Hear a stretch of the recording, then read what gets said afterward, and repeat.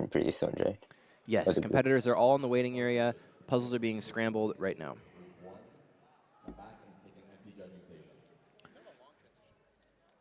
Yeah, rounds this morning were way, way, way ahead of schedule.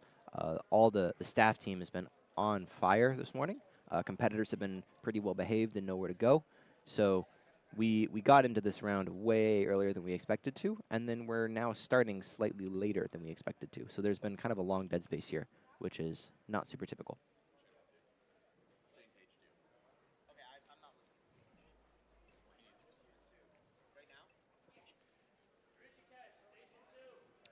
Here we go. First competitor coming up for Group 2. Hrishikesh coming off of a fantastic Pyraminx round. Let's see. Hrishikesh is coming into this round with a 13-second PR average and a 9.1 single, seated at 11th place. So anything in the like 12, 13, 14-second range is very, very solid for him. Looks like he's still in the waiting area. Didn't quite hear that his name was called.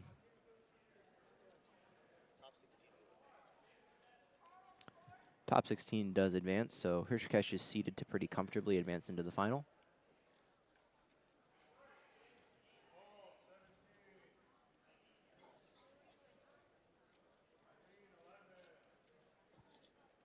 Looks like I have to call him again.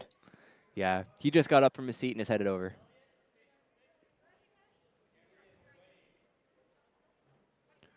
All right, here he is.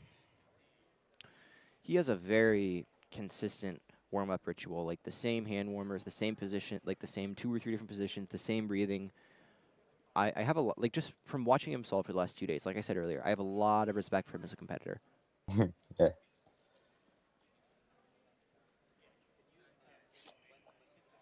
Going into solve number 1.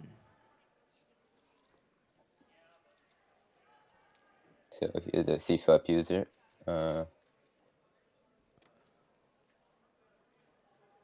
A lot of table abuse. Moderately efficient F2L, gets to last layer around 10. And here's the PLL, 16.9. Laughing it off. Looks like a slow time for him. Pretty inefficient on the F2L. Handled bad last layer cases nicely as well. Yeah, seemed like lots of rotations, but kind of smooth throughout.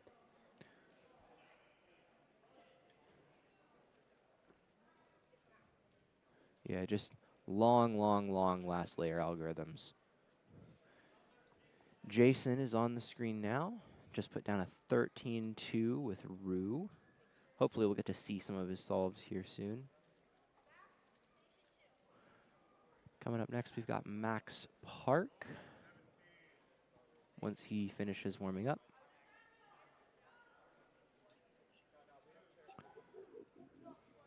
Coming off of Hrishikesh's solve, which was quite solid, as one-handed solves go, we're going to get to see Max, who is just the most fluid, solid, consistent turner, probably in all of cubing.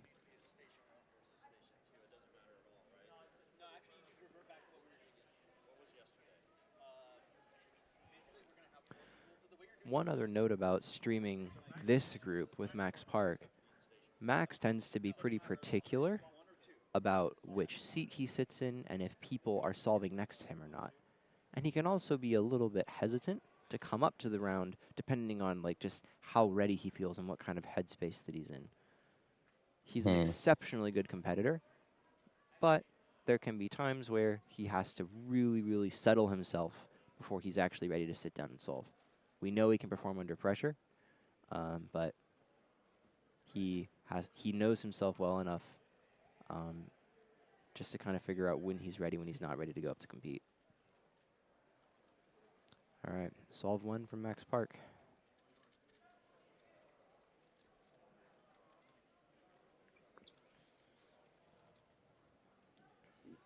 Couple seconds of searching, and then he settled in on a cross color. Looks like he's probably going to go for blue here. Oh, it looks like a nice cross. Really nice X cross there. 2, 3, 4 F2L pairs down, OLL, PLL, and going to be a really clean 8.5 from Max Park.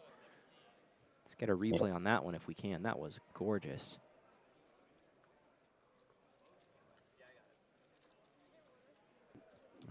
Here's the replay. Super nice X cross. F2L pairs flowed beautifully. No extra rotations needed. Canceled right into that OLL, and then a nice U perm to finish it off. Yeah, Coming really. up on stream here, we got Jason Ostidek, Rue solving.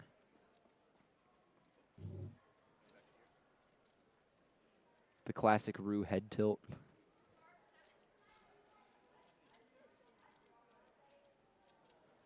$12.35. Respectable time. Consistent with his low 13 and then low 12.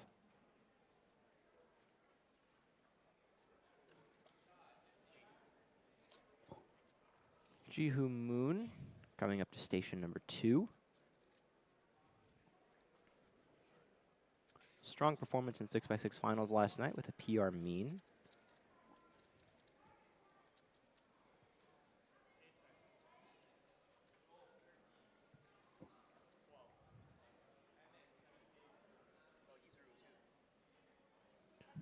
Another ruse user. Yeah, I didn't another. know that.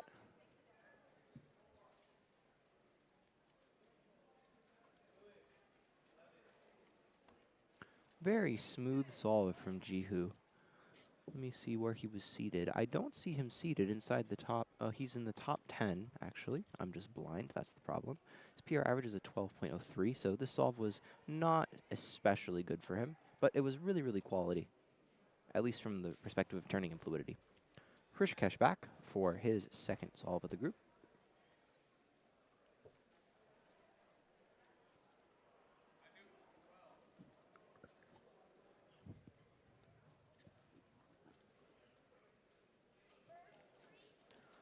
Blocks all over the place on this one.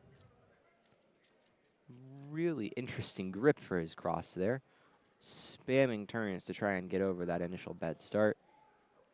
Gets the last layer at mid-9. 12.56 to finish it out. Yeah, that seemed nice.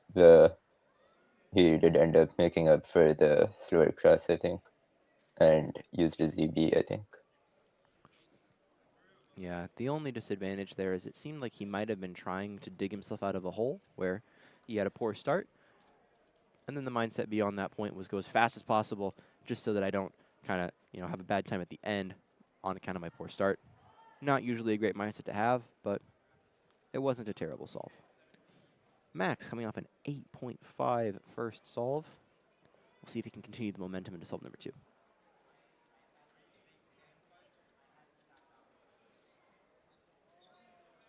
Taking a long time to zero in on what he's going to do here. Still at the 8-second mark and looking all over the cube.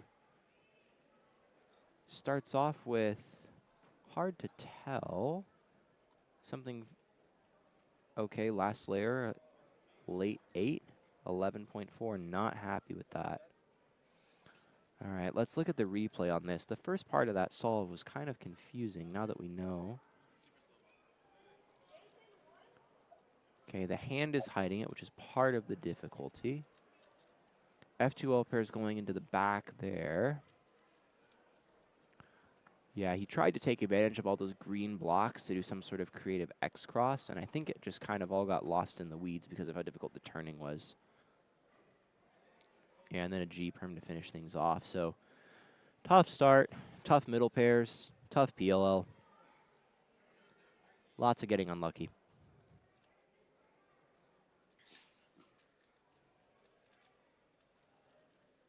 I'm Jason Ostik again.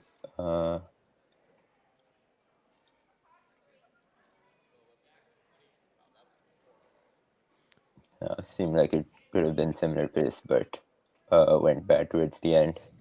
So Yeah, several mistakes during LSE. Looked like he kind of did it twice. And he knows it.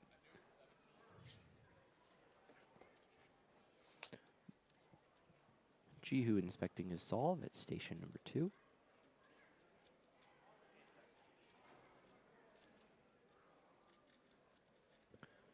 Nice first block. Second block is now done around 8 going into LSE. 13.6. Slight nod of the head. Still slow by his standards, but consistent with what he got previously. Hrishikesh coming back around for number 3.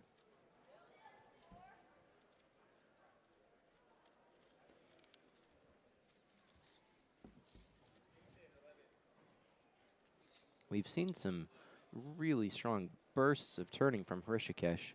What I'd want to see from him on this solve here is a little bit more fluidity. Maybe if he could dial back the turning by like 5 or 10%, bring a little bit more look ahead. That seemed like quite a nice cross. Really efficient cross, inspected for under 5 seconds. Super fast PLL at 8 seconds. Oh, that's Finishes really at 10.6.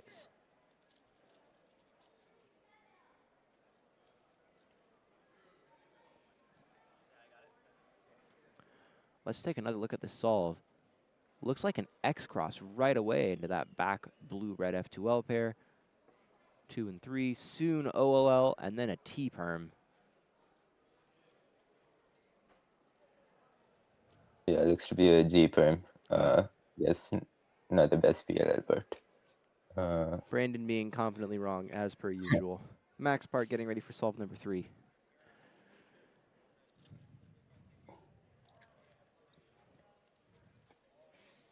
He locked in on his cross really fast. Probably going for white here. There it is. 2, 3, 4 F2L pairs goes into OLL. And I think he got to OLL at about 6. But then, and finished it all like low 7. But then kind of locked up, dropped the cube a little bit as he transitioned into the PLL. Still, 9.2. Very, very good time.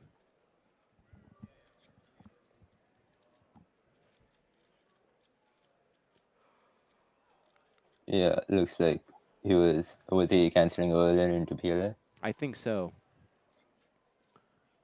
And just the transition didn't quite work out for him. Jason struggling on the start here. First block isn't done until about 5 seconds in. CMLL, LSE. Gonna finish this with a 1584. Shakes his head. Counting the 15.6 from his previous solve with the bad LSE. Not gonna be an average he's happy with.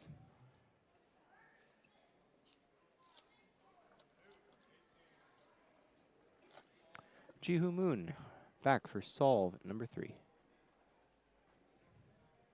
Inspecting all over the cube. Trying to find a good first block.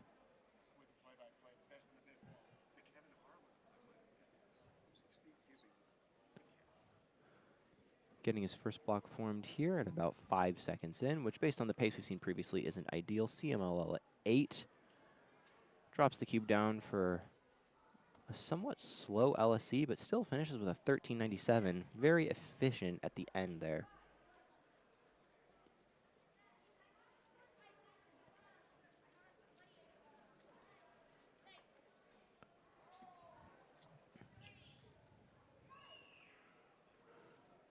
Oh yeah, seemed a bit slower, but still quite smooth.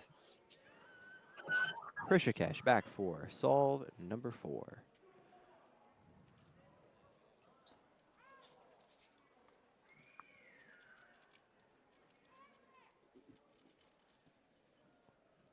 Longer inspection than the last one. Finds a starting angle, struggling to get momentum at the beginning. Finds it for a second F2L pair, fast third, fast fourth. Into OLL. Is he going to go for the ZB? Yes, he is. Nice. 1231. Very good for him. Yeah, back half of the solve absolutely saved him there. It was a really rough pickup, but once he got to F2L pair number 3, he started flying, knew the ZB. Solid 12.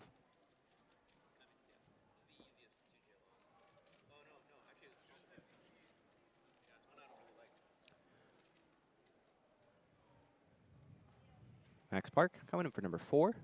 2 quite nice times and 1 very poor one.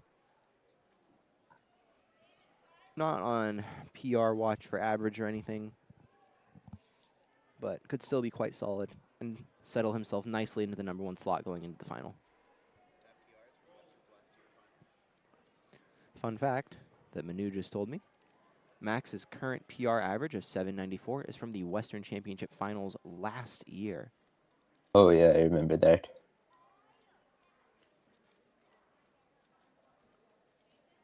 G Prim to finish out with a 10.4. Not going to be too happy considering he's got that 8.5 in the average he was hoping to count.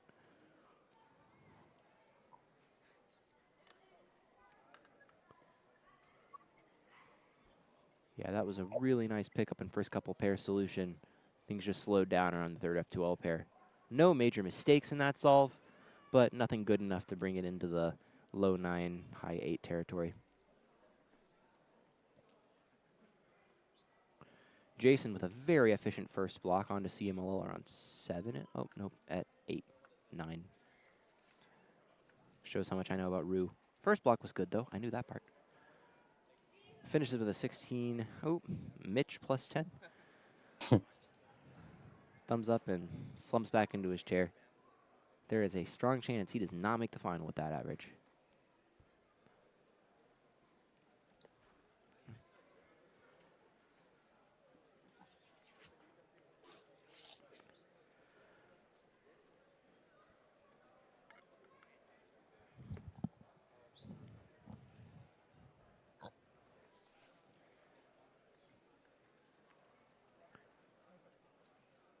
Jihu arrives at CML at 7. This is a well-paced solve.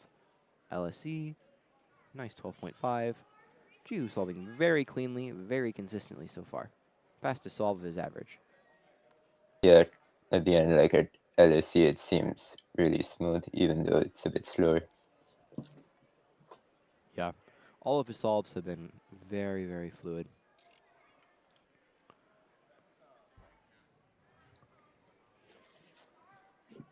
Rishikesh coming back for, I believe, solve number 5. As we're approaching the end of 3x3 one-handed round 1 group 2 here at Western Championships 2026.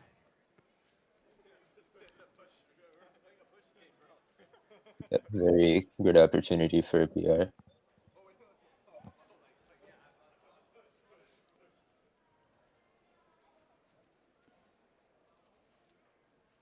Struggling to find fluidity at the beginning here. Lots of rotations, tabling the cube all over the place. Arrives at OLL at low 9. The anti-soon into a G-perm. He's happy. He is very happy.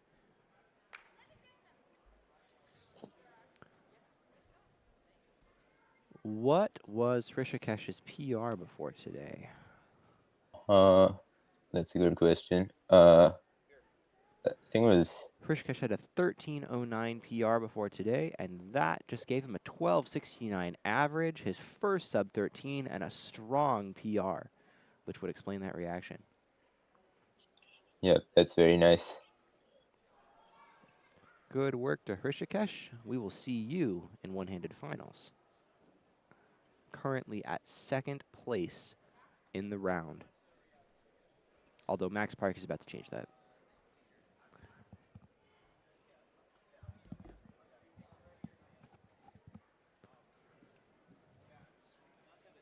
Max readying up for his 5th and final solve of this round.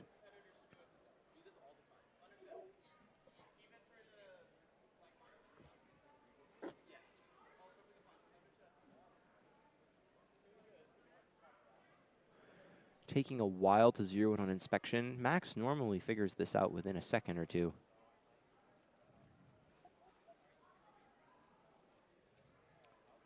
Went for a very creative orange cross solution here. Arrives at PLL in the mid-9s, a 10.95. I Not remember hearing happy. I remember hearing a few years ago that like orange is Max's least favorite cross color. I don't know if that's still true. Max with a 10.21, average of 5 to finish out his round, slotting him comfortably into first place. Still, by Max's standards, there is room for improvement. Jihu getting ready for his last solve. His BPA and WPA are within about half a second of each other, 13.3 to 13.9. Arrives at LSC around 9. Finishes out with an 11.57 to secure the best possible average of 13.39. placing pretty solidly in the middle of the pack heading into finals. Currently 4th in the round, but there's still a group to play.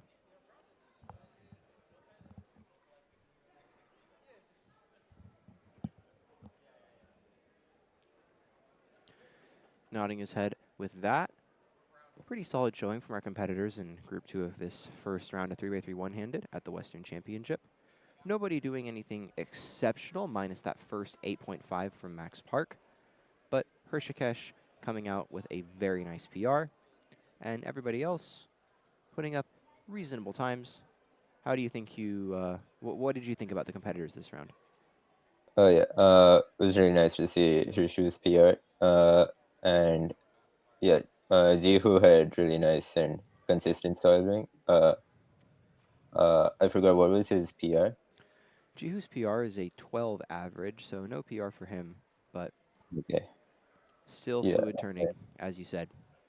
Yeah, and then for Max, a bit subpar, but I think still very possible to do better in the Baron finals. So as for the next group, I know we have Micah Yo. I think he's the best seeded one from the next group. Who else are we watching out for? In the third group, we are going to be watching out for Brendan Dunnigan and Micah Yo, as well as Dylan Govic and Nicholas Sanchez. Nicholas Sanchez, as we said before, the only full ZB user that we really have competing here. Brendan, exceptionally fast, prone to high highs and low lows, and Micah Yo, as you said, also in that group. So a few fast solvers that have potential to kind of shake up the bottom of these rankings here. I'd also like to call out in that graphic that we just saw on the stream, Philip Espinoza, near the bottom of these rankings. Philip, the North American 3x3 average record holder, about, I believe, 14 years ago or longer. Philip, a long time competitor. No, more than 14. Long-time competitor in both 3x3 and one-handed. Well, just before we view our third group of 3x3 one-handed, we're going to take a quick break, and then we will be coming back with more one-handed action in just a few minutes. Group 2, please occupy an empty judging spot. We have 40 judging spots across all 4 stages and would like all of them I just did. full.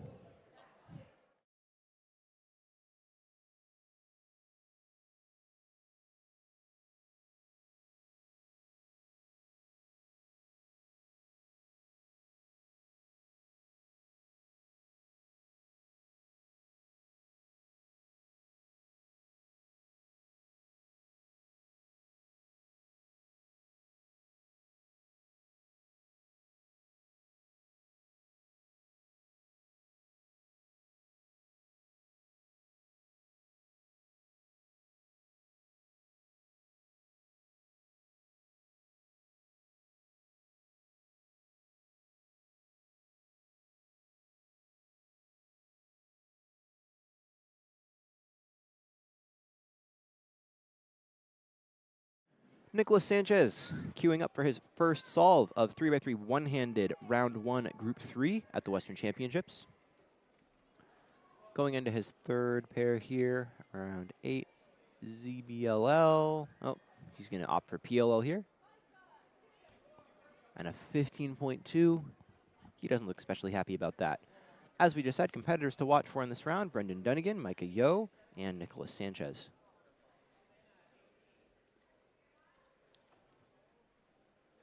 And we have Michael coming up now.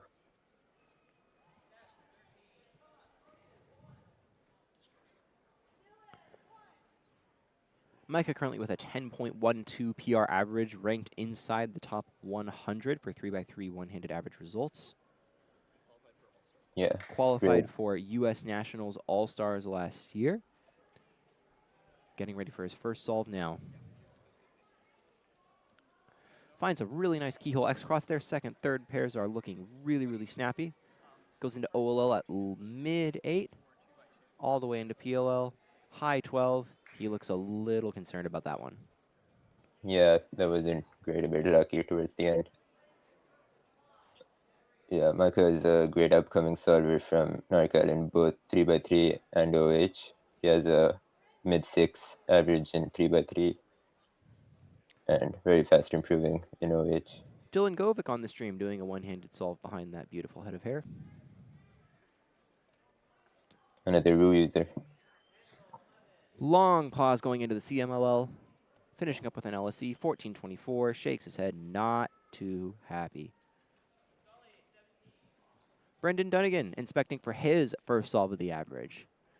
Always an adventure watching him solve. You can get fireworks, you can get nothing. Quick start. Heading into the last layer, around 8 seconds. Going into PLL here.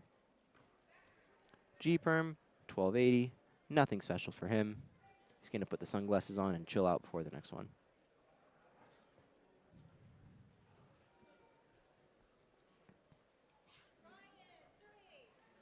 Back with Nicholas Sanchez. Nicholas inspecting for solve number 2 after a disappointing solve 1. Oh, and we're back.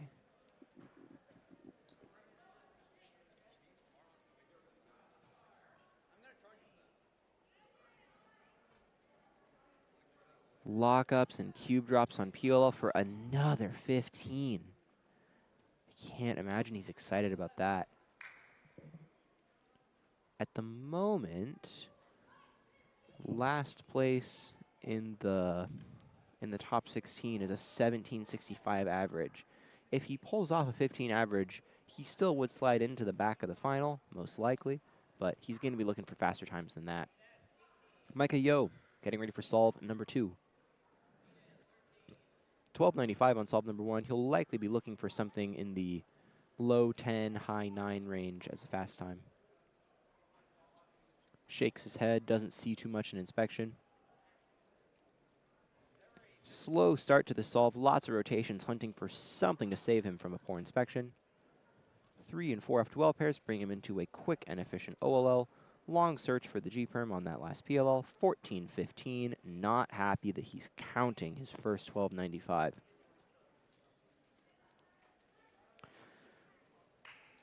Dylan Govic heading into solve number 2, coming off a 14 in solve 1. Bit of a slow start, struggling to get his first block built.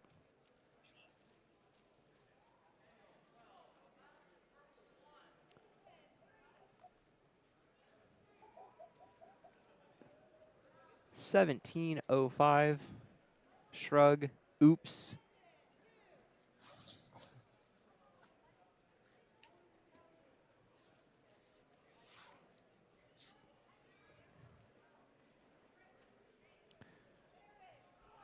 Back to Bendy for solve number 2.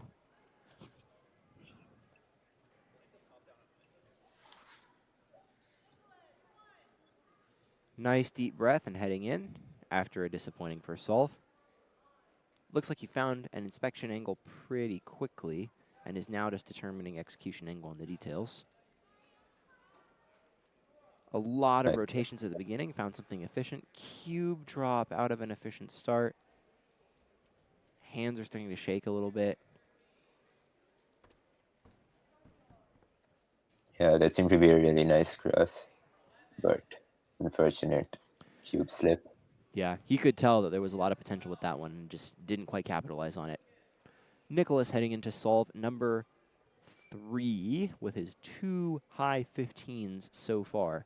There's a lot of pressure on him to get another solve here that is not as bad as his first 2. Knows the ZB here, 1355. At least it's better than what he's had so far. Yeah, what is his PR? Nicholas's PR, he's currently seated at 12th place with a 13-17 average of 5.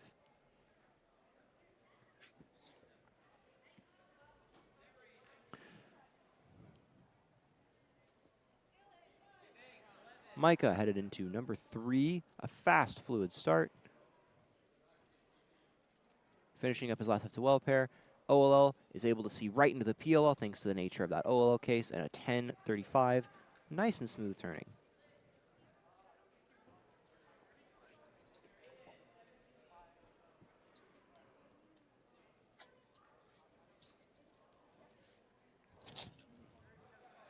Dylan Govic searching for something to get him started on his third solve.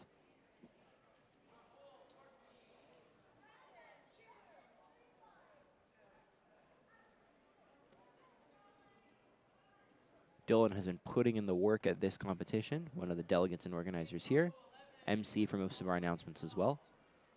So if his competition results aren't up to snuff, we'll blame it on all the work that he's been doing, putting on a fantastic competition. Bendy just remembering that the world looks dark because of his sunglasses, not because of his bad times.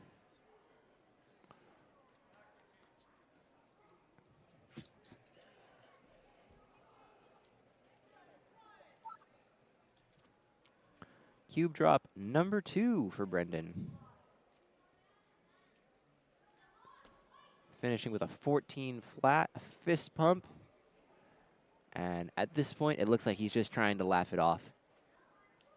Yeah, seems like things are not going great for anyone who's watching this group. Nicholas quickly starting his fourth solve of the average.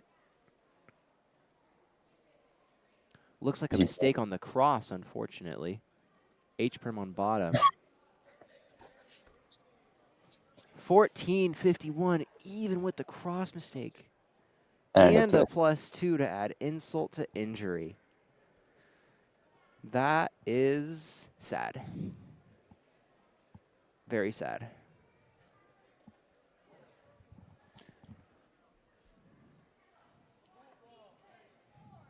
Mike is back for his fourth. Breathing deeply. No times that are incredible for him. He's probably just looking to get something solid on his last one or two here, to give him the confidence that I still am solving okay today. I'll solve well in the final tonight. Searching a lot for his starting moves.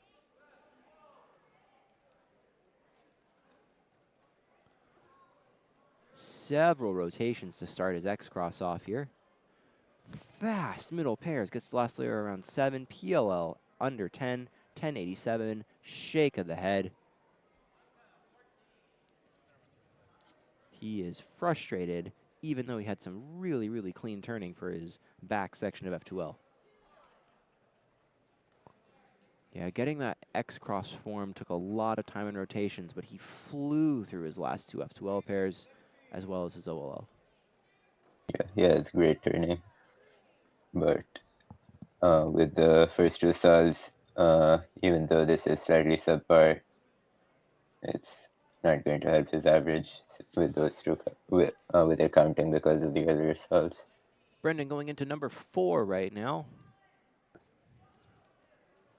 Smoother turning. He's managed to hold on to the cube for the entire solve, which is always good. Finishes with a 1079. Brendan and Micah, now having 4 solves each, have BPA and worst possible averages. Nicholas Sanchez on solve number 5. Gets to ZB at 11.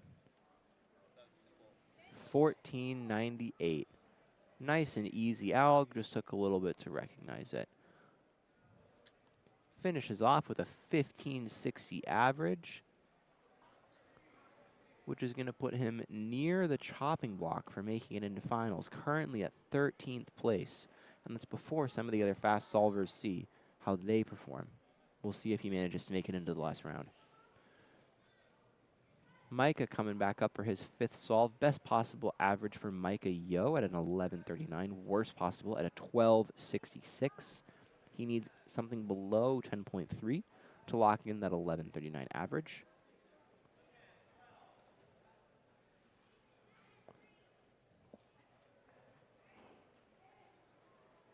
Which would slot him into the 2nd seed overall.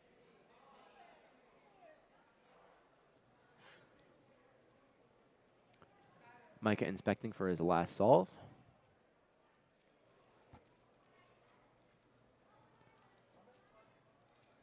Bit of a choppy start here as he's looking for some fluidity. Dot case on the OLL. 1114. A little bit frustrated with that.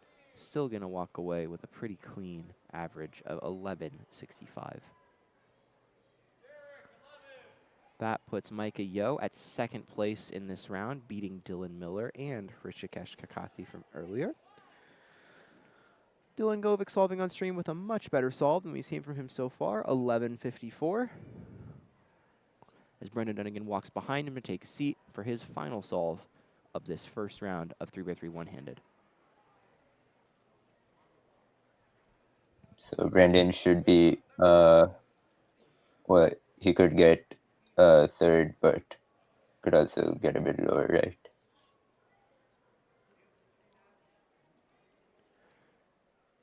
Brendan's BPA would slide him into fourth place right now. Oh, wow. Brendan in full concentration mode, 10:60, absolutely legal timer stop. That puts him into fourth place overall behind Dylan Miller, but ahead of Rishikesh.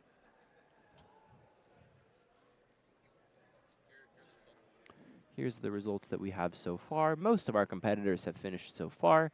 Max Park in a comfortable first place.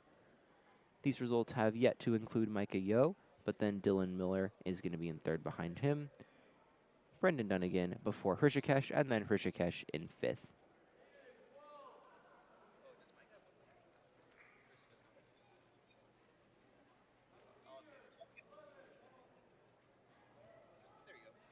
Here's our updated results. Max Park in first place with the only sub-10 single that we saw from anybody in this first round, remarkably enough, at least that we've seen in the top 16. Micah Yo in second with an 11.6.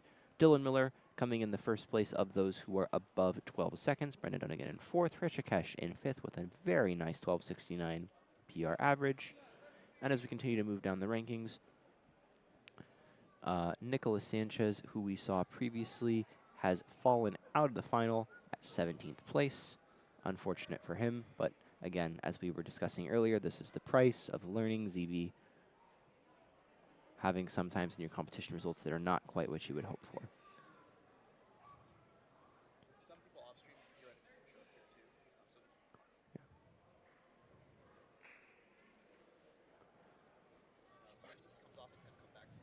Koi, who we saw earlier, with a very strong middle-of-the-pack performance, and a few off-stream names such as Jusun Choi, Eli Valera, and Eileen Vo, all sliding into finals. Jason Ostadek also looks like he's found himself into the finals at the bottom seed, where he'll probably be looking for some redemption on the poor Rue solving we saw for this round. The chimes are going off for the next round, which I believe, what do we have coming up next here? 2x2. We have 2x2 round 2 coming up next. Relatively uneventful 3x3 first round. Strong showing from Max Park and a good PR from Rishikesh.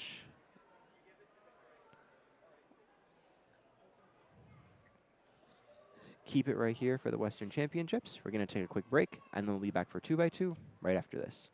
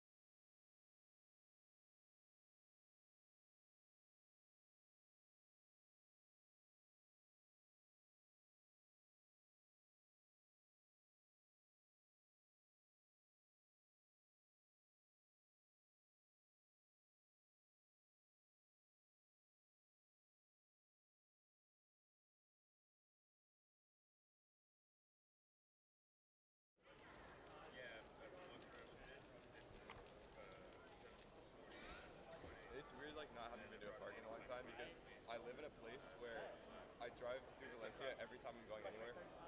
So it's like I'm driving. It's like an arm seat right there. Like, oh, I can't ride it. Is it going to cubing company? I mean, you can still go. Yeah, I know. It's pretty No, I could. I'm around like 40 minutes away, but it's like I don't know.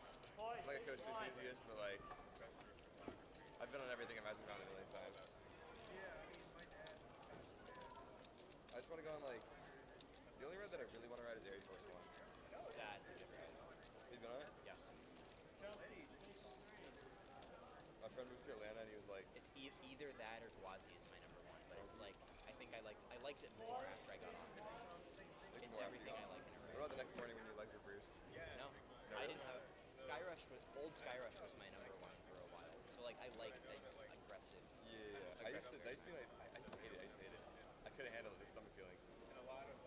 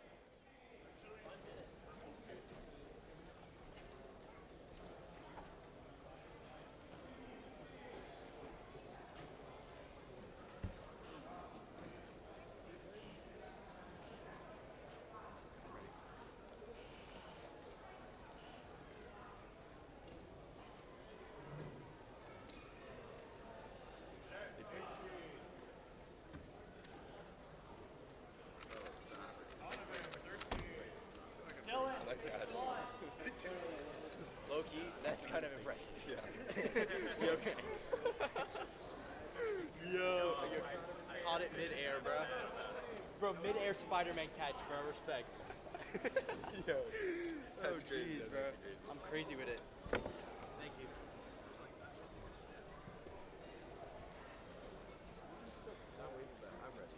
Guess on screen.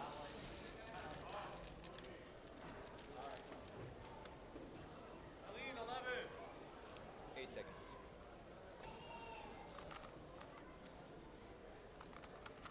What is he doing? I forgot that one. You got the peanut gallery out here. Dude, Dude, the generational fall off. He's so dramatic. Yeah. He's getting the drama out. He's practicing drama before tonight.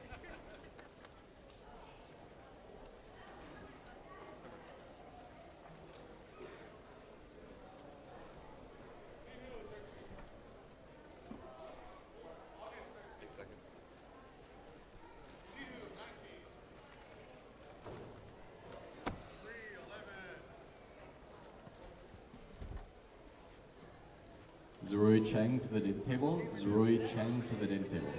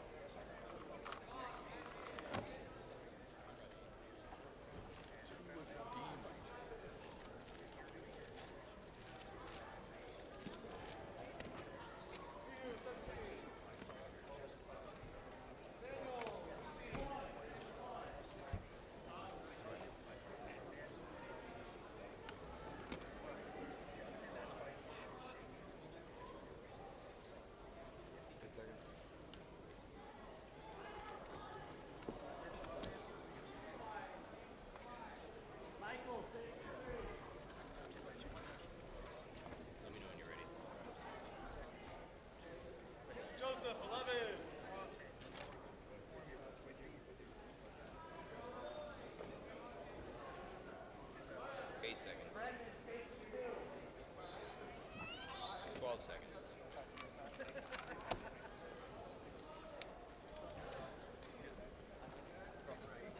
I like figured out the cancer in my head like after the song.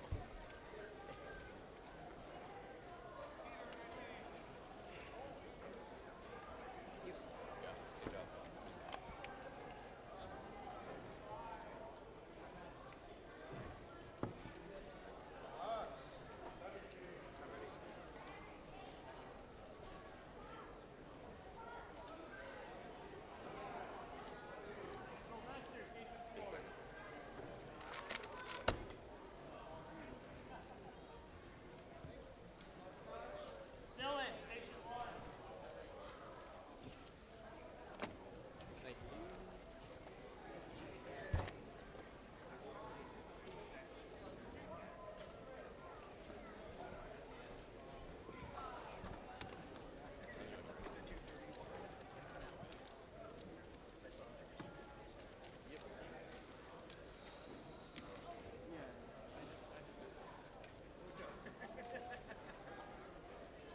8 seconds.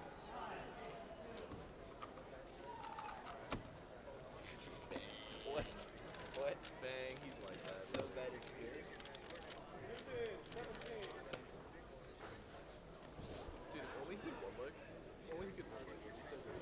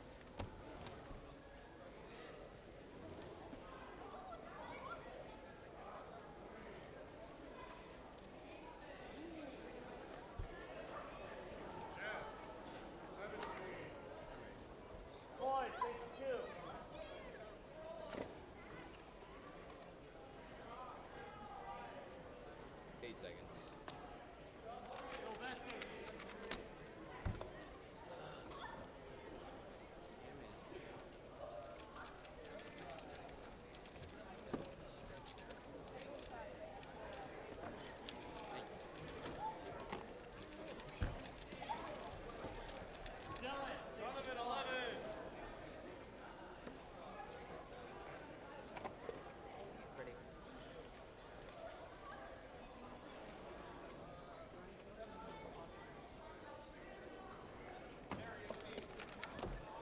Let me know when you're ready.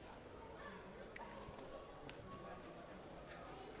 when you're ready. Eight seconds.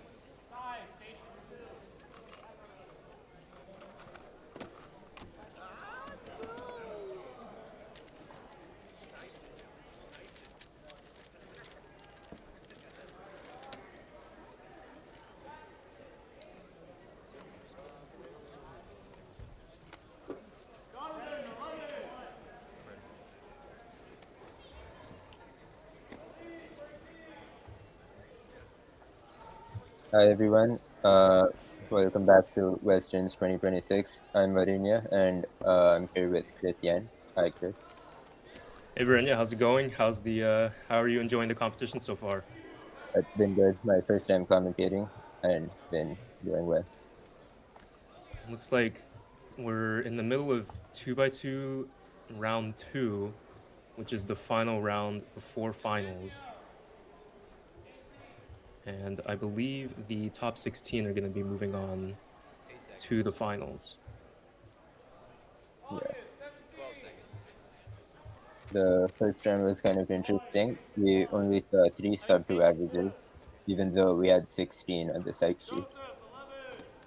Yeah, and I was commentating that yesterday and noticed that it seemed like everybody except for Nancy Liu was not solving up to their standards. Nancy was the only one who got like well below sub 2 with a 1.58 average. It looks like this round is shaping up to be a little bit different. We just saw Brendan Dunnigan get a 1.7 there. So maybe, last day of the competition, people are focusing a little bit more on their results, especially being the last round before finals. everybody wants to get the seating that they expect. So maybe everybody's turning it up a little bit.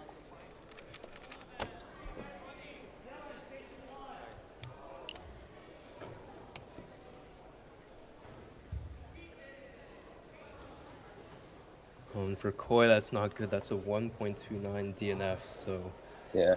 he also didn't have his best average in the first round yesterday. Hopefully that isn't counting, or it doesn't make him count another bad solve, because now the DNFs and the +2s, they can really affect you going into finals. 8 seconds. We have the winner here.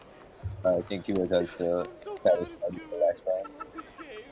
I love this game. It's so good. Dylan's having fun with his solutions. Got a really nice CLL there, and you know Dylan's turning is so fast that like he doesn't need to one look to get low 2-second solves. So 9 moves later. I'm not exactly sure what his average is for this round. Let's see. 9 move layer into pure anti-suit. That's stupid.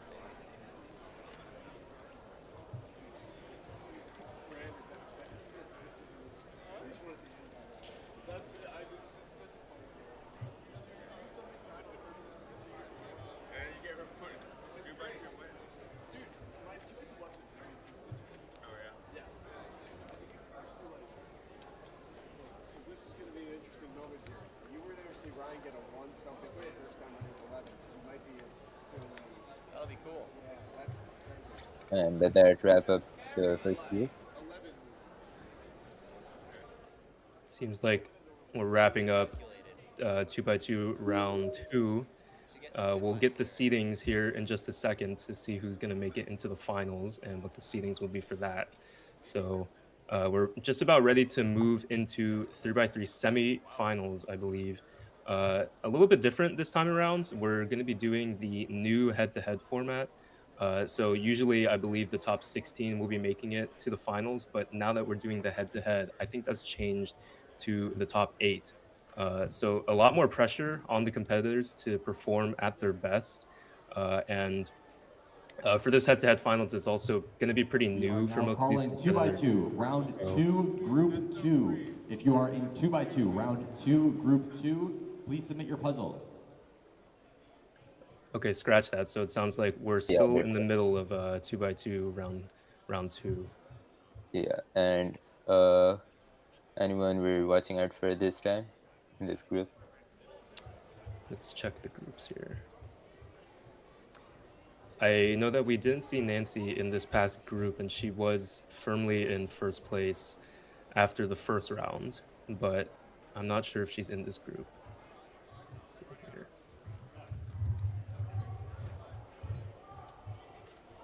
And as far as the last round go, there's yet to be results input, so we'll keep you updated on that.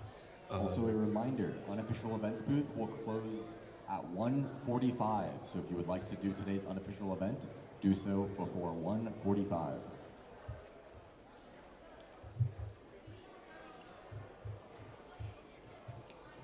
Rania, were you watching the stream yesterday? What were some of the things that you saw that you thought were interesting?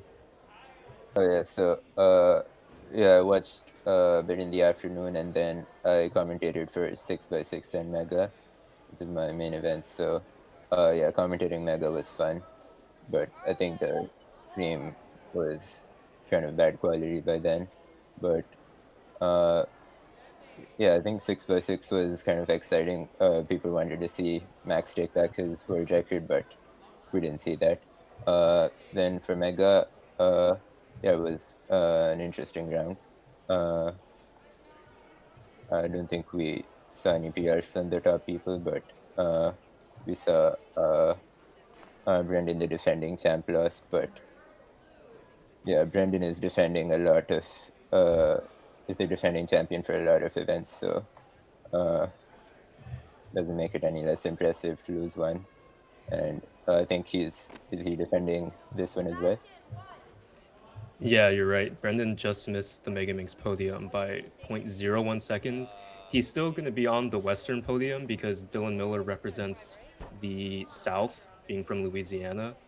So Brendan still moves into the Western podium, but that's really unfortunate that he wasn't able to secure a podium for the whole competition. He just lost it by 0.01 seconds, which in Mega Minx is like not that much time at all. Yeah. So a bit of a blow for Brendan there because he was the defending champion, like you said. But a strong performance for him in 6x6. Actually, he just edged out Kevin Hayes to take the second spot.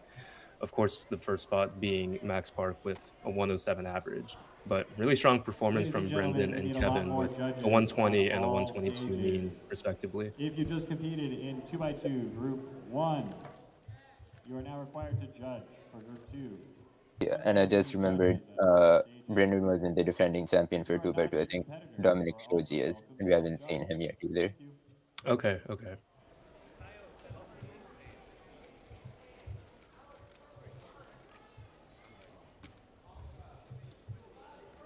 And are we on Group 2 now or Group 3? 2. Group 2, okay. 8 seconds.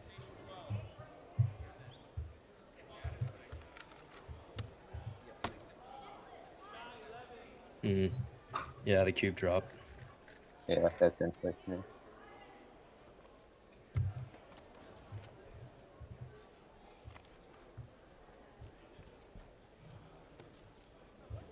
And I believe that was Isaac. So Isaac with a PR of 182. And here we go with Nick. He's still rocking the funny hoodie. I don't know if it gave him too much luck in the last round. There weren't good scrambles, but maybe he's hoping that that wasn't the reason for his mishaps. There we go.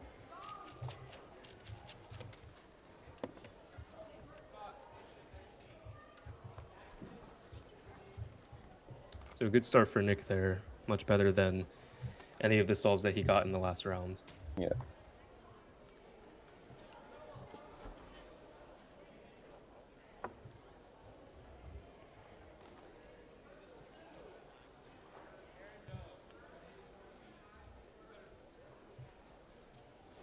And I think this is Dominic, right? Yes, it is. And again, for Dominic, not the best average in the last rounds. He was pretty frustrated with how he did on a lot of the scrambles. It doesn't look like this scramble was particularly good either, but we'll see how he responds. Okay, that was Yeah, smooth. that was really good turning. So 1.46 for Dom. He should be happy with that. A much better start to his average than the last rounds.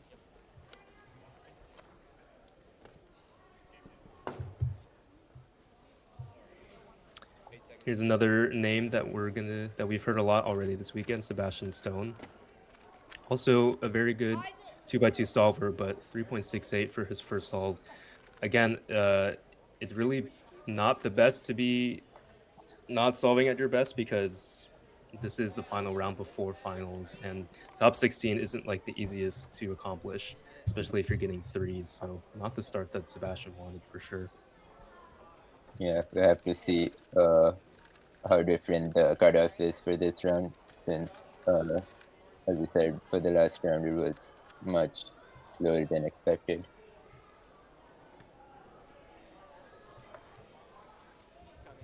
Here we go with Isaac, and again, we noticed this yesterday, is that Isaac really needs his backup 2x2 to be in like the same orientation for his GoPro, like.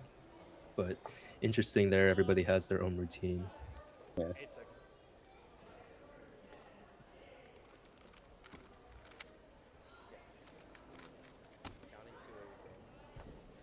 Yeah. Looked like there he just messed up the EG1 or something, and he was left with the swap on the bottom, which is a mistake that's pretty common, but definitely not what you need. 8 seconds. 12 seconds.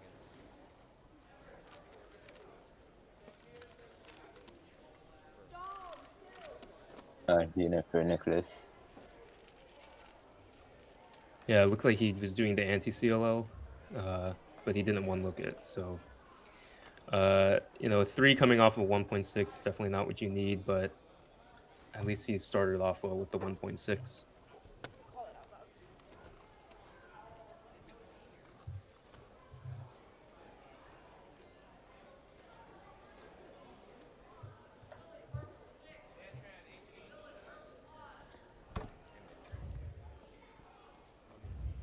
Here we go, back with Dom. So he started with a 1.4.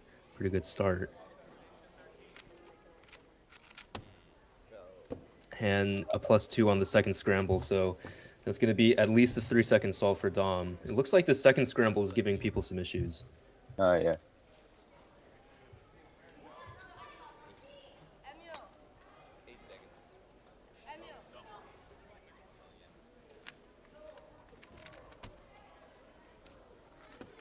With a 2.1 for Sebastian, not bad for that second scramble. Isaac, 2. I'm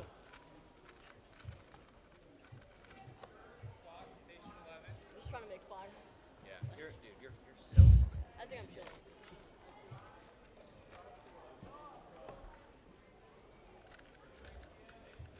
chilling. And I think we'll see Isaac as the first competitor on the third scramble. We'll see how he bounces back.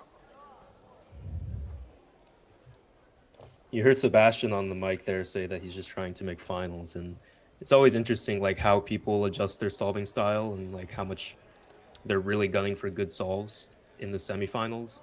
Some people are just trying to go safe and make the finals, while others are still just trying to get the best times possible. 8 seconds.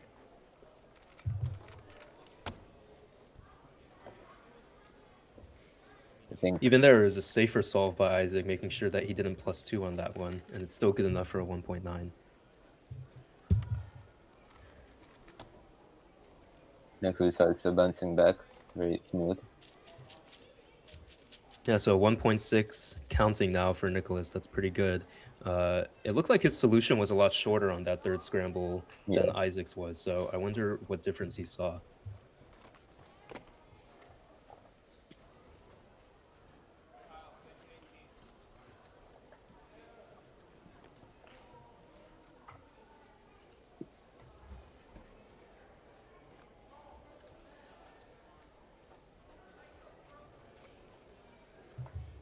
Here we go with Dom. He has the accessories with the headphones and the hand warmers.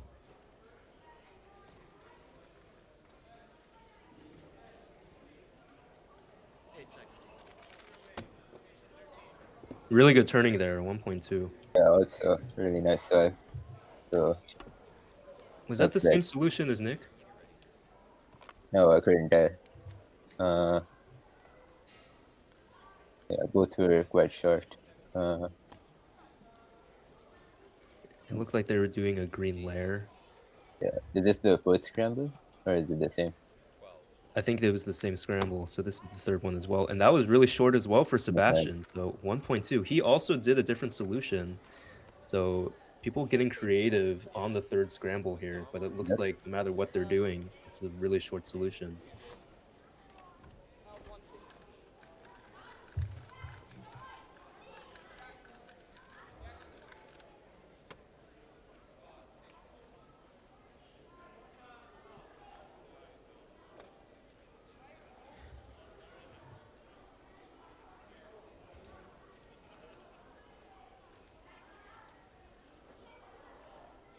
Looks like there's a lot of blocks in this scramble as well.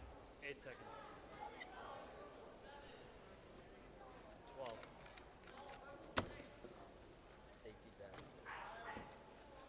12. Oh, sub 2 even with a lockup. So pretty good pace for him. I think his PR is around there. Yeah, good solving from Isaac. He's most likely locked into a final spot at this point. Although there's a little bit of pressure for everybody because that second scramble was so bad. But that was a very simple solution, I'd say, from Isaac, and safetied his way to a 1.8.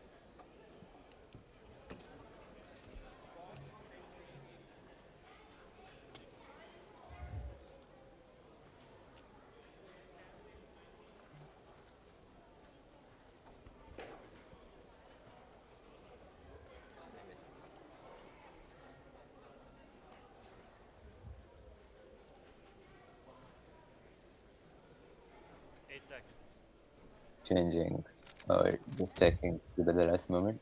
Oh, that's very good. That was the same solution as Isaac there, but Dom has a lot faster turning, and even with not the cleanest execution, he's able to get a 1.1 instead of a 1.8. 8 seconds.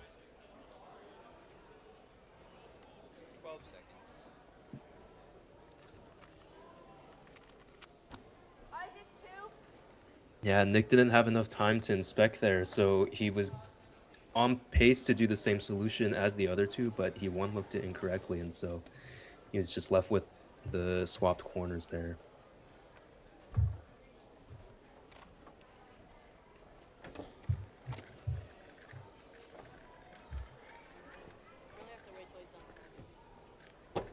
We've yet to see Sebastian's fourth solve. He's coming up right now, but Isaac already moving on to his fifth solve, and I think he's looking at a pretty safe final spot here.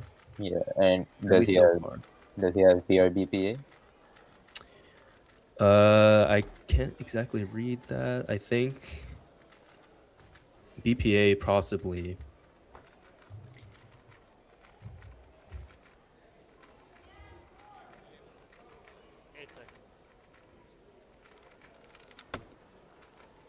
That was a really good turning too. 156. Great stuff from Isaac in this round. And that's definitely going to be a final spot for him and possibly even PR.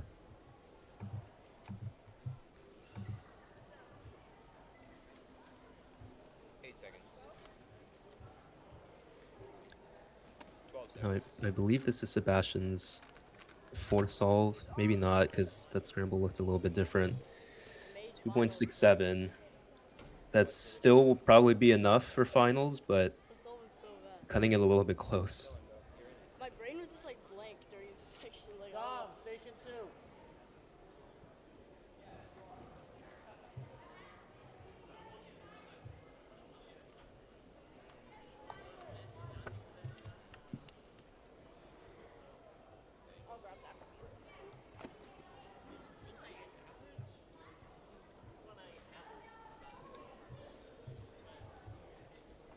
Now, Dom is technically our first seed, according to the psych sheet, and he's on pace for a pretty good average here. Yeah, I think that's 0.4 of PR if he gets BPA. Feel sub 2. Your recovery is so good. Let me know when you're ready. Feel sub 2. 2.42. Thank you. That gives him a 1.69 average. Quite a bit subpar, but still good for finals easily. And Nick finishing up his average with a 1.66. So good average from both Dom and Nick here. They're both going to be sub 2, which is better than what they had in the last round. A little bit disappointing for Dom because he counted that 2.4 in his last solve. But still, a 1.69 average is much better than what he did in the last round. Yeah, that's true.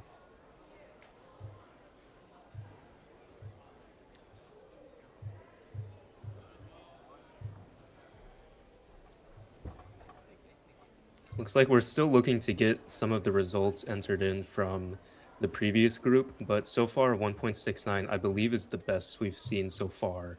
So Dom is probably going to be in first after the first two groups.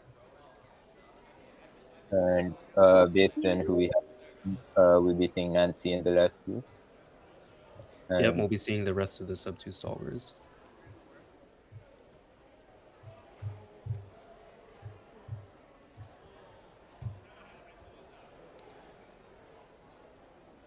I don't believe we've seen Kate Graham or Jacqueline Stewart either. And I don't think we've even seen Brendan too. So we'll see them in the next group.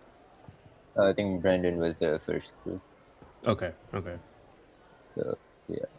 And now calling 2x2, round 2, group 3. Once again, 2x2, round 2, group 3. Please submit your puzzle. If you just competed, please take an empty judging station. So like this, all of our staff is able to go to lunch on time. Once again, 2x2, round 2, group 3.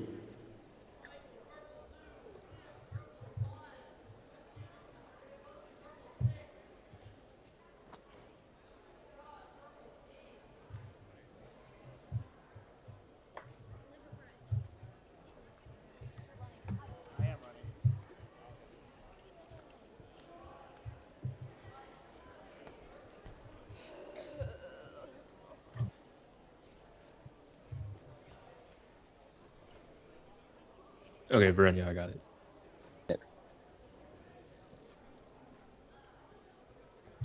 Well, we just wrapped up 2x2 round 2 group 2. We're going to be moving on into the last group of 2x2 round 2. This is the last round before finals. The top 16 will make it to finals. This is also the last event before our favorite event of the day, which is lunch. And afterwards, we're going to be moving on to 3x3 semifinals. That is going to be the last non-final round of the afternoon. After that, we're going to be moving into the rest of the finals today. I'm joined here by Verenya. Verenya, you commentated 6x6 and Megaminx yesterday afternoon, but today we're going to be moving into Scube, Pyraminx, 4x4, 2x2, 3x3 one-handed, 3x3 blindfolded, and a head-to-head for 3x3 finals. So what have you seen so far from the 2x2 groups that we've seen? And what are you looking forward to in the next group? Oh, yeah, it's been interesting.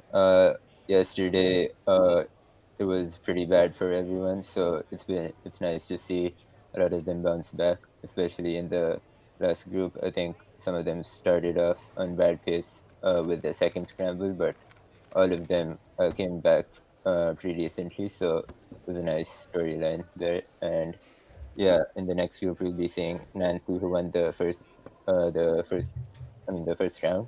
So we'll see how she fares this time. Yeah, and so far with the results that we've seen enter, Dominic Shoji is first out of the two groups we've seen with a 1.69 average.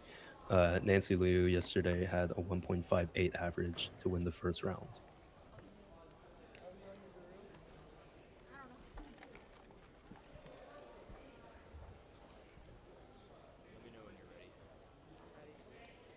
And here I believe this is Gavin. Gavin is also another potential sub-2 solver, although didn't get particularly close to sub-2 yesterday.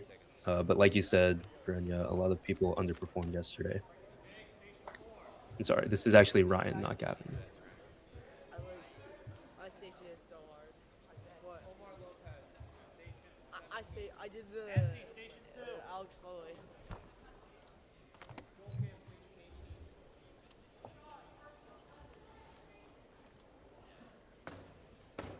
I think we're seeing Nancy now.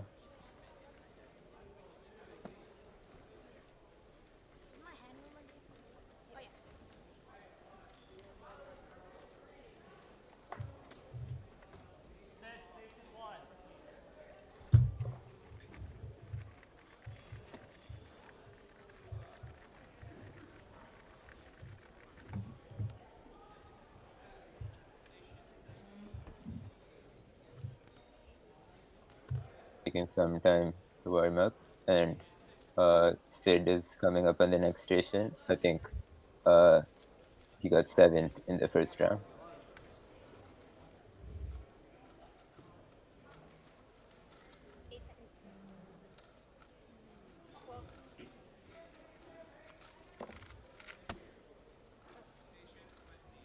.78 from Nancy. She's disappointed, but I wonder if that's just because a lot of inspection was used. But a 1.78 for that much inspection is pretty good. It looks like they're discussing if she over-inspected or not, but I think it should be okay. And I said 12 seconds on time. I forgot that there was some that was my bad. 8 seconds. Station 2. We'll make sure to say it on time. 12. Michael Muting, station 11. No +2 at least. Sid should not matching up his first solve, but saving it from a +2. Yeah, so it looks like the first scramble, everybody's underperforming just a little bit.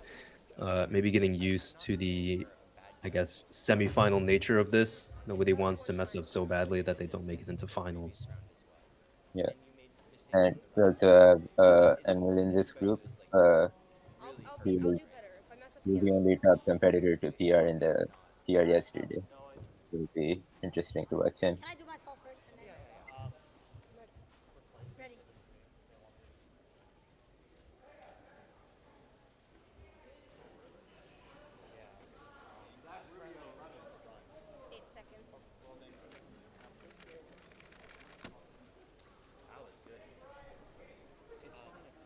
P63. His PR yesterday was 202. Seems like she's satisfied. Ryan, station 1.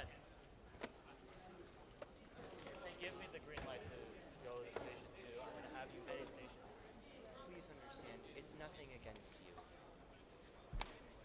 Let me know when you're ready.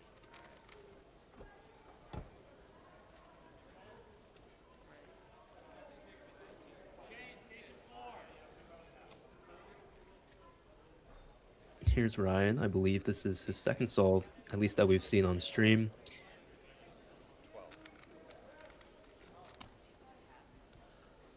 Again, a little bit safe on the turning there, a 2.5 and now a 2.4. Still might be good enough for finals, but for Ryan, I think he may need to turn it up just a little bit because he's not able to get sub 2 averages every single time.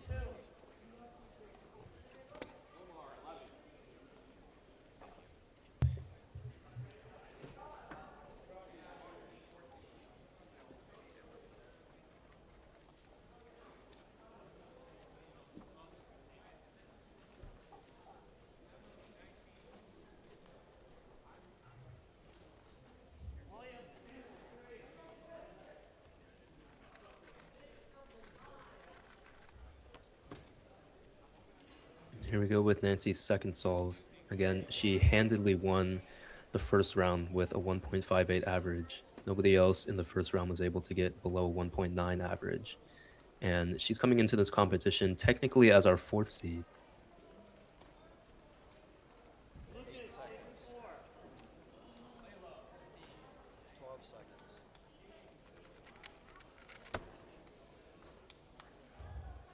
172. Close to the first solve. Bit subpar compared to PR, but I think that's similar. A bit lower than her last average too. Yeah, it looks like a little bit more lockups for her so far as well. 8 seconds. 12 seconds.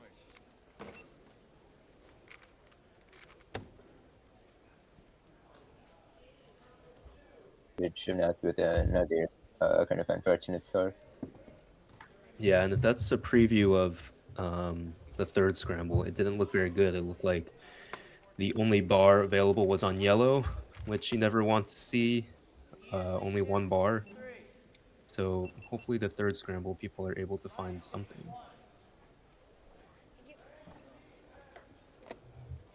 Should we set it? Whatever. Factor 3, Mr. Consistency. Let me know when you're ready. I'm ready.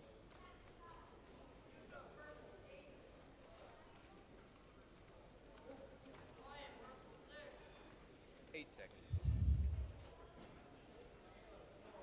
12 seconds.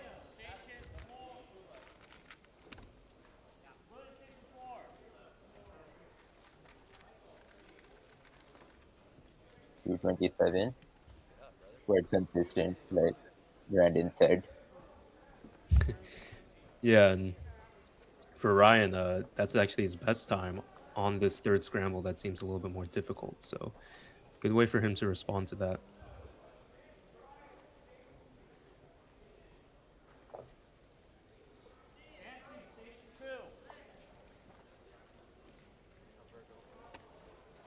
Sid, station 1.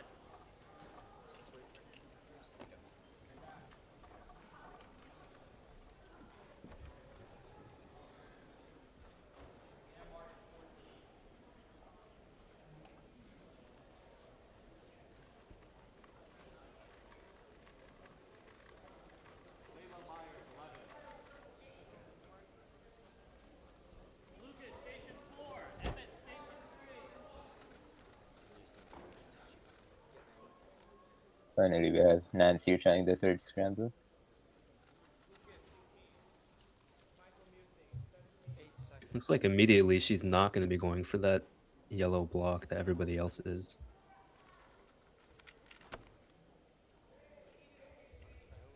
That was for dessert. 187.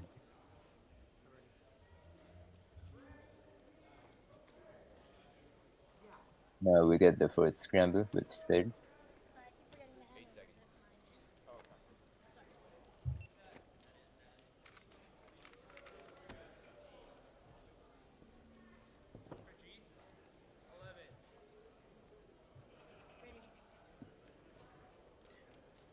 Looked like there were more options on this scramble. That time, though, Sid decided to go for a solution that involved a rotation, which may have cost him a little bit of time.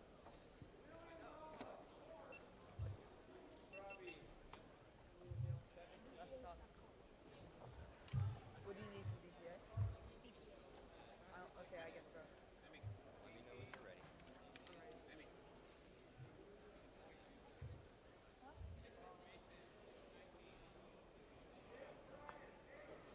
8 seconds. Alright, that's probably You're in. Two.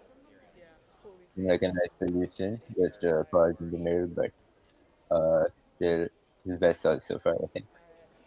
Let's go all out, yeah. Yeah, so for Ryan, really consistent solving. That's basically guaranteed him a spot in the finals. He's looking at mid or low two average there.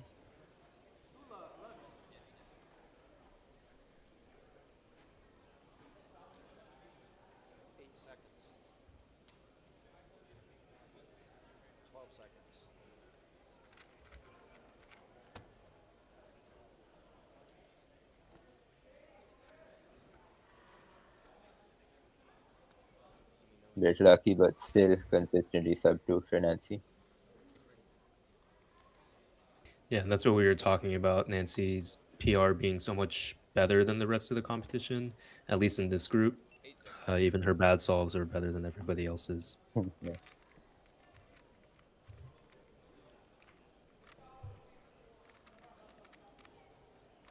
And this obviously isn't what you want to see from Sid on the last solve, because now he'll count that 4.46. So Yeah. unfortunate for Sid, he's going to end up with a 3.67 average, which I don't think is going to be good enough to make the finals. Yeah, especially with everyone doing a bit better in this round. And we're also getting worst possible average. And Yeah. that may not make finals this time, I think. Yeah, 285. That's asking for kind of taking your own destiny out of your hands. But for Ryan, his worst possible average to best possible average is only a range of 0.1, which is a great spot to be in. So, and I think his worst possible average is guaranteed to make finals. Yeah, okay. I didn't have time to let my kid. It does get worst possible, but still very consistent.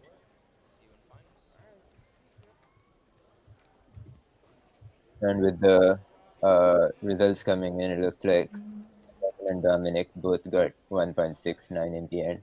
So Brandon is first seed so far by single.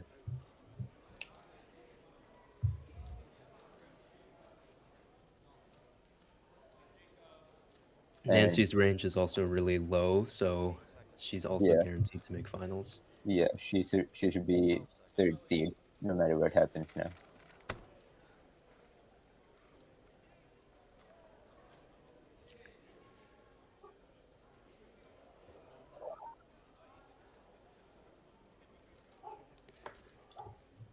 So a 1.79 average for Nancy, like you said, is going to put her in third place.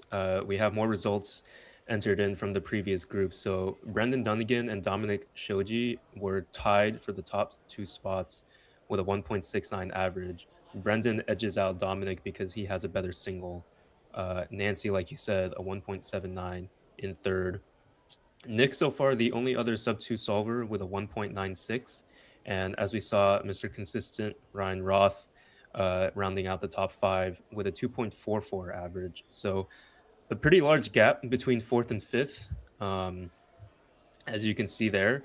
And unfortunate as well for Koi, he counted his 4.62 by DNFing his last solve. So a 2.74 average might just be good enough to make the finals. As you can see, the top 16 will advance, but there's still a lot of results to be entered. So we'll see if sub 3 is even enough to get it done. Yep, would be interesting to see the cutoff this time.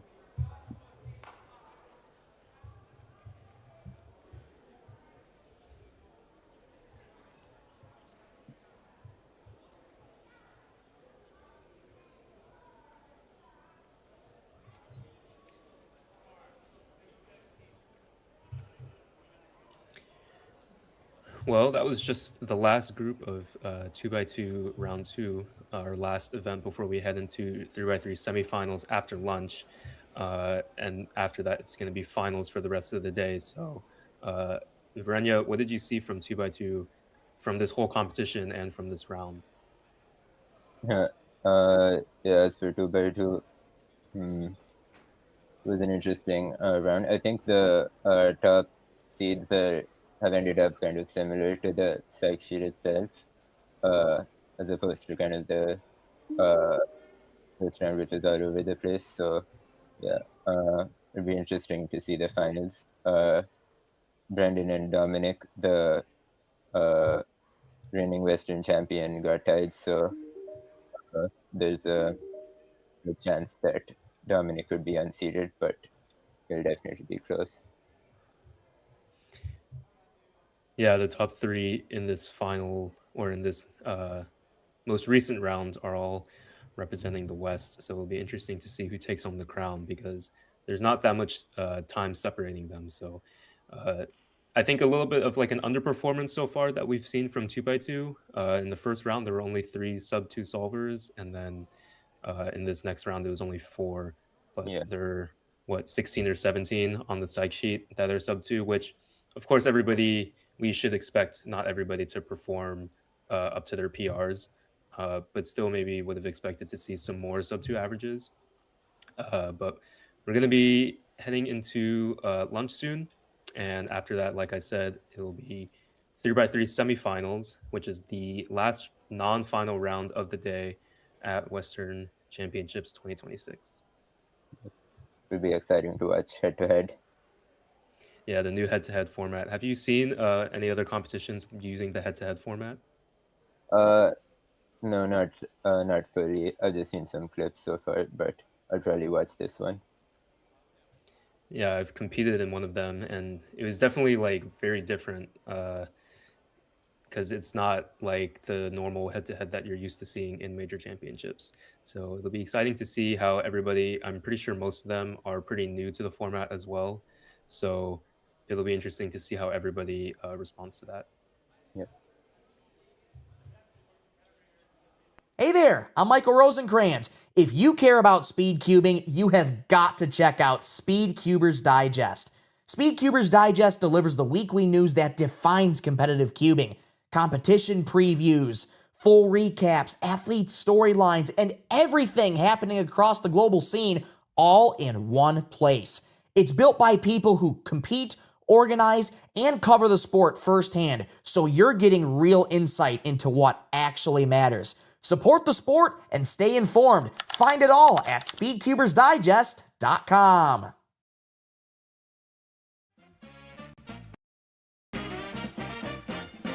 Hello again, everyone. It's Manu here. We're doing another Western warm-up series, this time with one of the greatest solvers the West Coast has seen. You already know him. You love him. It's Brendan Dunnigan. Bendy, hello. How's it going? Introduce yourself for everybody on the WCC channel, my friend. Well, thanks for having me, first of all. Everything's going good. I'm Brendan Dunnigan. I currently hold world record clock average and the North American record single, and I got 2 podiums at Worlds. It's yeah, pretty solid introduction, Bendy. Bendy, like, yeah, talk a little bit about like where you're from, like where you compete and stuff like that. Okay, so I'm from SoCal, the SoCal area, like north of LA, Santa Clarita, if you are familiar with that. I just compete in the SoCal area for the most part. I'd like to expand out in the future though. Yeah. Awesome. And yeah, how long have you been cubing, and what's kind of like your origin story a little? Okay, so I've been cubing for like 8 years, but I think I seriously started like speed cubing in like 2019. So that's like 6 or 7 years ago. Don't make a joke out of that. Yeah, so my like origin story kind of starts like when I was very, very young. I was like 5 or 6 years old, I think, and I saw like Felix videos on my YouTube. So I thought it was very intriguing. And then I came across a cube in like at Barnes and Noble, like very, very long time ago. And I was like telling my grandma, I'm like, hey, I really want this. And she was like, you'll get it for Christmas, don't worry. So I waited and I got a 2x2 and a 3x3 for Christmas. And I thought I could just like solve it because I was just like really cocky like that. So, and obviously I wasn't able to. So I kind of gave up on that for a while. And then when I was like 9 years old, I picked up a 2x2 and I actually like sat down and like learned how to solve it. And it was actually very frustrating for me, but I got the hang of it. And then ever since then, I've been hooked on cubing. So yeah, that's kind of where my cubing whereabouts start. Yeah, no, it totally makes a lot of sense. I mean, pretty similar story for a lot of us. Felix was who got me into cubing too. For sure. Yeah, makes sense. We have a lot to thank Felix for. Yeah. I remember the first competition you were at. That was actually in Slow, which was actually quite a bit away. What happened? Like there was a big gap between, I guess, like when you started and like when you actually competed for the first time.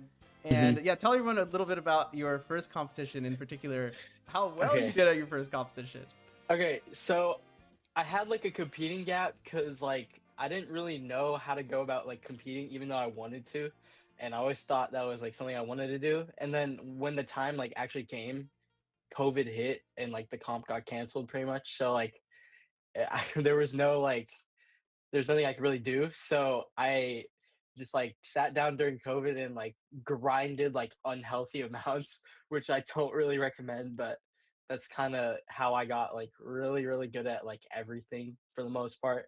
And then when it came to like competing, yeah, I think competing in my first round was definitely like nerve-wracking, knowing that I was already like pretty decent. um, I think after like my first 3 round, like I was already chilling. So yeah, I just like went on to like get good PRs, and especially the clock results were very unexpected. Did very good for myself there. Yeah, I think the average was like 12th in the world at the time or something. So yeah, definitely, I was definitely very happy with that. It was a crazy experience. Like I didn't think I had like lower expectations going into it for sure. So I was very like hyped to exceed those expectations for myself. And yeah, that's definitely been like that was definitely like a huge motivator for my whole like cubing career. Yeah, totally makes a lot of sense. I guess with that time in COVID, do you think you had like that kind of gave you time to explore like all the different types of puzzles that the WCA offers? Because you are really, really, really good across a huge number of events. Yeah, absolutely. I think that was definitely like a sole like thing in like becoming all like an all-rounder rather than like a specialist for sure. I just had like so much free time on my hands, like I had nothing else to do. So like I just like pick up a new event or like learn an Alex set and then I'd like pick up the event like 2x2. I just learn like full EG and then I just start grinding solves over and over again. And like I just get like decent at it and eventually like really good. But yeah, I think COVID definitely gave me a lot of free time to like explore different events. I kind of regret not exploring blind as much, but soon soon it'll come. The time will come. Yeah, I'm kind of not focused on like blind events as much, but they're pretty intriguing to me still. So Okay. yeah. Yeah, I was gonna say that's the only claim to fame I have versus you is that like yeah, I have some better blind results, but that's For about sure. it. Yeah. So of like all the events, like what would you say is like your favorite? Like sure you can do all of them, but like I'm sure you must have like some favorites. So it actually fluctuates for me. Hmm. I find fun in like any event, to be honest. Recently, definitely like big cubes and like 3x3 has been like my main focus in the past like couple weeks. So I'd say like big cubes for the most part are probably my favorite events right now. Even though and square one too, I guess. But like I don't know, I'm practicing big cubes the most right now, so I just say like big cubes. But one day it might be like Mega Minx or something because I'd be like practicing it or like Scube or something. Like I used to practice a lot of Scube, so like it definitely like fluctuates for me. Interesting. What do you think like kind of drives your kind of interest in one event, or like basically like when you switch events, right? Like what do you think is kind of driving that like motivator to switch? So I either like just like get like random motivation sometimes, Mm. or like I have like a comp coming up or something, or like I just see like some random thing that like kind of like turns on my brain for that like specific event, and I'm just like, wait, that's actually like pretty interesting. Cause like I still look into like, even if I'm not like as good as in an event as another one, like I still like to like see like theory and stuff about it. So like yeah, I if I see something like it might motivate me, it might not. So that like kind of drives me to like practice a new event or like switch. Or if I just have like comp coming up, I'll practice. Or like especially like major comps, like I have like every event, so like that's just like another chance to like PR or something. So I might as well like take advantage of the opportunity.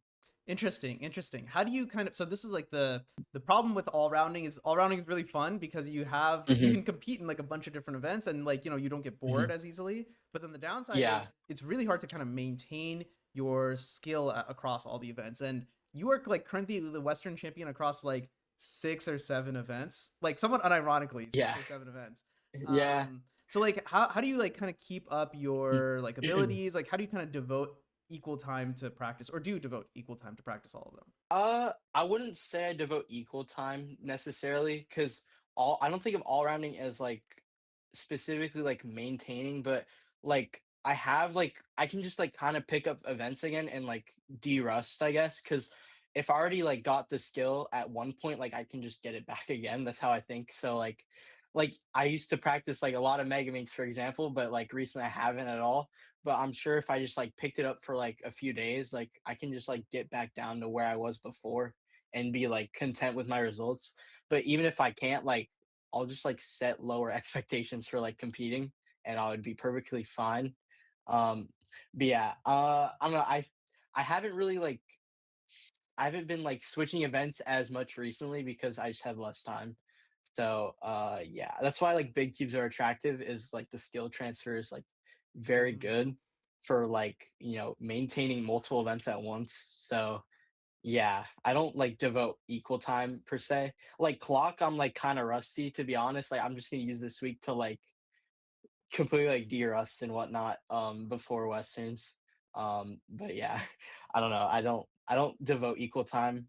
Like I watched the Stanley Chapel video about like all rounding, Mhm. and like I feel like that definitely altered my perspective, because I definitely used to be someone who would like try to maintain my skill in all events at once, and that is horrifically tiring. Mm. And like especially like nearing the end of high school, like I just don't have the time for that. So like I find it more enjoyable to just like focus on a few events at once rather than like everything. Cause back then I had so much more time, but I've come to realize I don't anymore. So yeah, I just like I don't know, I just pick what I want to do and do it.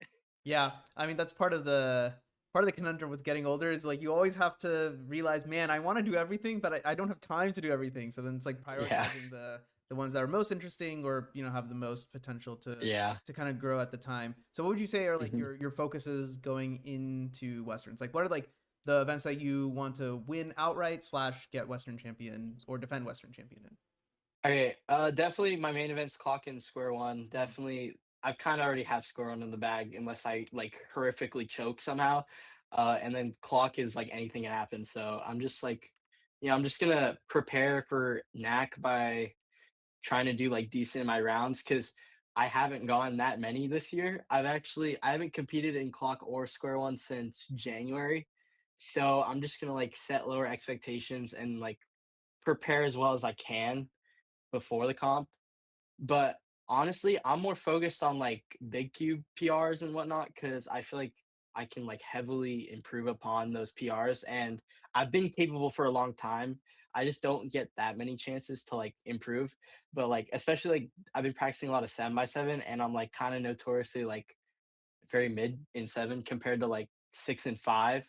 So I've been improving a lot in that, and I'm pretty much like guaranteed to PR maybe. So yeah, I'm kind of just gonna go for like a sub 2 single or something in that. But also like 6x6 is something I've been practicing a lot, and like I've been doing like deliberate big cube practice, which isn't like I have like a very like long history of like mindlessly solving because like that's just how I improved at first, and then it's kind of like carried on to now, which isn't very good. So I've been like over the past like 2 or 3 weeks, I've been like deliberately practicing like big cubes, trying to like improve my look ahead, and I've seen like pretty substantial improvement in my times. So I'm pretty excited to compete. Yeah, it should be good. Okay, wow, that's actually really, really, really exciting because, well, okay, I'm gonna burst your bubble. You probably are not gonna win or get Western champion in 6x6 or 7x7. I mean, if that were to happen, Yeah. I mean, something crazy would happen, right? But Absolutely. certainly, I think Clock and Square One, you are, I mean, clearly Yeah. the favorite. You mentioned that you I'm had. not too focused on wins or anything. I'm more focused on like the PR aspect and like everything. Yeah. So Yeah, I mean, yeah. sub 2 7x7 single is quite the accomplishment. So certainly rooting for you there. One of the things you mentioned is that you hadn't had an official round of Clock since January. That comp in January, you broke the NAR single Yep. at that one. So tell me a little bit about just like your Clock journey overall, because it's kind of gone all over the place. There's Yeah. loads of good. There's one kind of bad moment. Oh my god, absolutely. But yeah, so just walk me through like your whole like Clock progression. How did you get into Clock, and then how did you kind of like get up to the point where, I mean, you are the world. Yeah, so I got into Clock later than most of my events, but like I was just like naturally good at it. I had a natural thing for Clock. I got to like sub 6 very easily. I got like a Clock in like February of like 2021, and that was the first time I ever touched a Clock. And then with that same Clock in November 2021, that's when I got like my 515 average. That was like third in North America at the time and like 11th in the world. And then I used that same Clock to break my first North American record, which was like 4 years ago at this point now. So I just had a natural thing for Clock. And then I think like I got 3.94 average with Flip back in 2022. And I didn't beat that average for a very long time, which I probably should have, but like I struggled a lot to beat it and I never did.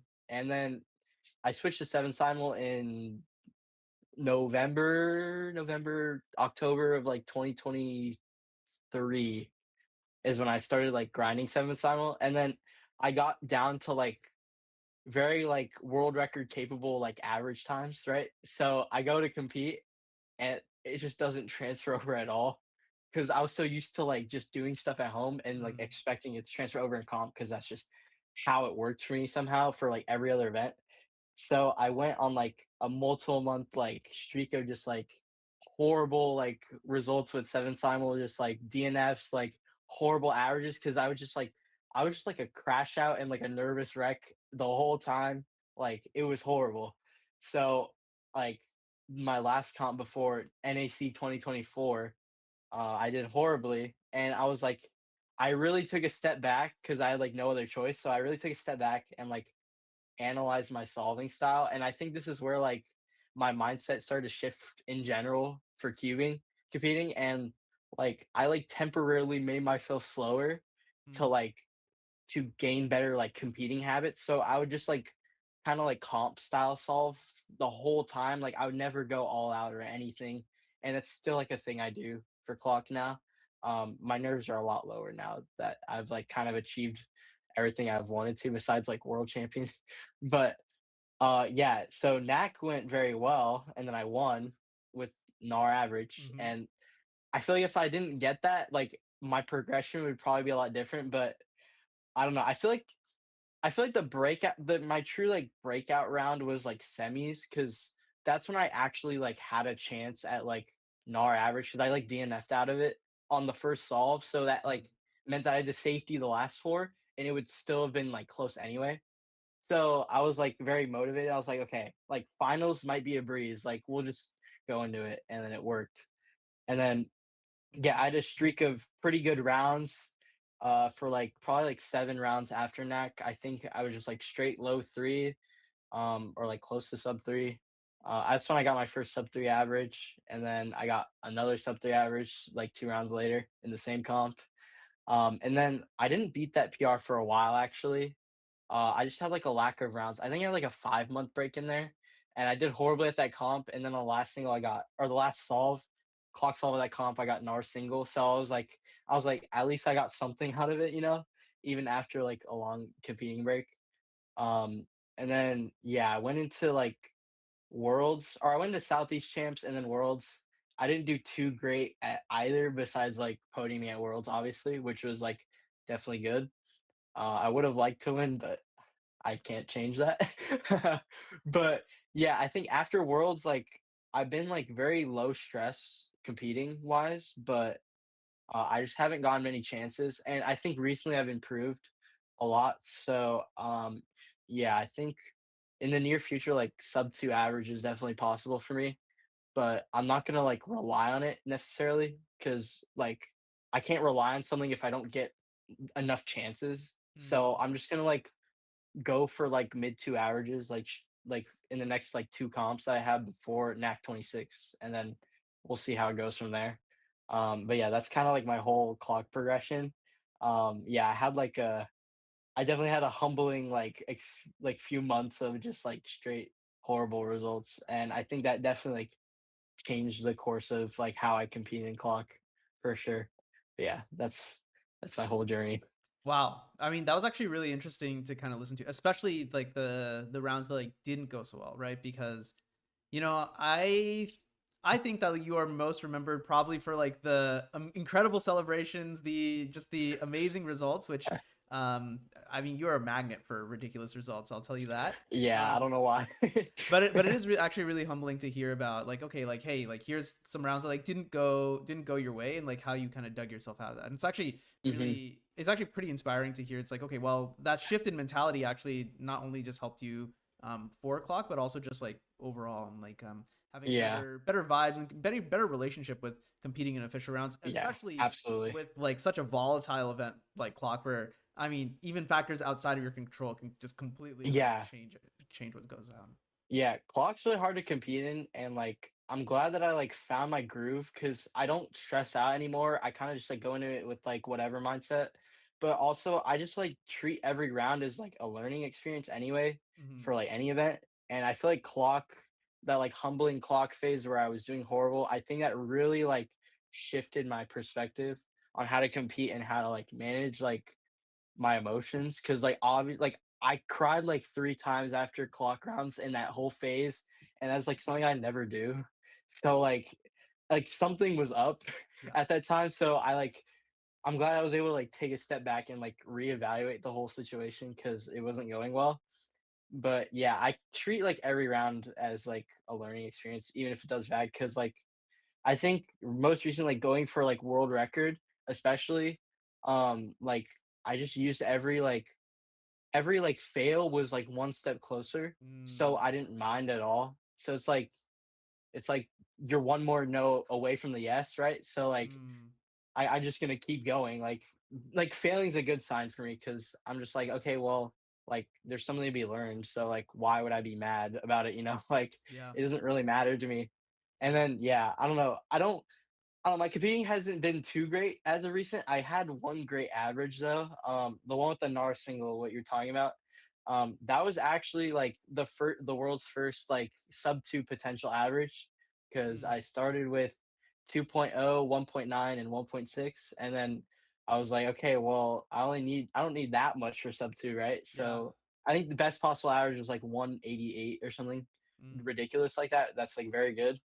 Um, but yeah, I came very close to it though. I DNF'd the fourth, and then I was just like, I I I came very short on the last one, and it was like point of 3 off or something. Still very good. So yeah, definitely like having that round was good. Yeah, the other 2 rounds didn't go as well. Like for example, like the first round I had like 2.3, 2.3, 2.5, and then like a 6 or something. And then I cube dropped on last thing got a 5. And I was just like, well, I was one good sol away from like a decent average. So like that's fine. Like I didn't really complain about it. So and then next round I did good.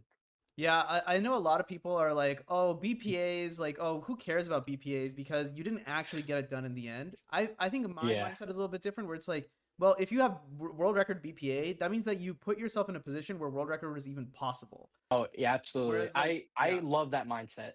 I love that mindset because like even if you're nervous on that pace, like you know that like since you've done it, like you know you're capable of doing it. So like I don't know, like I feel like I've learned that like you should be grateful for like the nerves you get on like Mm. pace. Like Daniel Carnock taught me that. He just said it sometime. I don't remember when. I thought that was very like inspiring to me. So like yeah, I like that like good mindset. Like I don't know, like the BP I was talking about, like not very reasonable to get. Obviously, like I'd have to get another NAR single to get it, but Mhm. like I'm obviously like capable of it. So like that's nice. And like also like even if I was like short of world record, like I like that just means I can get it even more. So like totally fine for me. Yeah, no, I think that's a good mindset to have. And actually, I think your like the way you approach things is very similar to the way Maddie looks at it, where it's like everything is data at the end of the day. Yeah. Where it's like this went wrong, it's like okay, well, yeah, it's like sucks in the moment, but now it's like how do we take this data point and how do we improve on it? And I really Yeah. like what you said, where it's like every failure builds up towards the world record. Yeah, Which it's is like especially with Maddie, like you were talking about, like going for sub 5 for that long, like that's just like the same thing I kind of did, but his was at like a much larger scale of time. But yeah, I've always like liked that mindset for sure. Yeah, no, totally. Absolutely. And I'm sure that also, contributes to being able to perform well at like big championship events. Like, so not even just like our Yeah. regional championship, which is, Hmm. pretty stacked regional, all things Yeah, I'm considered. excited. Yeah. But like, that goes up to like, the national championship, the North American championship, and Hmm. then the world championship. So let's kind of talk about Yeah. like some of the highlights, right? Like we Hmm. talked about kind of some of the negative emotions. Let's talk about some of the, Yeah. the awesome emotions. Dude, walk me Let's do through it. the first world record, the first sub 2 Okay. at La La Land. Kind of set the stage for the audience and what kind of Okay. competition this was and what time of the evening this record was set. Definitely like the comp of all time for me. That was a different experience. Yeah, I have no regrets from that comp at all. Yeah, so yeah, that was the second comp. I think it was the first comp after NAC after winning.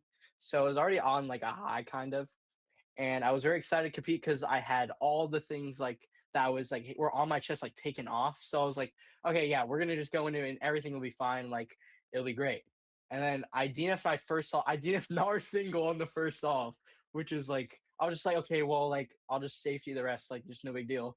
So I get like PR single after like two years or something, safetied, and I safetied a 3, and then I slow turned on the world record single, which was like the most insane scram I'll ever get in comp. But yeah, I don't know. If I feel like if I didn't DNF that first solve, that probably would have been like overall PB or something. Like I think I have like a 1.1 down solve on that scramble, like ludicrous scramble. But like I didn't care, so I just did it, and it was like whoa, like a 1, that's crazy. Like yeah, I don't know. I remember I was doing like comp sims before the round and I got like a 199 and I'm like, yeah, whatever. Like this is not happening. And I remember my dad saying like, are you gonna get sub 2 single? And I'm like, no, like I'm not getting sub 2 single.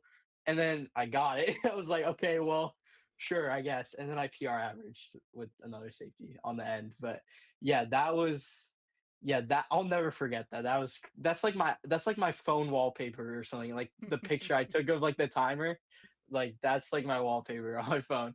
But yeah, I'll definitely never forget it. It was that was a crazy experience for me.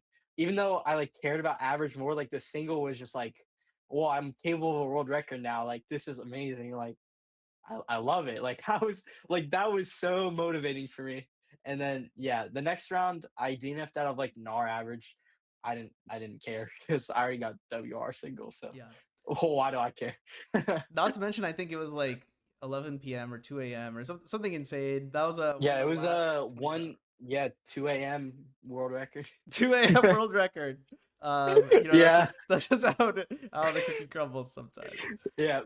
Oh man, no, that it was certainly a very surreal moment, and something that I think that's really interesting about you is that you have so many fans. Like I think like Yeah. the entirety of SoCal is just your fans somehow. So tell me a little bit about how Yeah. like you kind of like feed off like your friends' energy and your family's energy also. Hmm.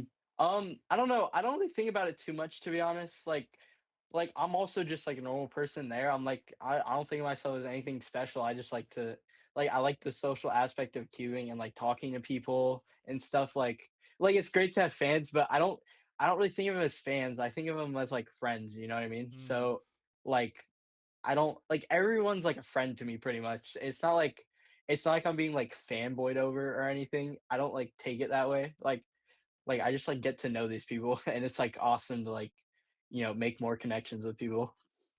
Yeah, totally. I mean, I think you definitely do have fanboys. Like For 100% sure. there are people who No, are like, yeah. "Oh my gosh, Yeah. like Bendy is like my Yeah. is my guy or whatever." Yeah.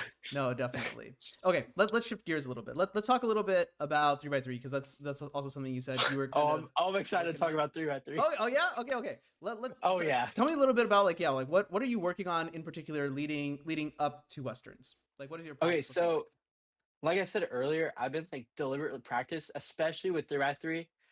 I think I've improved very substantially in the last 3 weeks for the first time in like 2 years or something. Like I'm like on top of the world with 3x3 right now. Like I'm not usually either. But yeah, I'm getting to like sub six average of 1,000. So I hope that I hope that I could like transfer that to comp. Even if I can't, it's fine because I care more about like knack. But like my deliberate practice is becoming mindless to me now. So I'm so excited to compete in Theorethi, which is like very unusual for me because I kind of just treat it as like a buffer event because Mm. I have like I focus on like clock and square one and like big cubes for the most part. But like 3x3 has been like a main focus for me for the first time in a while. And I'm like very, very excited to compete this weekend.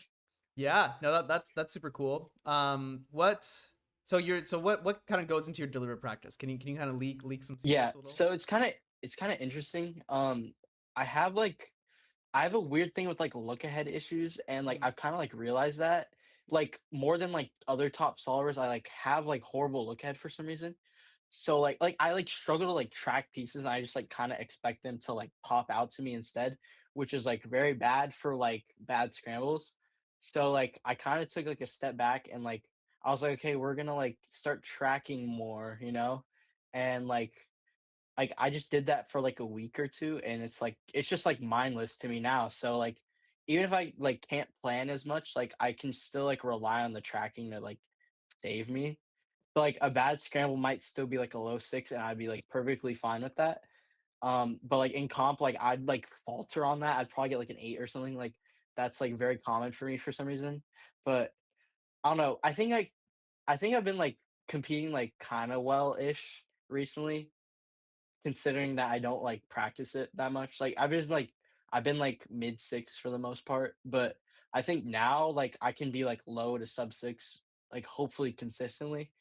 Um, but yeah, I think that I'm like my solving style has definitely like evolved in the past like 3 weeks, Mm. which is like crazy for me because it hasn't for a very long time. So yeah, I'm very excited to see like how that'll transfer over in westerns, Okay. especially in the head to head. Yeah. The head to head will be really interesting too because so I've always thought of you as a little bit more of like a TPS based solver as opposed to like an alg knowledge, look ahead, Hmm. that type of solver. Yeah. And because it's a singles based format, right? I think if Mhm. you have good TPS, there is just the potential to just get like a crazy scramble, Yeah. where you just like completely just like out muscle, so to speak, Yeah. anyone else who's like trying to do something more efficient. So Hmm. I think that'll be interesting. I mean, you've competed in like head to head type tournaments Yeah. before. So talk Hmm. to me a little bit about like if you're doing anything in particular to kind of prepare for like the head-to-head side of it also.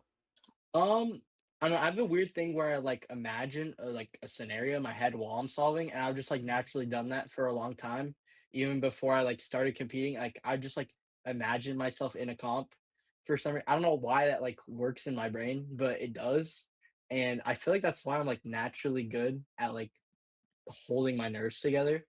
So like head to head wasn't like I think of it as like a very fun thing because I don't know, it's like less boring than an average for sure. And like the crowd goes hype and I love the crowd. So like that's just like perfect for me. So I don't know, I'm not like preparing like deliberately for the head to head. I'm kind of just like excited for it.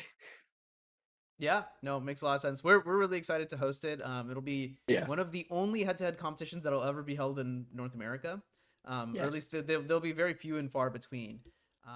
So yeah, we're very excited to host it. I think right now, I think my guess is that it'll like anyone who gets a sub 6 will almost certainly make it into the head-to-head final, and probably if you get sub 7, I think you definitely have like a good chance. But then again, I'm sure other people are preparing as well. So I'm really excited to see some of the round 1, round 2 results. That's the other advantage of Westerns is because 4 rounds of 3x3, you get some time to kind of like, because there's no way you're not going to make round 2, right? So yeah, like it's just like buffer, or it's just like, you know, see the atmosphere and just like play around with it, I guess. Not big of a deal at all. Yeah, yeah. So I think that'll be kind of nice. What do you think kind of needs to go your way in order to get sub 6 or even get close to breaking your PR 563? I don't know. Like I haven't I don't like feed off of good scrambles, but I mean nice scrambles would be good. I think a PR close to PR is definitely like possible on like normal scrambles.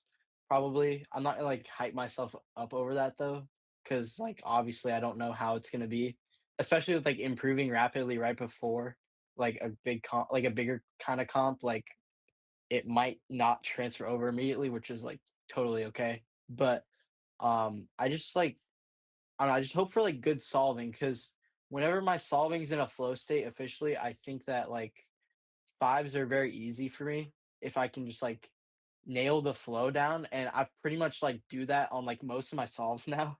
So I think that I kind of have that in the bag, kind of. I don't know. It's just like I'm more focused on like better like solving style rather than like the times. And I'll just like let the times play out and just see because a good solving style or a good flow in a solve is usually indicative of like a nice solve anyway. So like I'm not gonna focus on the time as much. I'm just gonna focus on like nice flow. Yeah, well, that makes a lot of sense because again, it's like if you have good flow, then even if the time isn't there right now, it's a good indicator. It's like, okay, well, if a couple other things go your way, you get slightly luckier. Like maybe that means that you get a better time in the end while having good flow. And then I guess it also like narrows your consistency, right? Instead of relying on like ridiculously good turning, really really good scramble, it's like okay, well, on the average scramble, we do pretty well too. Yeah, that's definitely like an issue for me before. Like I don't know, I couldn't like I just like completely die if I got a bad scramble. It's just like what am I even supposed to do? And like lack of tracking, especially in comps, like horrible. And since I've like worked on that now, like I've finally like caught up to where I probably should be officially. And like before like my 5.6 PR average, I was actually kind of working on that. And then like it kind of like drifted out of my brain after that. So like I didn't really like ever beat it again. So like I think that like the 563 scams weren't even like notably good either. I think like the last one was pretty good and I like clutch PR off of it, but like the other ones were like not that great to be honest. So like I don't know. I think based off like my PR average experience and how I was like preparing for that, I think that like sub six is like pretty easy. Will be like pretty easy, even though it's kind of like a mental barrier, kind of because I only have like 2 of them in comp. Even and I counted a 4 recently, and I didn't even get, like, sub 6 off of it. So, like, there's, like it's definitely, like, a little bit of a barrier, but, I think that, like, based off of what I did with, like, my PR average, I think that sub 6s should be, like, not hard at all. Okay. But I'd be even happy with, like, low 6, like, consistently. Like, even if I got, like, a 6.2 average, like, that's perfectly fine. That's, like, better than average in comp recently, at least. So, like, there's obviously progression there. So Yeah, yeah. I mean, I think there's only 2 people in the field who would be disappointed with like a 6.2 average, and that's Max and Dylan, right? Everybody else, I think like a 6.2 is like a particularly good average, and it's certainly very, very, very competitive. If nothing else. No, that makes a lot of sense. Okay. Now listening to you being excited about 3x3 makes me really excited to watch you do 3x3. Yeah. So I'm gonna have my eye on. I also got some great stuff to put on the tracker now too. So awesome. that'll I'm be really exciting. Yeah, I'm super excited for people to see. Hopefully I do well, but I don't know. All I care about is the better solving style in comp. So we'll see how it plays out. Totally. Yeah, and as you say, it is somewhat of a warm up to NEC anyway, right? Which is the big Yeah. fish. Mm-hmm. And a win there is probably going to be pretty unlikely, but like to get into finals at all at a continental championship Mm-hmm. is certainly a huge deal, and certainly you Yeah. have the caliber to do. Well, you have the caliber to do it right now, like even just like results Mhm. wise. Yeah. And so like to hear that you're improving is actually extremely, extremely impressive. So awesome. I love Yeah. having Western's representatives Yep. in 3x3 finals. So awesome. We Yeah. can +1 to that for NAC. Yeah. Yep. Hell yeah. There we go. That'll be good.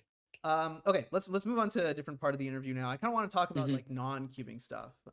Mhm. So one of the things you said is that like, yeah, you have less time, and that's very very very very natural. Mhm. As you kind of like go through like high school and stuff. So Mhm. tell me about how like you've kind of like balanced cubing and like school and or other interests a little bit. Yeah, so I'm kind of still trying to figure that out a little bit if I'm being honest, because like I do find myself like distracted on queuing a lot. But like I think like for AP exams, I really took a step back from queuing and like focused on them, and I think I did pretty well. So like that's kind of like a motivator for me to like, like it's fine. Like I was hesitant to like take a break off of queuing because I thought it would be like, very like I don't know, like detrimental to like how like I solve or something. I don't know. I was like nervous about like losing skill or something. That's just like I don't know. So like it's like reassuring to know that I'm able to like take a few weeks off and like focus on school and whatnot because like I'm not like the most academically like inclined person if I'm being honest. But like recently in like the past like 2 or 3 months, I've kind of tried to focus on school a bit more. Um, but yeah, I think I'm still trying to figure it out. But like I don't know like I was saying earlier, like I used to like have so much time, and like my brain still like kind of thinks in that kind of way. So like it kind of like transferred over negatively in this kind of sense with like school getting harder, obviously, and more like work to do. So yeah, I don't know. I think I've kind of had like very reassuring, like, experience with, like, taking a break because like, that's probably like, the longest break from queuing I've had in a very long time. So, yeah, it's reassuring to be able to come back and be, like, improving in 3 by 3, like, that hasn't happened, like, forever. So, like, especially after, like, 2-week break, like, that's, like, perfect for me. Like, I can, like, focus on school. So, yeah, I'm kinda trying to figure it out, like, make schedules for myself and whatnot. But, yeah. Yeah, I mean, I think it's certainly easier said than done, especially for someone who's Yeah. competing at like the caliber that you're competing at. But Mhm. I think you're right. I think it is really reassuring not only to improve after like taking a couple weeks off, but also at your level to improve is really really really hard, right? I mean, Yeah. even if you're like someone like me, it's like sometimes hard to improve. Sometimes you just kind of get stuck. But like you are Yeah. competing at like literally like a world class level, so it's really really really Mhm. good to hear that like even while taking time off, you still feel like you're improving and getting better Yeah. too. Yeah, for sure. That's been, like, so reassuring to me, like, I'm so, like, on top of the world about that, like, in my head, I'm, like, so excited for, like, what the future holds because, like, I don't know, next school year, I hope to, like, do better academically for sure. Um, but yeah, it's, like, reassuring that I can, like, take time off and, like, still be, like, perfectly fine, and that's, like, kind of like a mental block I've been trying to get over Mhm. because, like, naturally like, I kinda have, like, a natural addiction to cubing, Mhm. but, like, I know that I can, like, take breaks now, so that's very good for me. Yeah, yeah, yeah. You've kind of like broken out. Yeah, it is kind of a mental barrier, I guess. Yeah, And it's awesome that you've been able to kind of prove that to yeah. yourself too. Mhm. Cool. What are like kind of your other interests outside of cubing, like school subjects or Um, sports or other hobbies? I like I like math a lot. I Hmm. might I don't know, I was, like, thinking today I might, like, self-study, like, Calc 2 stuff for fun or like, I don't know, Okay. just, like, random just, like, random stuff, like, it kinda just intrigues me. I don't know, like, learning stuff outside of school is, like, more fun than learning in school for me. So, Hmm. like, I might as well just, like, get a head start. I don't know. But also, like, I don't know, I like to take a lot of walks too. I think it's, like, very good for, like, mental clarity. I, like, highly recommend going on walks because 'cause they're, like, so good for the mind and, like, being able to, like, get off my phone and look at, like, trees or something, like, that's just, like, very, like, therapeutic for me. So I like to do that. And also I've been trying to, like, get into, like, exercising more for sure. I don't know, I've kind of been, like, on and off because like, I struggle to, like, make a schedule for myself, but I'm kinda, like, getting the hang of it. So, yeah, I don't know, like exercise, walking.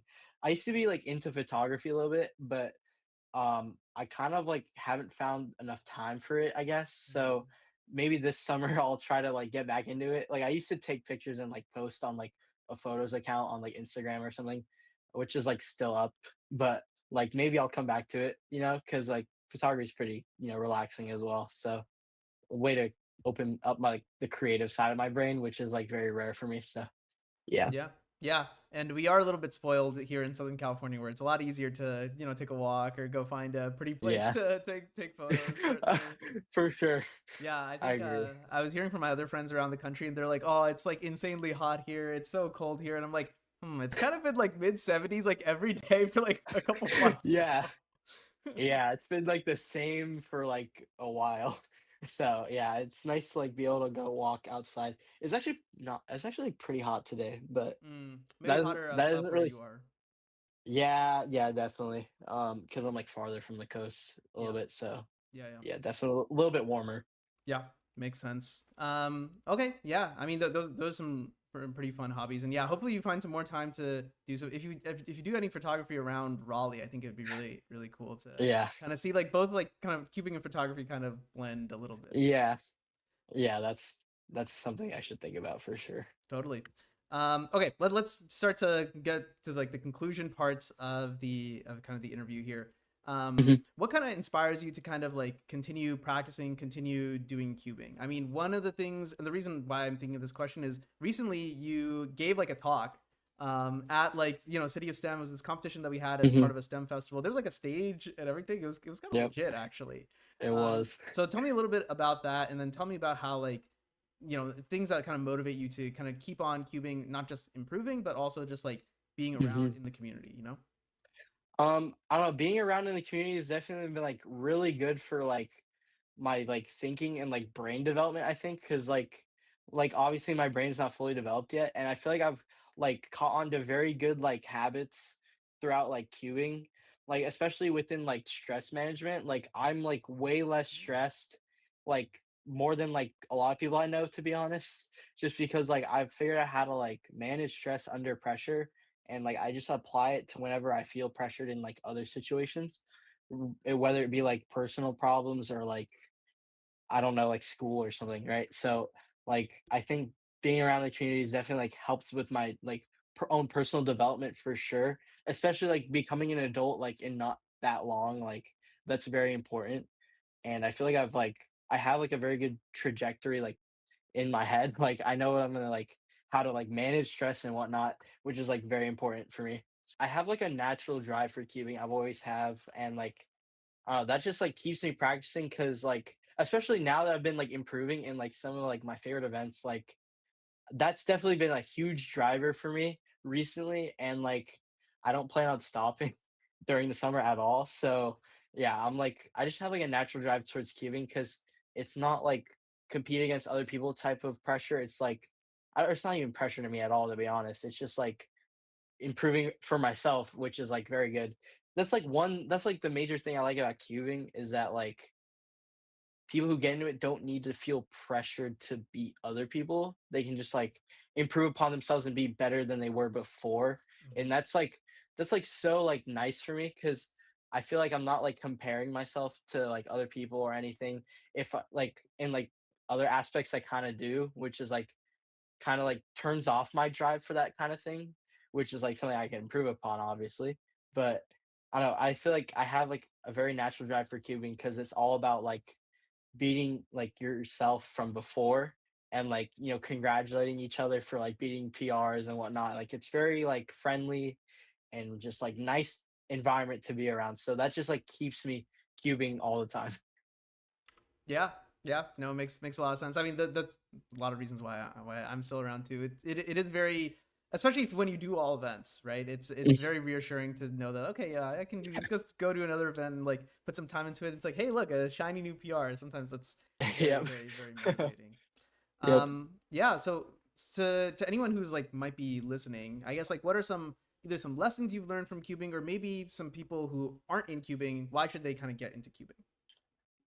I think getting into cubing is like very beneficial for like I feel like just like any like personal development, because like and like just making connections in general because the community is very friendly for the most part, and like there's not any little to no judgment at all at like comps because as I said, as I'm gonna say again, like you're just like going to like beat your own PRs, not like beat other people's PRs.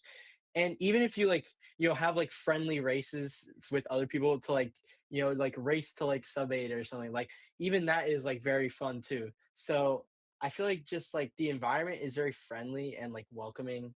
And I feel like the lessons I've like learned from cubing are very like useful in life. Like I was to say, like stress management, like that's been like huge for my life, especially with like certain issues that may go on in like my own personal life. Like I feel like I've like developed like a stoic kind of mindset, and it's just like life moves on anyway.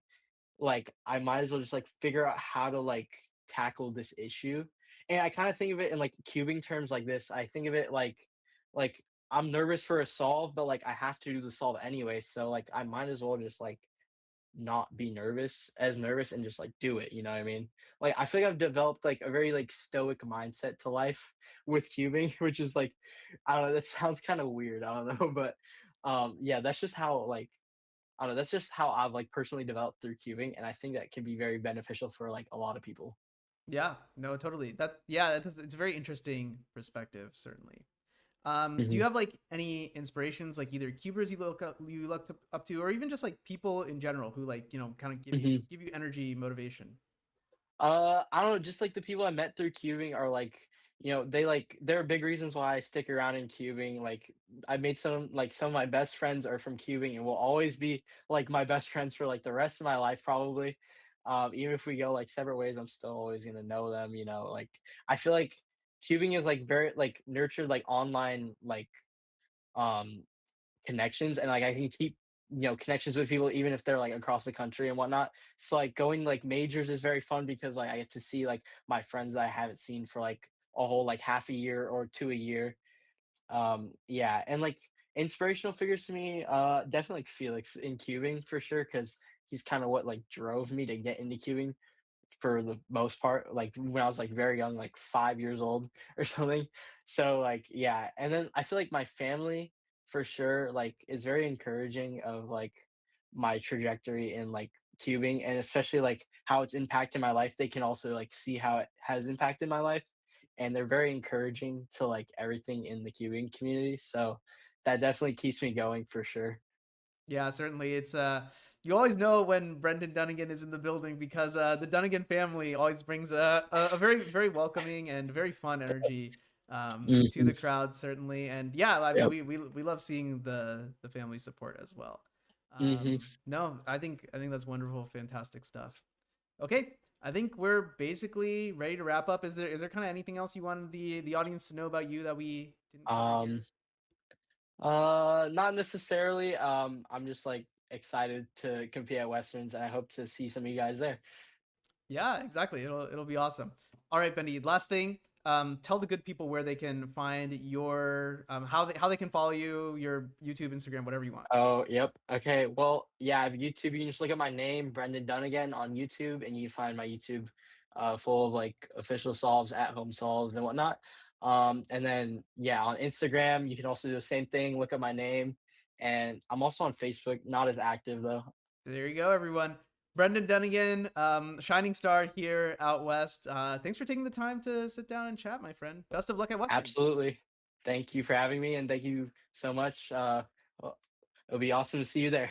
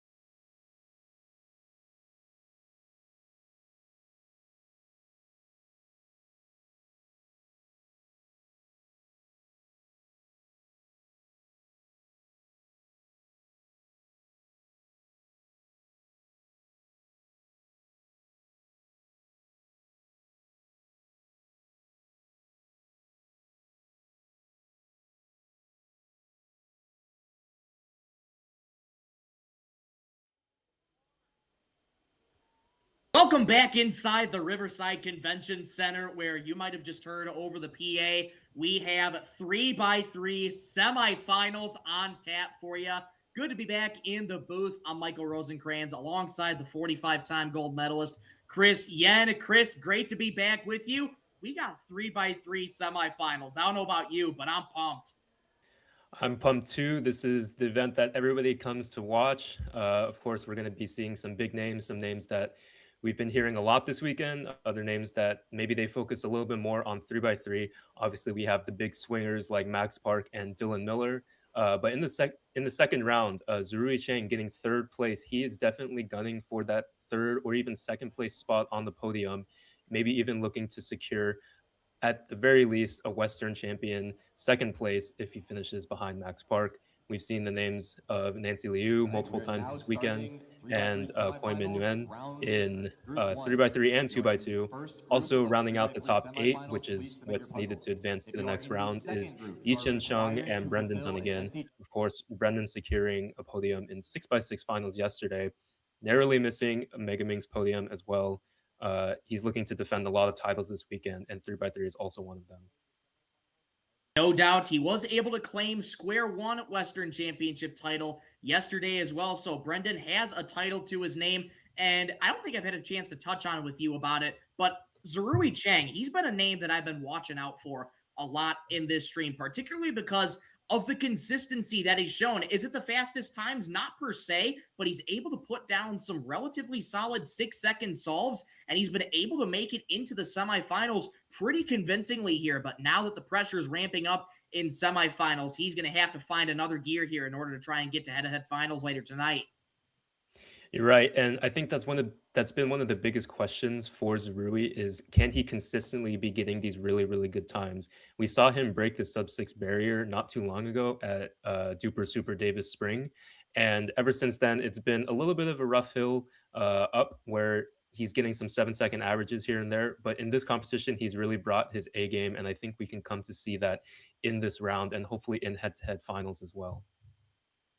Absolutely. Zerui going to be competing in the second group in this semifinals round. Only 2 groups of semifinals. And as Chris mentioned, top 8 move on to the 3x3 finals later tonight. Before we jump into semifinals, we just want to say a big thank you to all the sponsors who make this broadcast possible. Of course, SpeedCubeShop for sponsoring the Western Champs this year. They're providing the prize pool for every single event, split among the top 3 finishers of each official event at Western Champs. And they also provided several lucky draw prizes for all attendees. Once again, we want to say a big thank you to SpeedCubeShop for their support. We also want to thank GanCube for sponsoring this edition of Western Champs.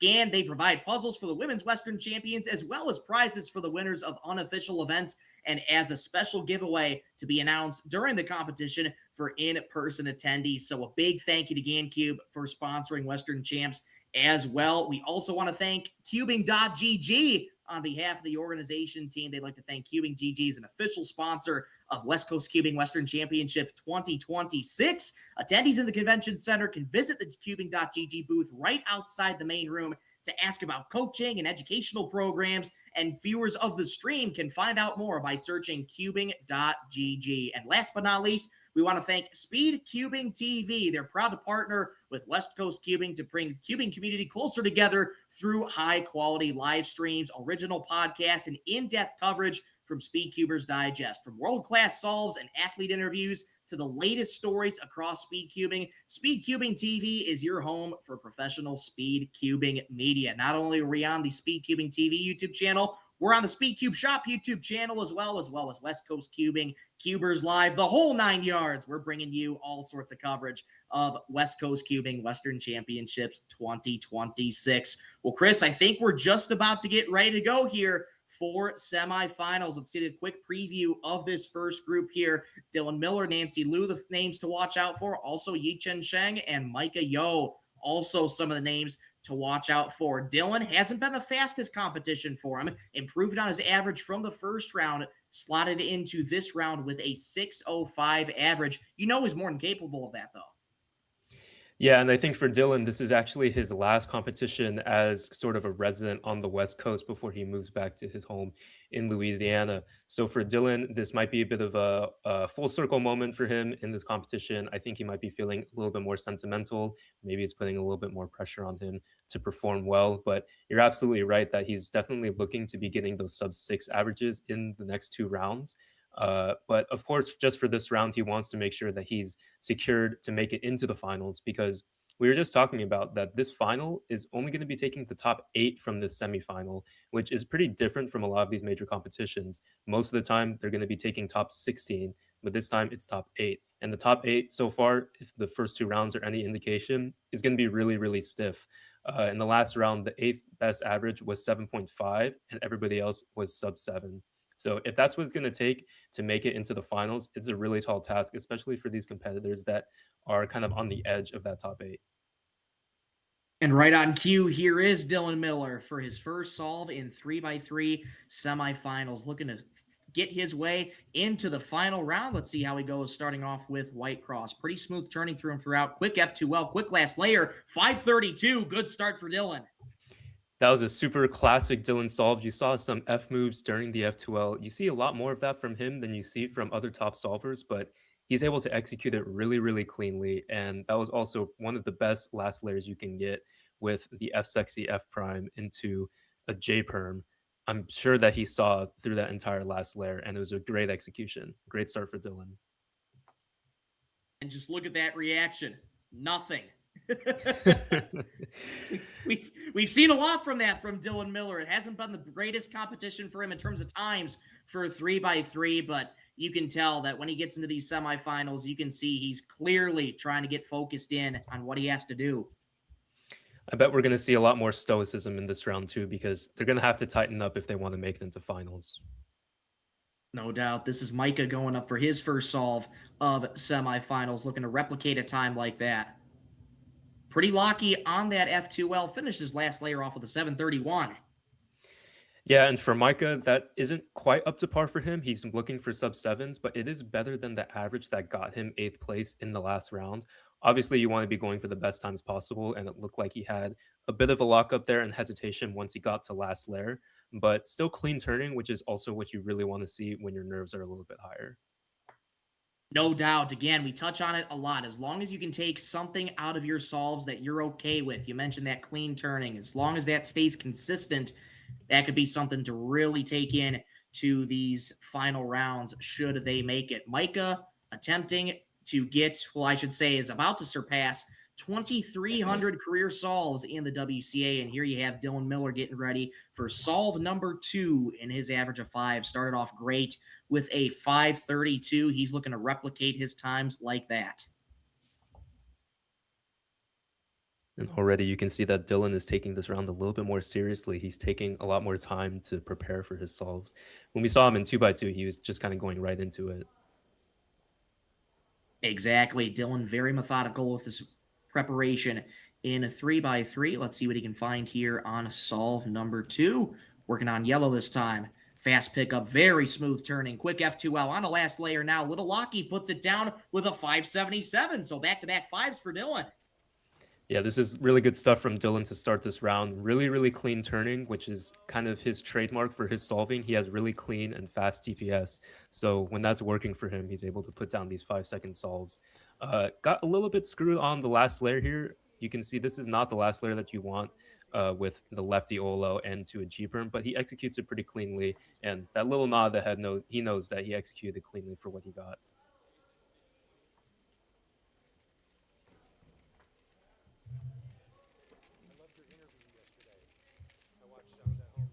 I'm coming up to the stream stage. Nancy Liu getting your first look at her in this semifinal round. Made it to this round with a 672 average for in the second round of 3x3. Let's see how she fares in her first look at 3x3 semifinals. Had a remarkable performance in 2x2 earlier today. Solving on White Cross here for Nancy. Pretty quick turning. Little Locky, though, trying to finish up F2L. Does so at around towards 6 seconds. Quick last layer, a 797. Not what she wants there, Chris.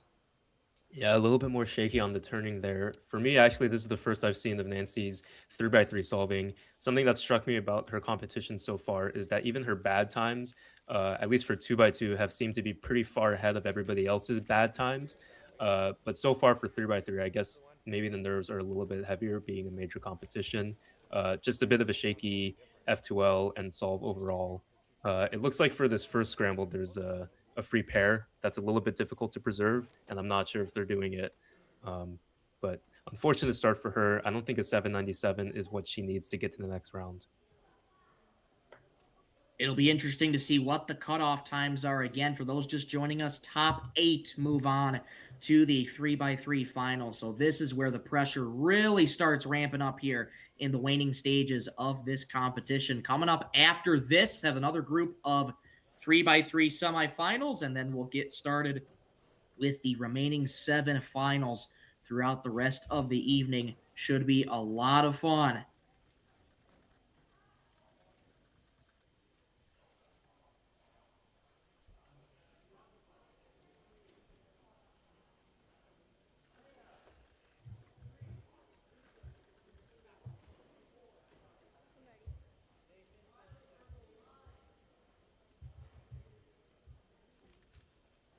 Very quick inspection time. Good pickup working on White Cross. Pretty smooth turning throughout. Finishing up F2L relatively quickly. Little locky, but still able to put it down with a 672. Finishes And it up there's with the this 6-7. DP. There's the 6-7 we were waiting for. I was waiting on it, and I was just like, it's got to be coming momentarily, and there it is for Yichen. Well, it looks like we only had to wait one solve into this next round to get to the 6-7. Great start for Yishan there. Better than his second round average that placed him 6th in the last round. So 6.72, he had a 6.86 average in the last round, and that was a very clean start to this average.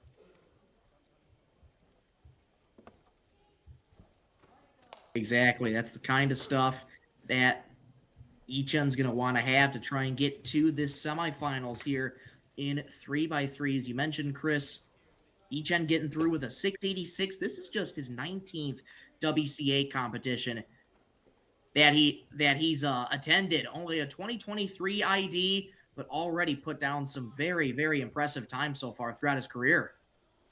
Yeah, that's really impressive to be under 20 competitions and still pull off sub-7 averages. And it looks like he's stone cold. I mean, he's pulling it off in a major competition, so it seems like the nerves aren't getting to him as much as I'd expect. That's always got to be a positive. Here's Micah going up for his second solve and his average of 5. Here you can see the times at the top of your screen, getting a comparison to Dylan Miller, who entered in as the top contender in this group, at least of 3x3 semifinals. Pretty locky, though, as Micah tries to finish up F2L. This is going to be one he wants to put behind him here, Chris. Puts it down of the +2. It's sort of the nail in the coffin there, 1273.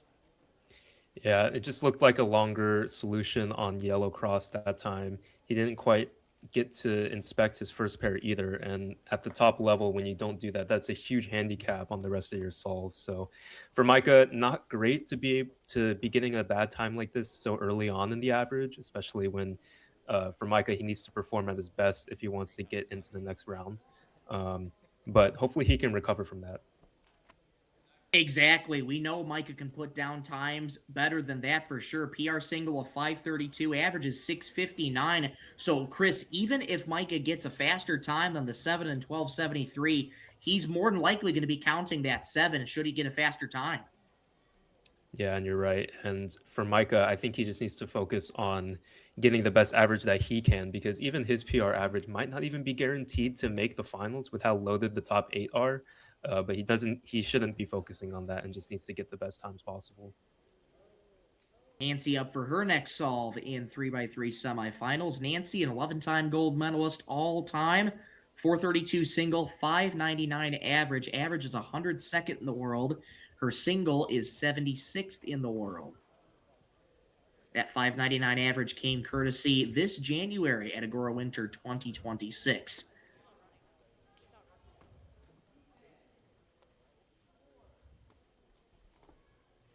797 on solve number 1 for Nancy. Let's see how she fares on number 2. White cross here, pretty quick turning, flying through F2L. Quick last layer, 618. Better there from Nancy.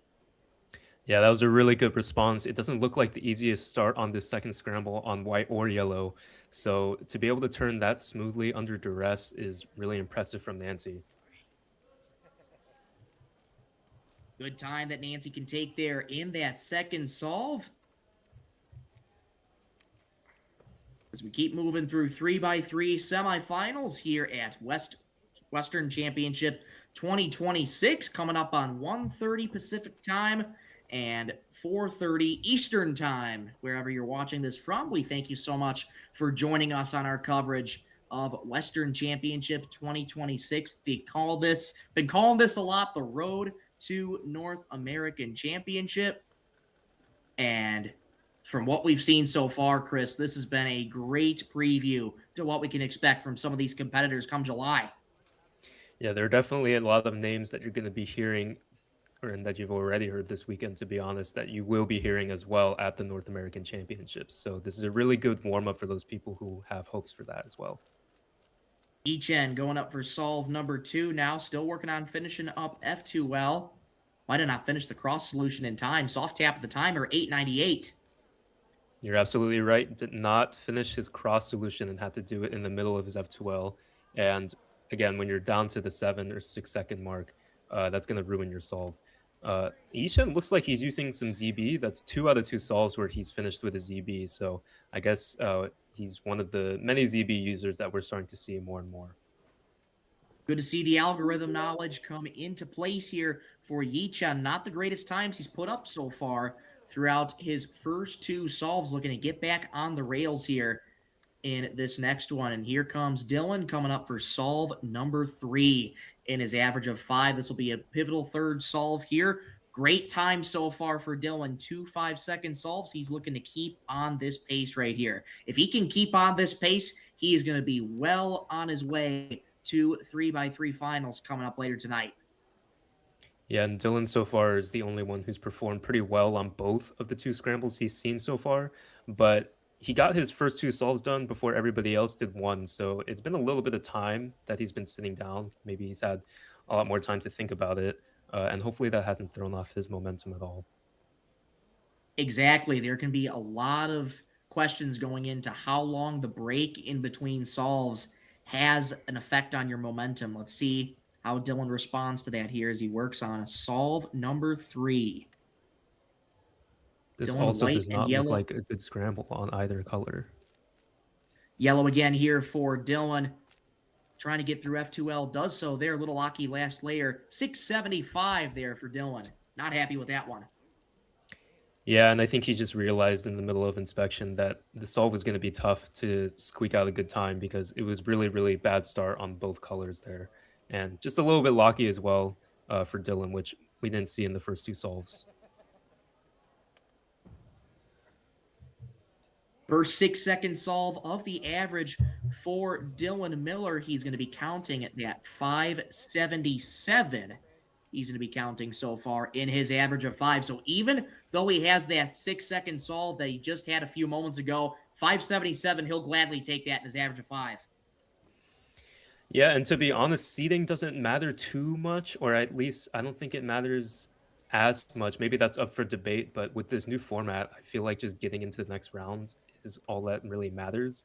Actually, now that I'm thinking about it, maybe since single matters more than your matchup in the next round is important, so seeding might actually be a bigger factor here. Nancy up for her third solve in her average of 5. Knows what time she'll be counting here at the conclusion of this one. See how she fares on this third scramble here, which was a challenge for Dylan. White cross here for Nancy. Look at that turn speed. Flying through F2L. Quick last layer for Nancy, 597. Good stuff. I think that was a really smart solution of her to do the cross in a bit of a less efficient way, but it allowed her to see into her first pair, and that set the fluidity for the rest of the solve. Really interesting that Nancy uses what I believe was a pretty odd Z-perm. I haven't seen that from a top solver before. Yeah, it's very unconventional. I don't think I've ever seen that before, but a 597. So she's recovered really well from that first solve. Yeah, to me, Chris, what stuck out to that with that Z-perm that you mentioned doesn't look the most ergonomic, and that's the thing that a lot of these top-level solvers know how to do, just make the solution as ergonomic as possible, just as efficient as possible, but sometimes you're just going to be put into bad cases where you're going to have to rely on your algorithm knowledge and hope that you know it in order to try and get yourself through that, maybe that roadblock that you'll have to try and get yourself some fast times.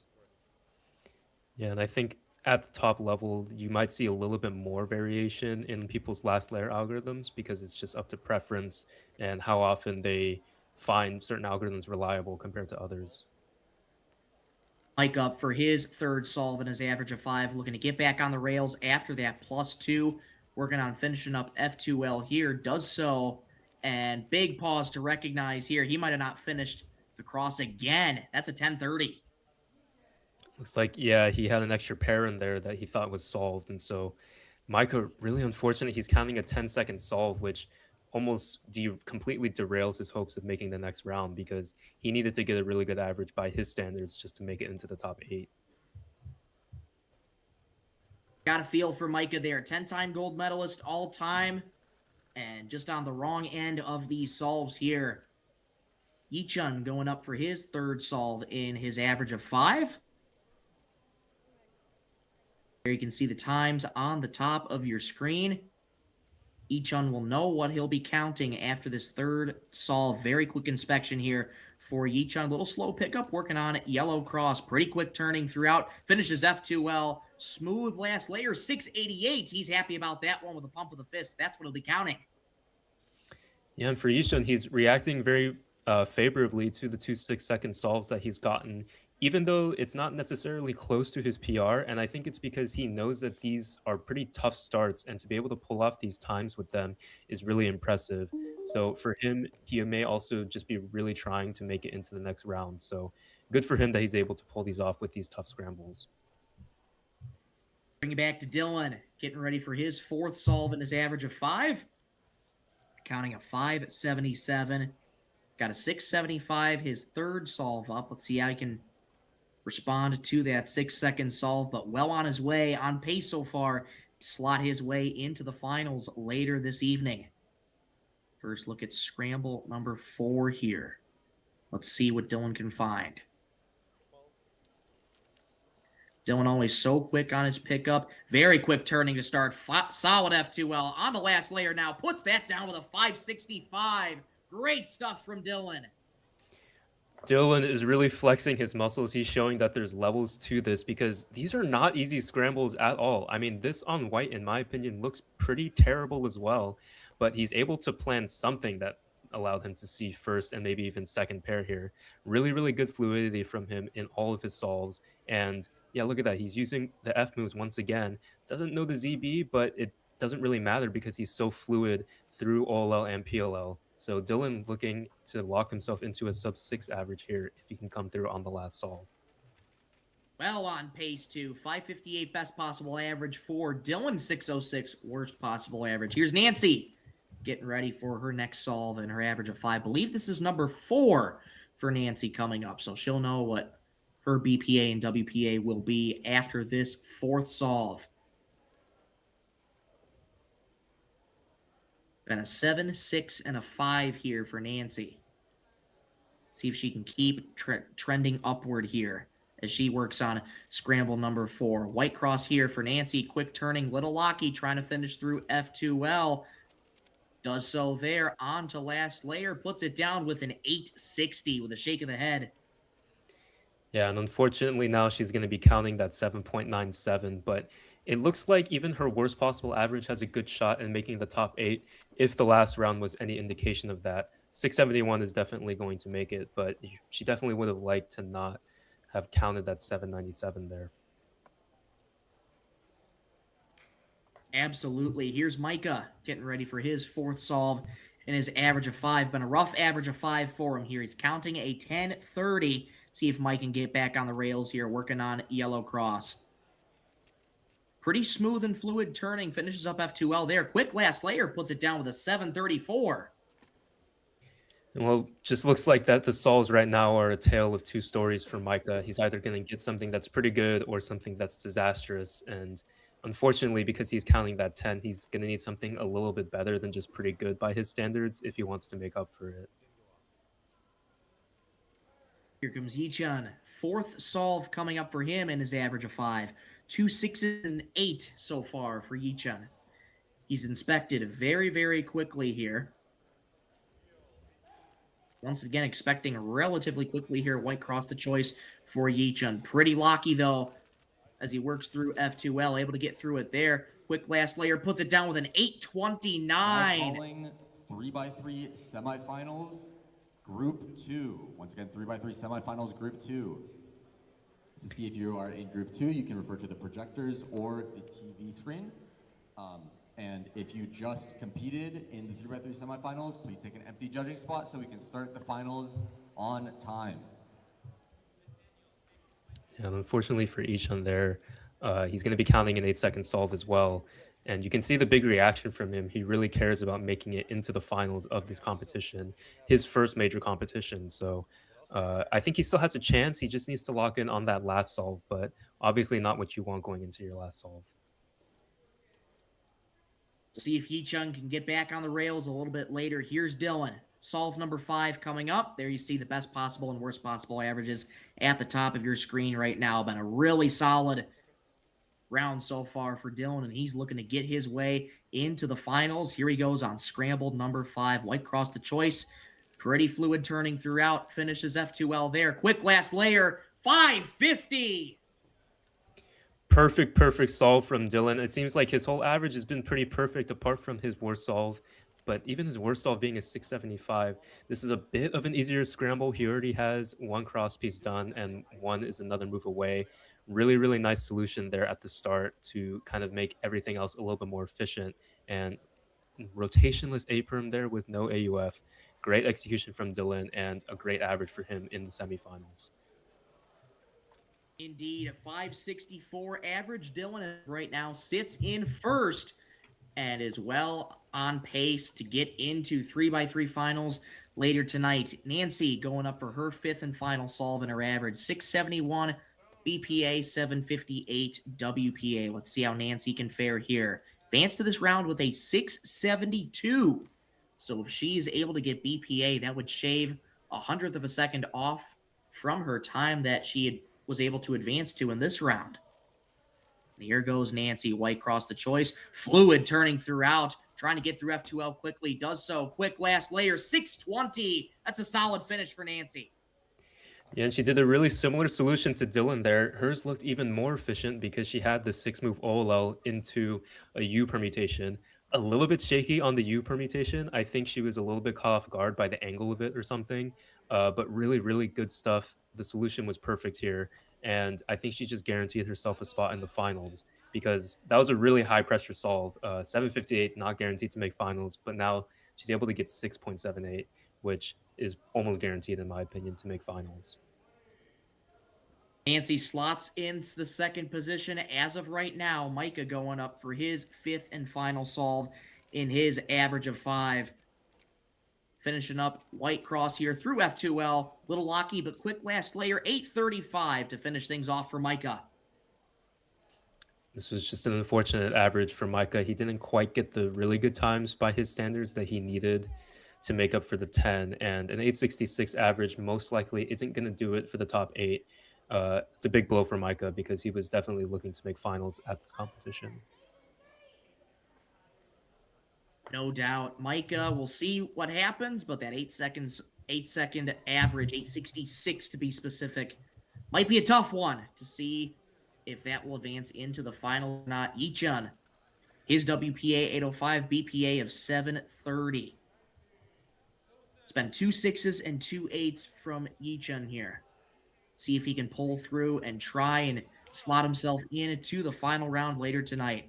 Once again, very quick inspection here from Yichun. White cross the choice. Pretty fluid turning throughout. Little locky there. Finishes up F2L on the last layer now. Puts it down with a 776. And that's going to result in an average for him of around probably in that 7-second range. Yeah, 764 there for Yichun, and it seems like on this scramble, this is the one to take advantage of. And unfortunately, it's the last pair here where it was made before he did his third pair, but it got broken, which he didn't quite track. And obviously, the G-perm execution was not quite there. So for Yichun, 764 is cutting it really, really close. And I think he would have liked to take more advantage of a pretty nice last scramble. But obviously, you're doing the best you can, and 764 might be good enough. Absolutely. And here we go. We're going to transition right into 3x3 semifinals group 2. Maybe not. Zarui did walk up for a second, but walking right back down. Maybe some extra solvers are still finishing up from their first group. Well, let's quickly get you some times from that first group while we have a moment here. Dylan currently sits in first with that 564 average. Nancy in second with 678. Ichun slots in third with 764. Dan Tran slots in fourth right now with a 796. Had a 13-second solve on his third solve, but Dan able to get back on the rails and finish with a high 7 average. Ryan Roth slots in fifth as of right now with an average of 813. Zach Rubio with an 846 sits in sixth place. Milo sits in seventh with an 862, and Dom Shoji sits in eighth with an 863. And here we go, getting you set for 3x3 semifinals. Group 2, the final group in the semifinals. We're going right into it with Koi Min Wen.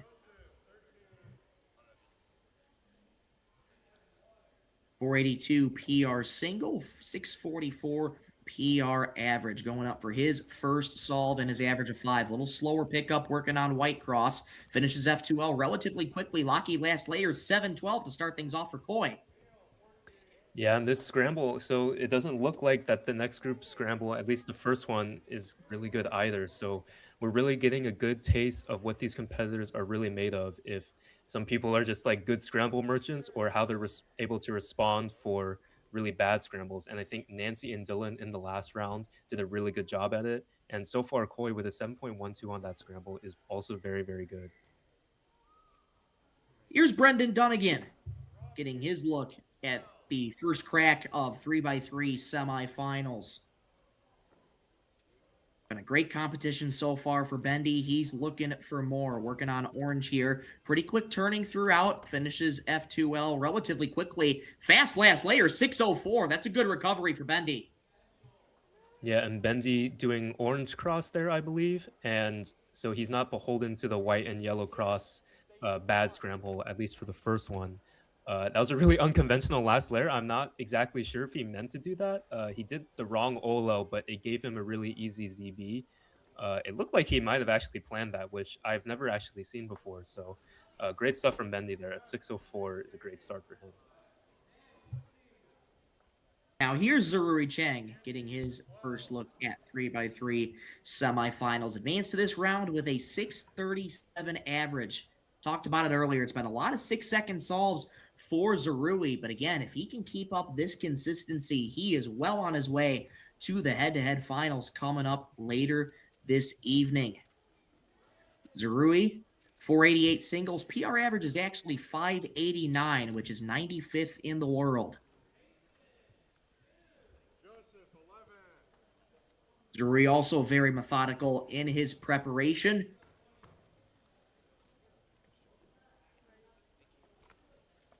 Let's see what the 6-time gold medalist can produce here on his first of 5 solves in 3x3 semifinals. Pretty quick inspection for Zarui, and off he goes, also working on orange cross. Pretty fast turning. Finishes up F2L there, 651. Got a little bit bailed out there with the really easy ZB, or maybe you want to call it a PLL skip, because this is just the standard OLO algorithm that everybody learns kind of in the beginning of Tuluk OLL. A bit of a shaky execution overall for Zarui, so he is going to look to clean that up in the next solves. And right on cue there, Chris, another 6-second solve for Zarui. Yeah, you're right. I think that makes that 5 6-second solves in a row. He actually responded pretty well from last time because he started with an 8. Absolutely. Here's Max Park getting his first look at 3x3 semifinals, defending Western champion, and he is looking to get back into the finals and possibly claim his 8th straight Western championship title. Nobody other than Max Park has won Western championships. Max has dominated this competition all throughout the year, and he's looking to get back into finals later this evening. Let's see what he can produce on this first solve. Working on white, a couple of rotations in there, lightning fast turning. He just keeps going, 548. And I think that's the fluidity that we've seen from Max for basically his entire career. Like, maybe the finger tricks and the turning aren't the best in the world, but I mean, the fluidity is something, might be the greatest we've ever seen. So in this solve, I mean, really, really good start. He had 2 free pairs and then a free pair at the very end as well. Not a very good last layer, but again, that doesn't really matter when he's flying through it like that. Just a simple nod of the head for Max Park. Just so consistent throughout the course of his career.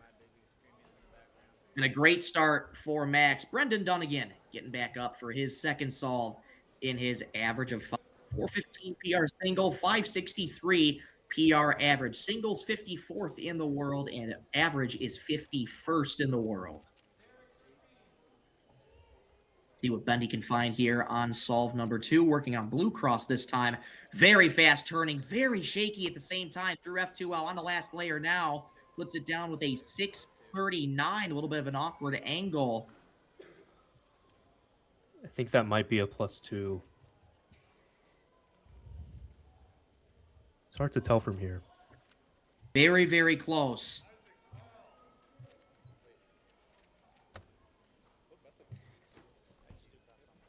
Try and get official word on the time, but that looked to be very, very close to a +2. Try and get official word on that as soon as we know more. Coming up on the 2 o'clock hour local time in Riverside, California, at the Riverside Convention Center for West Coast Cubing's coverage of Western Championship 2026. Michael Rosencrans, Chris Yen alongside with me. Glad to have you along on this Monday, May 25th, this Memorial Day holiday, rounding out Western Championships 2026 for this weekend. It's been a great competition so far, Chris. Coy getting back up for solve number 2. See what he can work with here.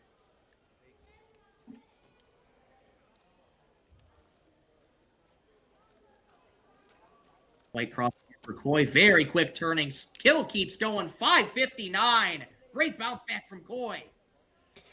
Yeah, it looks like this scramble has a lot of blocks to work with. I noticed immediately, though, on white that you're going to end up, if you use that orange and green block, with a flipped edge. But Coy using some pseudo-slotting here and EO in order to get away from that. That's a really good time. Absolutely justified pump of the fist for that time as well. Great solution from him.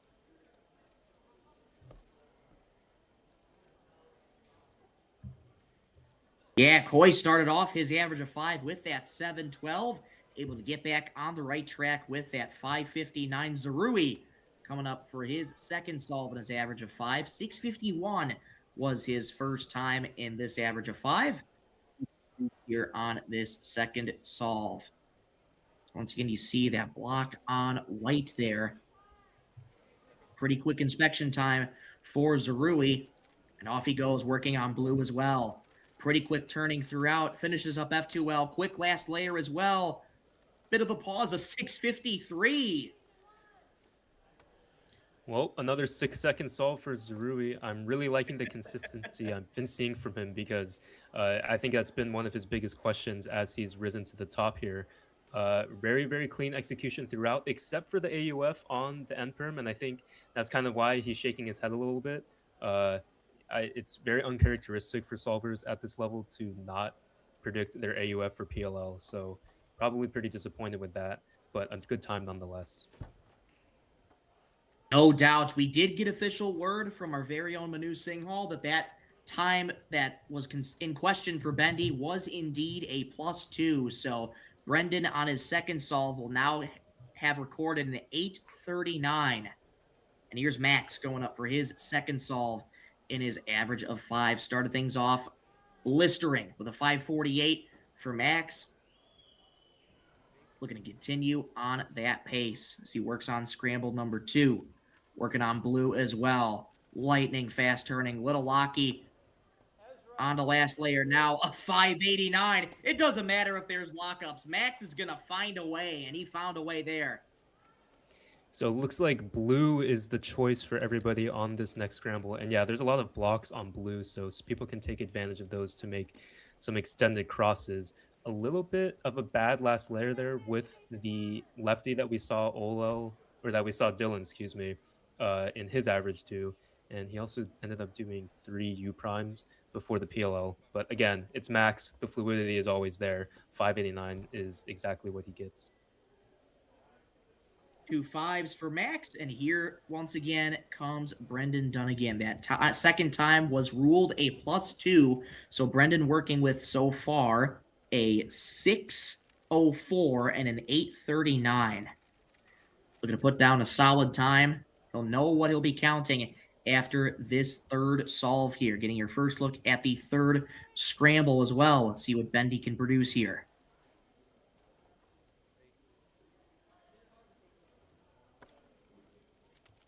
Really using his time looking up all around. Orange cross the choice here for Bendy. Pretty shaky in the hands, quick turning throughout. Pretty locky, though. Puts it down with a 733. That's what he'll be counting.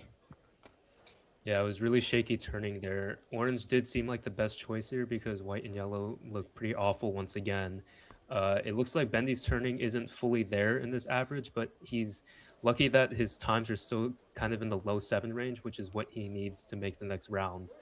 But it seems like in this group, Bendy is the one that has to deal with some early adversity in his average. Zarui back up for solve number 3.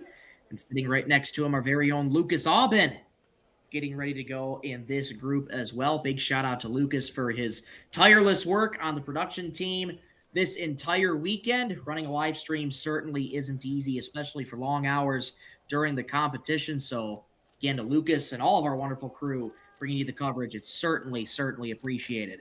Zarui going up for solve number 3. Red's the choice him for Zarui. Pretty quick turning throughout. Finishes up F2L there. Locky last layer, an 8 flat for Zarui. And interesting that he chose to do red cross here because it, at least from what I can tell, red cross doesn't seem like the best choice either for this pretty bad third scramble. But once again, it's the last layer lockups that are kind of killing Zarui in his solve so far. And now he has to make sure he doesn't count that 8. 6:53 is the time that Zarui is counting so far in his average of 5.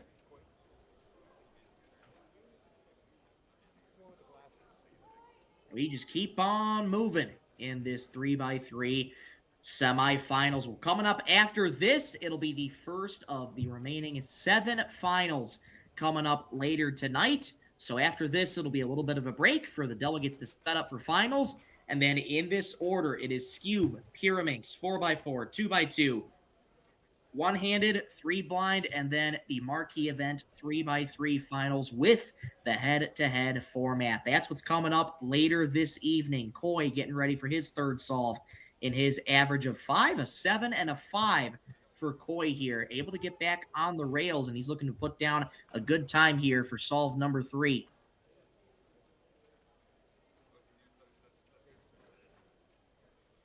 See what Koi can work with here on this third solve. White cross the choice here for Koi.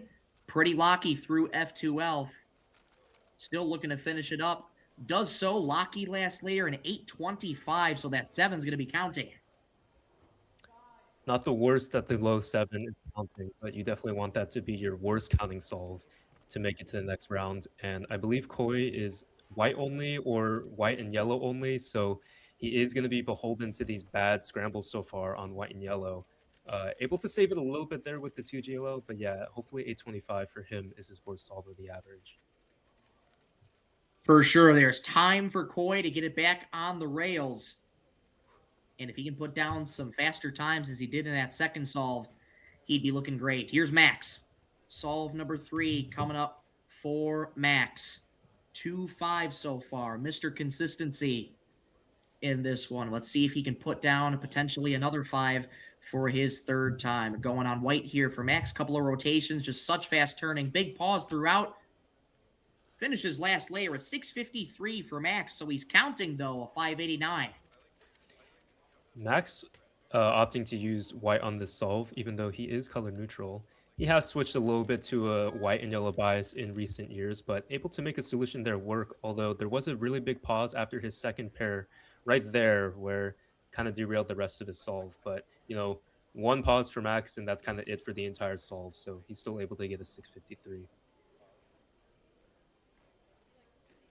Max's first 6-second solve in this average of 5. Able to get to the second round with an average of 560. And just to give you context, that 560 came in the second round, and Dylan got through to finals with an average of 564. Here's Brendan for his fourth solve in his average of 5. Counting that 733 so far in his average of 5. Let's see what he can work with here on solve number 4. Red cross the choice here for Bendy. Quick turning throughout. Pretty shaky hands, though. Locky last layer, 754. That's also going to be counting for Bendy. Well, now for Bendy, his worst possible average is 7.75, so that puts a good bit of pressure on him to perform in the last solve. Once again, white and yellow doesn't look like a very good start, but even on red cross, he does a rotation and then a rotation back, which you never want to do in any circumstance. And it just looks like the last layer turning for him is a bit locky and shaky. Still able to put down respectable times, but definitely a lot of pressure on him to do well in the last solve. Should Bendy get that worst possible average of 775, he would bump out Dan Tran out of the current 8th position as it stands right now. Dan sits there with an 796 average. Yi Chen Sheng just above him with a 764. So could be in for a tight race in the waning stages of this final group of 3x3 semifinals. Zarui back up for his fourth solve in his average of 5. 2 6s so far to start and an 8 flat on his third solve. He's counting a 653. Looking to get back on the right train here for solve number 4. Red cross here for Zarui. Pretty solid turning throughout. Finishes F2L. Quick last layer puts it down with a 687. So another 6-second solve for Zarui. Yeah, and the turning looked a little bit better there, but once again, not as flawless as he probably wants it to be. It helped a little bit that he ended with a T permutation, which is kind of like a warm-up PLO that you do all the time, so it can be more reliable. Even that, he locked up a little bit, and not the times that he's looking for, but he still has a very good shot at getting into the finals. In fact, yeah, worst possible average, 713, is probably pretty safe to make it anyways. Yes, that's almost guaranteed for him to make it into the finals. Now, of course, unless some of these cubers who are finishing up their average of 5 pull out ridiculous times, but at this point, looking to be relatively safe there with that 713 worst possible average BPA of 664. Here's Koi for his fourth solve and his average of 5. This time opting for white. Pretty methodical in his turning, a little smoother, a little pause there, finishes F2L. The MU moves 687. Good stuff from Koi. And once again, so this whole average, we haven't really seen a great scramble on white and yellow, which for Koi is a problem because he solves on white and yellow only. But once again, he's able to pull out a pretty good solution there, able to plan first pair and not lock up during his F2L, which is really hard to do under pressure when you know the scramble is not great. So really impressive stuff that we're seeing from Koi here. Should Koi get that BPA of 653, that would slot him currently into the 3rd position should he get that BPA. Max returning for his 4th solve in his average of 5. 2 5s and a 6 for the reigning Western champion. Max is placed first in his past 25 rounds of 3x3. And add a couple more rounds onto that from this competition. Green cross here for Max, just so quick turning. Puts it down with a 385! Oh my goodness, the backsoon into the PLL skip. And if Max ever gets a PLL skip with his fluidity, I mean, that's almost like guaranteed to be a 3-second stall. All So, Scube and unbelievable Pyramix for Max. finalists, submit your puzzles. All Scube finalists and all Pyramix finalists, submit your puzzles.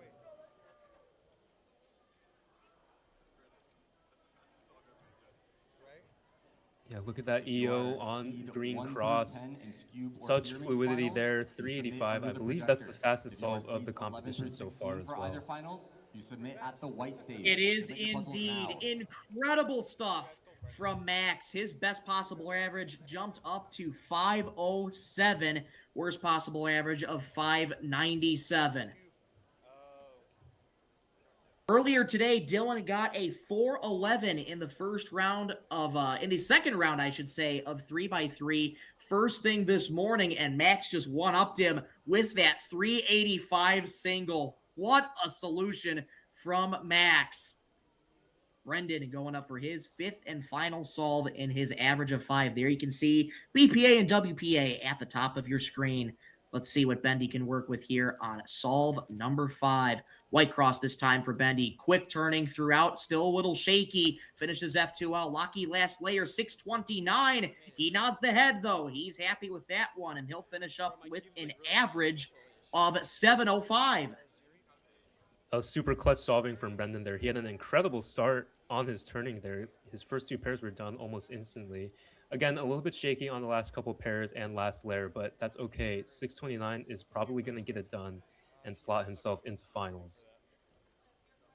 As it stands right now, Brendan just slotted himself into the 6th position so far, heading on his way to the finals. A few more solves left to go, though. Zarui coming up for his 5th and final solve. You'll see Koi coming up for his 5th solve. And, of course, you'll see Max Park coming up again for his 5th and final solve. Here goes Zarui.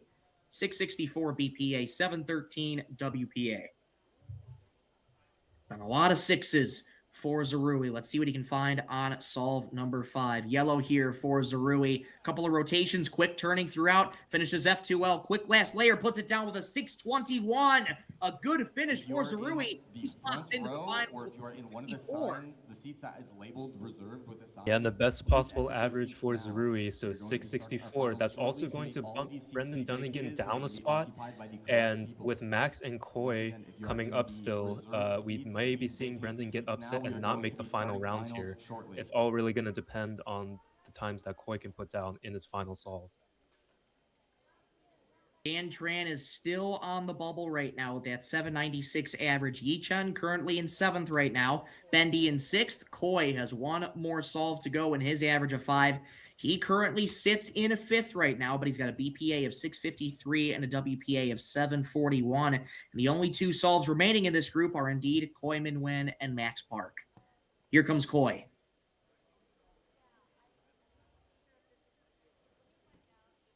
Again, 653 BPA, 741 WPA for Koi.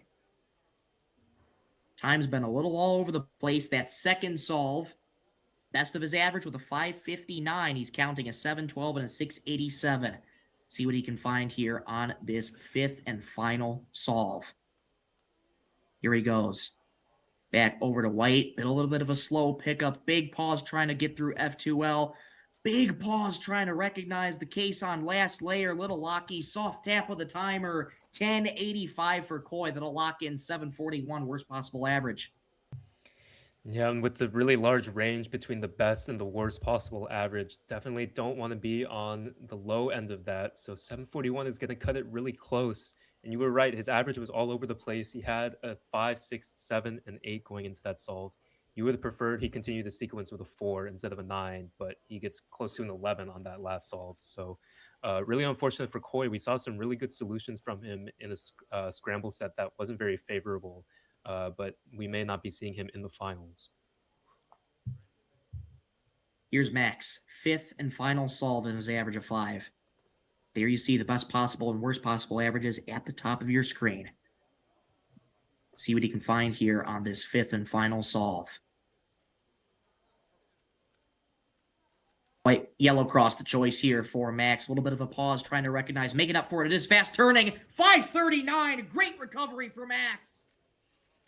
Wow, that solution seemed really, really short. It looked like he was pausing a little bit, but all of a sudden his F2O was done.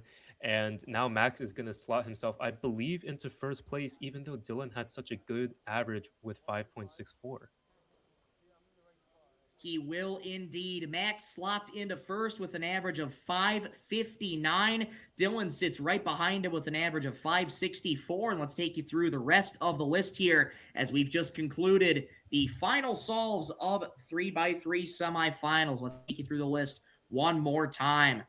3x3 semifinals goes like this. Those aren't fully updated yet. We'll read you the updated results here right now. Max Park in first with a 559. Dylan in second with a 564 average. Zarui slots into third with a 664 average. In fourth is Nancy Liu with a 678 average.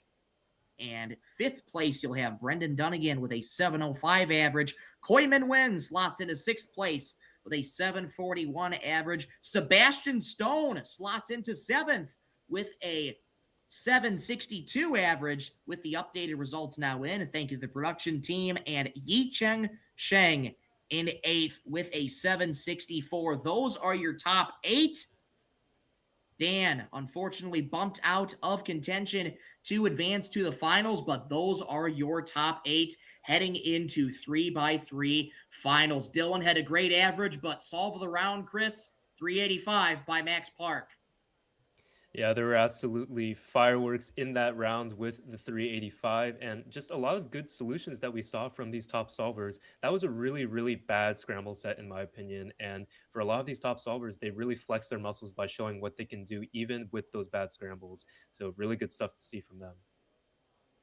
Absolutely. Well, that concludes 3x3 semifinals. We're going to take a quick break here, but when we return, we are now beginning the final rounds, the remaining 7 finals. And once again, they'll go in this order. Skewb, Pyraminx, 4x4, 2x2, one-handed, 3 blind, and of course, the marquee event, head-to-head finals. We're going to take a quick break, but don't go anywhere. Our coverage of Western Championship 2026 returns right after this.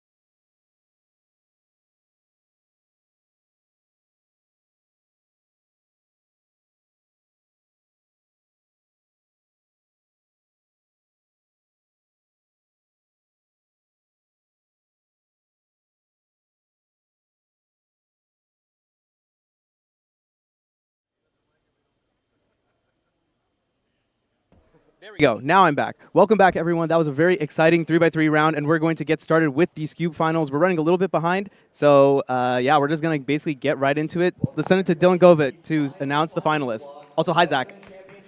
I'm new. We're just setting up the shot right now. Let me jump this. With our Skewb final. There you go. Hopefully you can hear. Introduce your You can hear Dylan. competitors. In your 16th seed from Southern California, Jason Zhang.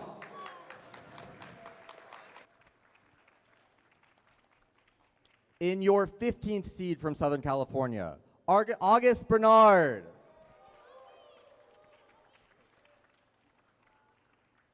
In your 14th seed from Southern California, Shiloh Despine. In your 13th seed from Southern California, Emil Lazaryev. In your 12th seed from Southern California, Dominic Shoji.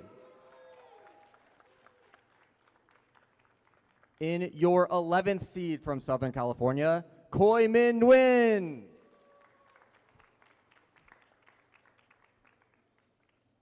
In your 10th seed from Southern California, Jusun Choi. In your 9th seed from Southern California and your very own WCC delegate, Andy French.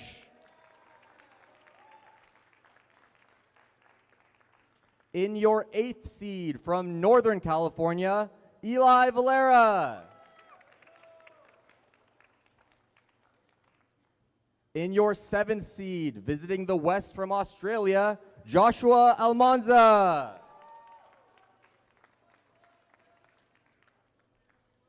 In your 6th seed from Southern California, Caleb Cow. In your 5th seed from Southern California, Jack Flynn Stewart.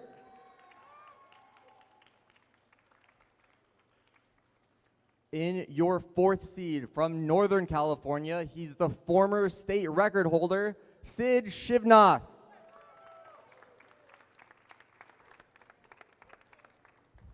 In your 3rd seed from Northern California, Yuto Kono.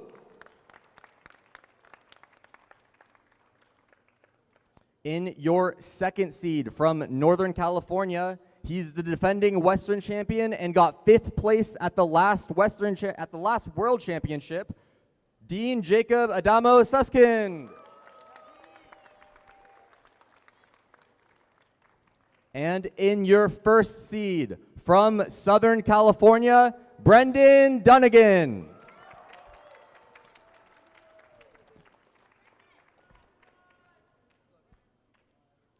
Good luck to all competitors. Runners, please bring out the cubes.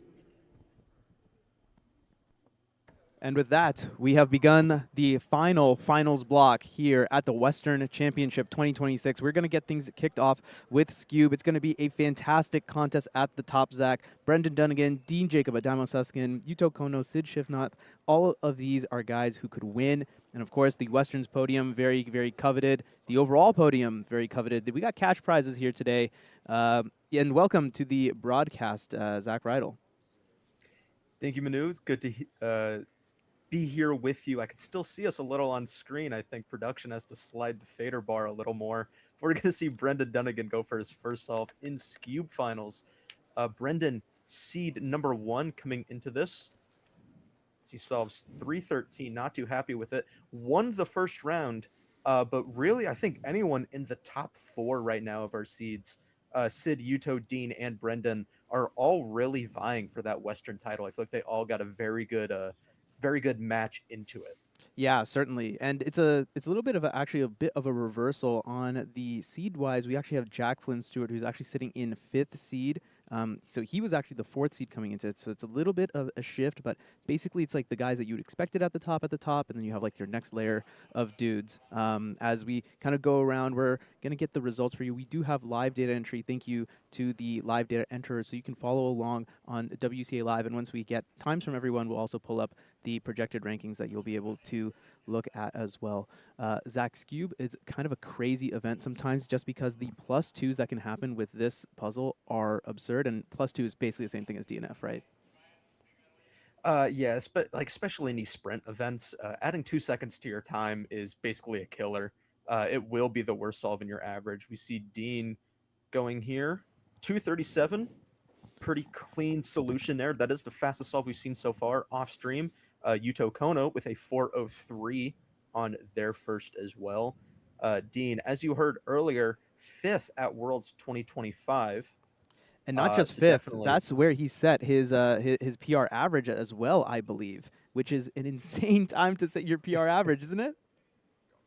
Yeah, I mean, when you're one of the best, nerves, I don't really know where I'm going with this, but being able to like hold yourself together for a round like that in such a big moment, truly impressive. I believe we see Yuto going for his 2nd right now. Oh, it looks like it's just too long of a solution. 332. I mean, he's keeping himself in it, which is nice, but he did have a 403, which is the slowest of our top seeds. As, yeah, we have 4 results in. Dean, 237, you saw that. Sid off to the side, 301. Brendan, 313. Yuto, 403. And then coming up with another 3. I do see on this scramble, there's two options that hopefully we're going to see that isn't a +2 for Brendan. 302 on his second one. I saw two major options there. There is like I guess a 1x2 block is the equivalent for on red and on white. Not sure if the corners were solved or if any of our solvers are using EG2, but at least some points to get going on a potential layer. Sid solve number 2. 226. Nice solve. Looks a little peeved about it, but 226 is the fastest solve we've seen so far. Nice solve. Yeah. I mean, I think part of it is like, yeah, PRs, of course, everyone wants to see the PR. It's not going to be about the PRs. It's really going to be about who can hold their nerve, as you were saying, the most, and who can get, I mean, honestly, even if you get like the best, or wait, what am I trying to, even if you get like the best worst solves, I guess, that's perfectly fine. We don't need to break PRs. I mean, or let's just shoot for them. 207 from Dean. Great solve from him as we go to Yuto. That solution was insane from Dean. Crazy turning, completely effortless. You see Yuto going now. 269. Nice job. Looks pretty happy with that. Yeah, I think like all of these top 4 solvers are beasts in their own rights. Sid just getting back off of back-to-back PR averages of 211 in the at one of their last competitions, or at least their last few competitions. Jack Flynn Stewart here, 5th seed right now. Let's see what Jack can pull off. Yeah, surely Jack has done more than 0 solves. 238. Okay. All right, Zach. This is a dynamic final. We're like in it. We're locked in. Anyone can win this right now. The solves are coming out, and they're coming out in droves. Yeah, Brendan Dunnigan, 292 here. I believe that's Brendan's third. WCC Live is only showing me one. 202 from Sid. Ooh, on pace right now with Dean. Looking right now at WCC Live predictions, Dean and Sid both neck and neck. Yeah, just amazing solving from them both so far. It looks like we're only tracking the top 4, so we're not going to be able to see how Jack Flynn Stewart is doing, even though he's in podium contention. So we'll try and keep an eye out if we see anything happen there. Yuto Kono, solve number 4. Not seeing a whole lot there. A green arrow to solve with. 314. Not happy with that solve. I mean, head in hands, maybe, I guess, because, I mean, the thing is, like, he doesn't know that everyone else is getting good times, but you can't think about that, right? Like, you have to think about, okay, well, I need to get the best times for myself. I need to put up times that are competitive. And I feel like his times are decently competitive. It's just that everyone else is also just throwing darts at the moment. Speaking of Dean, 189, fastest solve we've seen so far in this final. Oh, I mean, when you're talking darts, that's a dart. 316 there, Jack Flynn Stewart. Keeping up with the pace. I think Jack might actually have so far a solid shot at podium. Depends on how our other competitors do. Brendan Dunnigan right now, solve number 4. Oh, Sid, we're going to cut to Sid for solve number 4 first. Ooh, big pause there before going into NS. Quick layer solution, though. Brendan, let's see if he can find something. 269. Looking quite pleased with it. That's the third solve in a row that Brendan's cube hasn't been fully aligned. Ooh, Sid, a DNF on solve number 4, it actually looks. Inputted into WCA Live.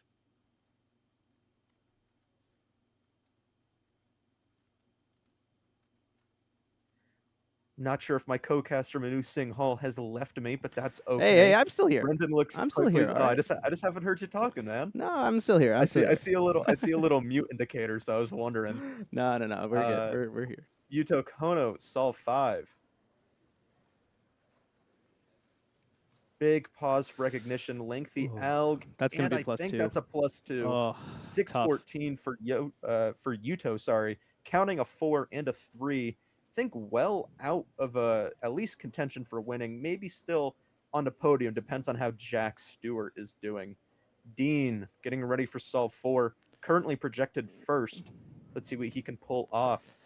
Yeah, off screen 350 average for Yuto confirmed. Sorry. No, you're Go good. ahead, Manu. I was just gonna say we have Jack off stream as well, so it's gonna be kind of a race between both of them here. Let's see which we're gonna get on the broadcast first. In either case, I'll tell you which one we Miss. Looks like Jack got a little bit stymied there. This is going to be a 4. That's no good.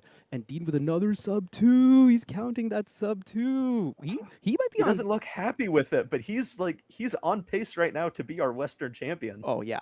Oh yeah. He is looking fantastic. I mean, can anyone even catch him? No, none of the top 4 can catch him, right? Yeah. I don't think so. Yeah, that looks like it's a guaranteed first, I think. I think yeah, it should be. I mean, WPA is 214. No one's coming close to that. So Dean Jacob Adamo Suskind is your Western champion. Now I'll Brendan say, Dunnigan, Sol 5. as far as we know, there is some data to be entered, and Bendy definitely, I think, DNF'd that one. Yeah, turning the cube after stopping the timer is a DNF for Brendan, unfortunately. So that will count at least one time in his average. I think he's still looking at sub 3 though. He's laughing it off. At least it's not like a. At least he's not upset about it. It was going to be the worst solve in his average regardless. Yeah. Hopefully we can find out what Jack Stewart is doing average wise. But right now it's projecting that we're going to see a podium of Dean, Sid, and Brendan in that order. Yeah. All dependent. Yeah, that does look like. I think that it will end up that way. I'm not sure what Bendy's.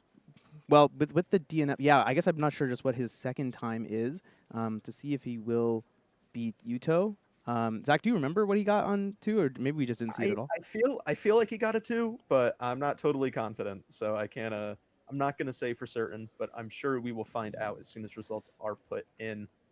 Interesting. See Dean Sol 5 here. Yeah, I mean, Dean has the potential for. I mean, he has potential for sub 2 even. Can he pull it off? Best possible average is sub 2 here. Oh, he got it. Will do he it. Got it.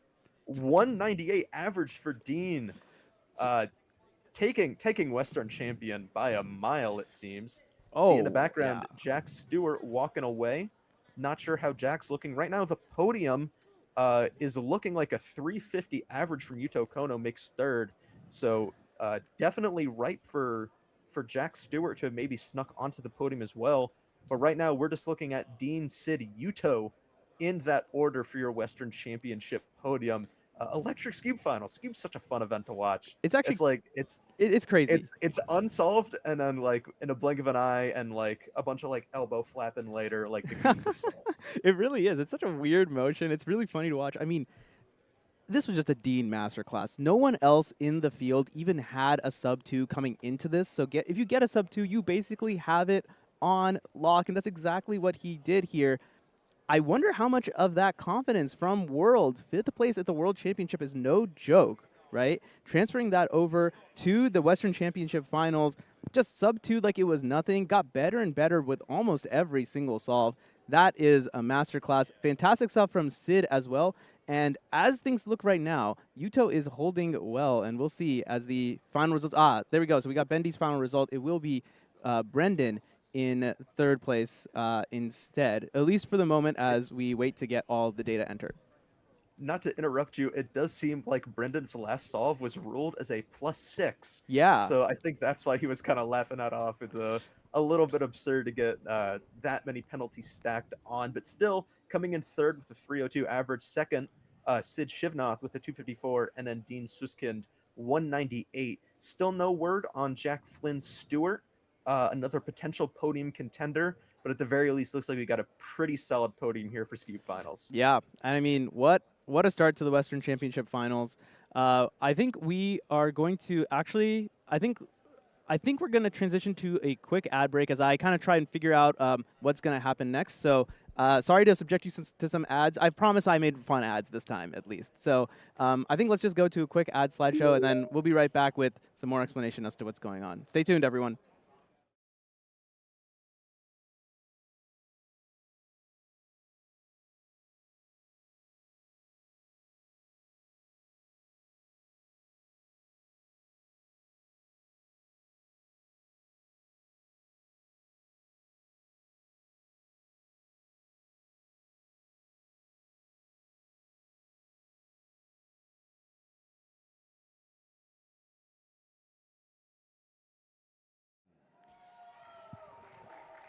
And we're actually back, everyone. We're actually just going to go ahead straight to Pyramix Finals. I actually thought that there was going to be more stuff that needed to be sorted out, but Dylan Govic, Ruby Lou in the background, they don't get the attention that they should, but they have been doing an incredible job as head organizers, making sure that everything is running as smoothly as possible.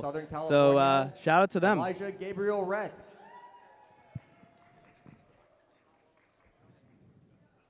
In your 13th seed from Southern California, Saul Alagona.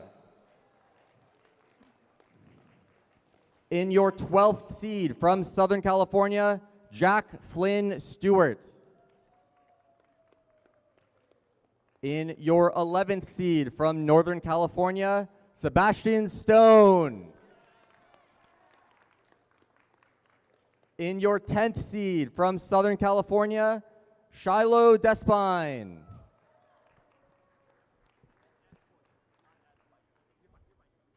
In your 9th seed from Southern California, Eileen Vo. In your 8th seed from Northern California, Sid Shivnath. In your 7th seed from Southern California, August Bernard.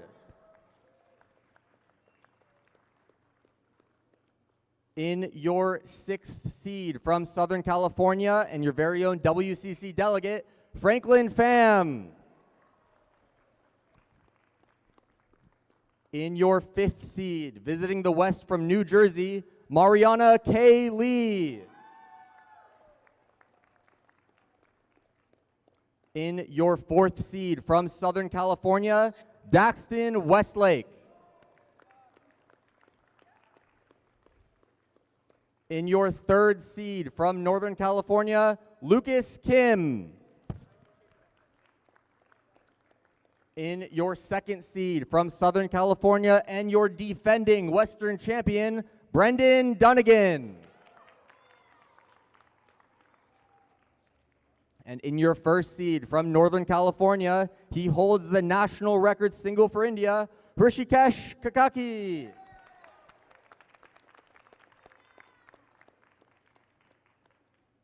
Good luck to all finalists. Runners, please run the puzzles. And here we are. We're getting things started with the Pyramix Finals. We have a slate of incredible solvers from around the West Coast, as well as a visitor, Mariana K. Lee, sitting in the 5th seed coming into this final, as well as representing the Mid-Atlantic. I knew you'd wanted to get a shot in there. Of course, I'm going to get a shot in there. Hey, our region's the best region. My guys are on top. As you were saying, yeah, amazing slate of competitors. Right now, I think we're looking at our top 3 seeds all duking it out for that Western title. Lucas Kim, Brenda Dunnigan, and Rishu Kakati. Amazing solvers. We did just see Lucas with a 229 PR average in the first round. Brendan Dunnigan, all-rounder go, I think is fair to call him. And Rishu coming in seed 1, the only person with a sub-2 average this competition, it seems. I hope I don't get made a liar when I check results. Yes, the only person right now with a sub-2 average. All right. Lucas, 264. Yeah, 264, very solid start.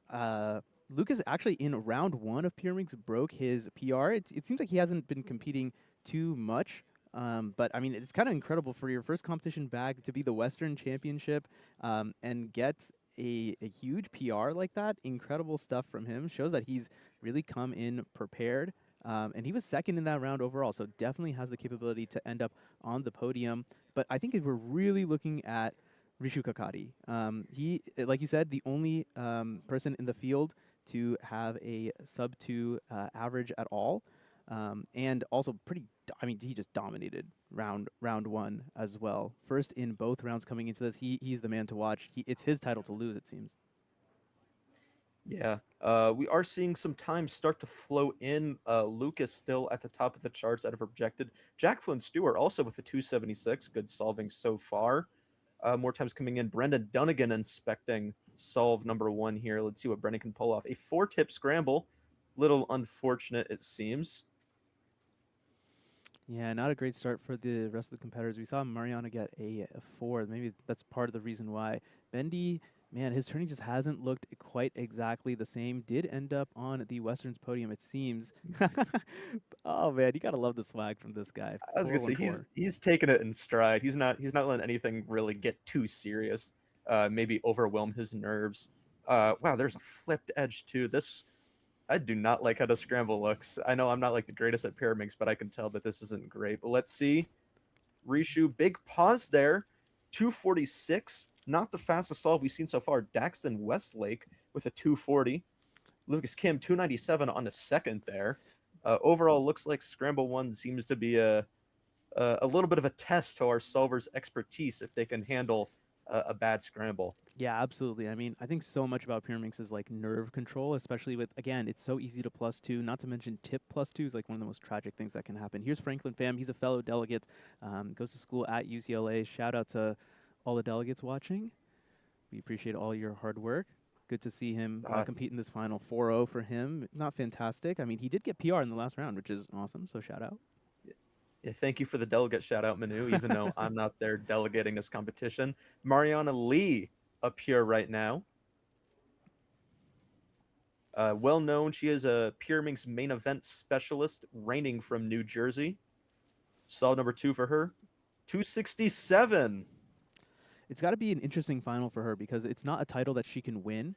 And so it's like, I wonder if there's a little bit of pressure off. But then again, she's put a little pressure back onto herself, getting 469. So it's kind of pressure ebb and flowing, a pressure wave, if you will, as we go to Bendy. I saw a 229 there from Daxton Westlake, currently leading the pack, it seems. Brendan's really got to pull this back in here after that solve 1. Big pause in a +2. Yeah, we were talking about it. We were talking about Brendan. it. Had to avoid major mistakes like that. I think Bendy's just looking forward to head-to-head finals, perhaps. I was going to say, a weight lift off his shoulders. Lucas Kim, 260. A lot of weight lifted off of Brendan's shoulders, seeing that he made head-to-head finals after getting really close, or at least he thought really close to not making it in semis. So a lot of that weight lifted. Brendan also earlier in this competition, 0.97 Pyraminx single, but +2 to unfortunately. So those +2s coming back to haunt him in this event. Rishu solve 2 using up all of that warm-up time allotted. Try and get ready, get those nerves out of the way. Rishu inspecting now. Competitors get up to 1 minute, so yeah, might as well use all the time you have. We're going to quickly cut over to Mariana during Rishu's inspection. 248, good bounce back single for her. She's going to need more stuff like that if she's going to stay in the race. Rishu, yeah, taking all the time, trying to figure out the optimal angle. Good solution from him. 205, that takes over the title of best single in the round so far and moves him up into first place projected. Yeah, that does put him just a little bit ahead of Daxton Westlake right now. 226 projected average right now out of Rishu's 2 solves, 235 for Daxton. Brendan, big lockup. That's and DNF. a DNF. Oh, but the 6-7 at least. I mean, I guess he's stoked about that. Yeah, Brendan definitely out of contention for any sort of title, even podium at this point. Yeah, no, he's out. He's out. Not sure we're going to see a lot more of Bendy in this final, unfortunately. For him, it's time to move on to the next final. He's got plenty more. Dax now, he's in second spot in the projected. Can he find the end of the solution? Not quite. It's going to be a 4. That's a step back. You do have 1 solve to give, but not really the best time to do so. Solve number 3 as we go to Lucas. To say, Scram 4 looks pretty good. I see a big block there on the back. 170 That's for pretty good. Lucas Kim. Yeah, I was going to say that puts him with a 274 worst possible average. There's not a whole lot here for other solvers to do to really kind of come close to that. We see a couple like in reach of that.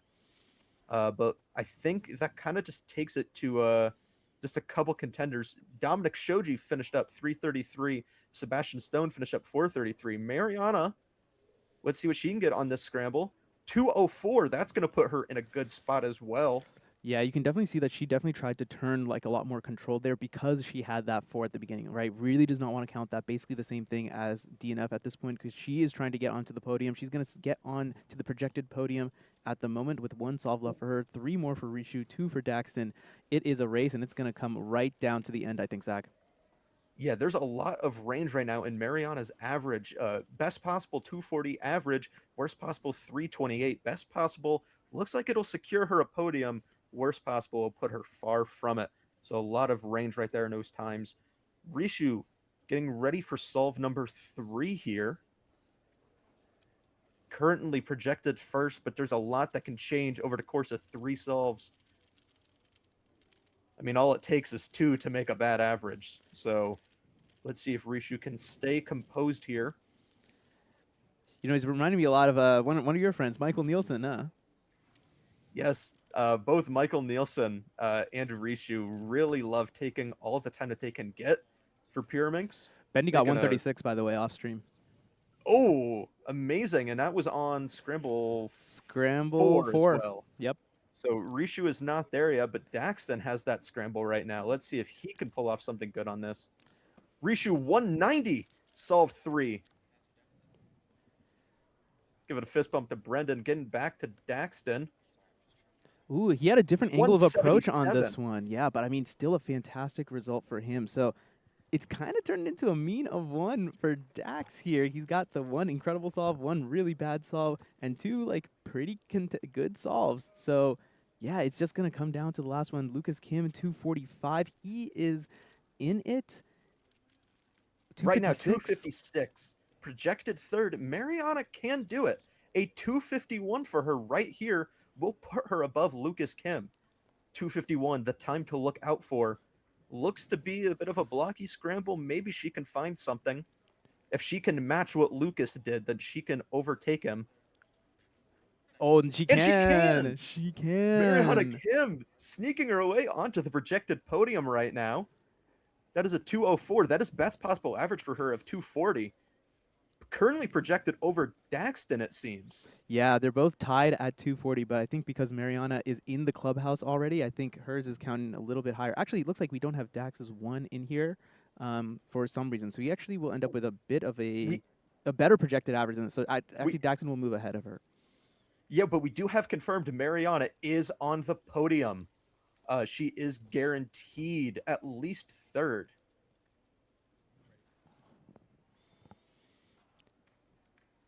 Brendan, I don't know if a victory lap is really the right word here, but going up for solve 5.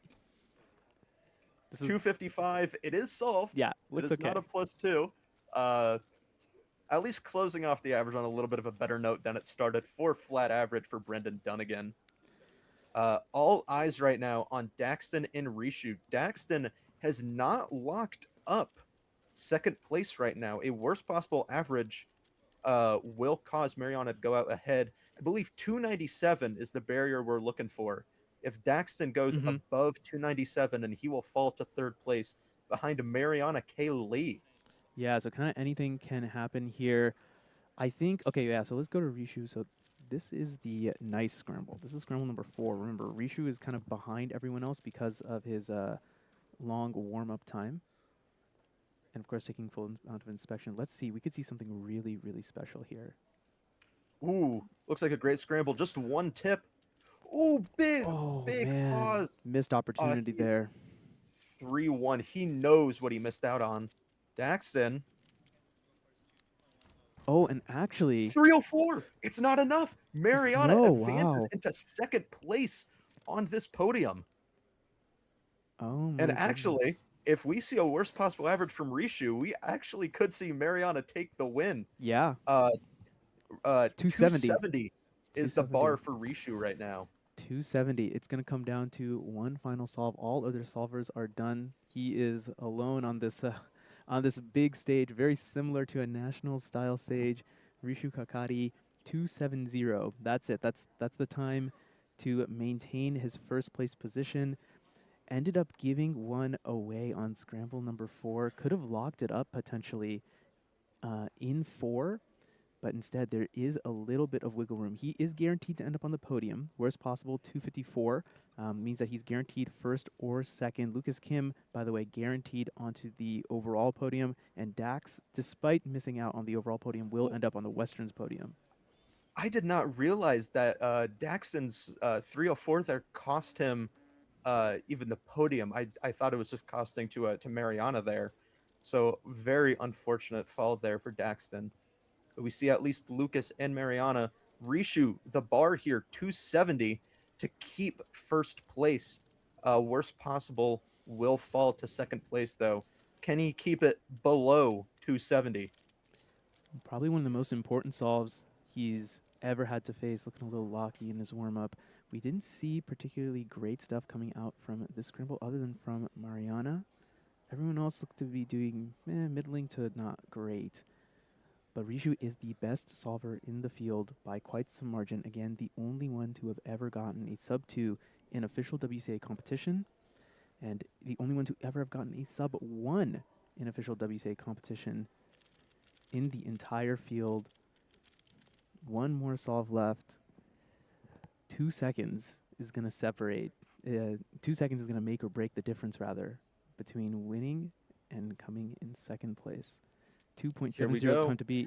Oh, wow. And what a master class from Richu Kakati. 156.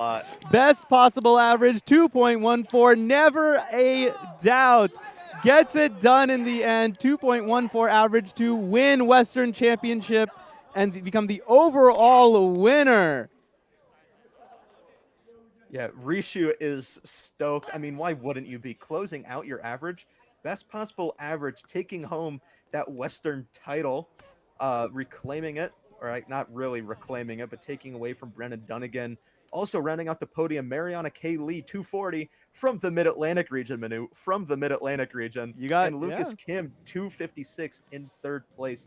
Stellar Pyraminx finals. I mean, same deal as Cube. It's like blink and you miss it, but super fun to watch there. I mean, yeah, here we see the amazing podium graphic. I haven't seen this before. This is awesome. Yeah, Great no work, production. No, that's awesome. Yeah, I'm glad that we were able to get that. I have to say, I have never had as much fun commentating Pyraminx as I have this weekend. Wow, it has been an amazing 2 rounds that I have commentated. Some great solving from everyone, and coming down to the last solve, that's exactly what you want to see in these types of finals. And Zach, I regret to inform you, perhaps, we got a couple more of these to come too.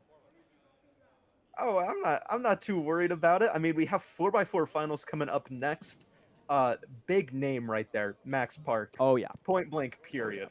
I mean, if you're enough said. If you're here, enough said. Let's hang up the mics, dude. We're done. Let's go home. I was Easy, say, 20-minute break. The results really speak for themselves. I mean, Western champion. Just God. Just got it.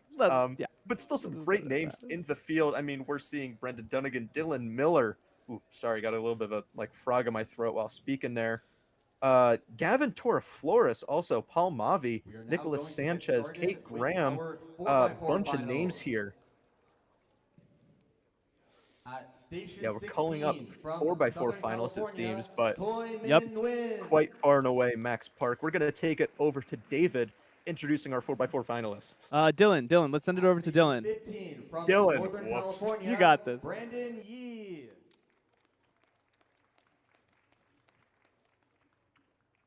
At station 14 from Southern California, Nancy Liu.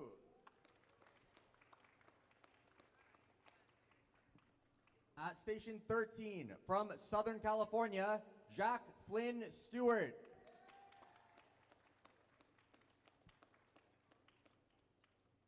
At station 12 from Southern California, your beloved WCC delegate, Shane Grogan.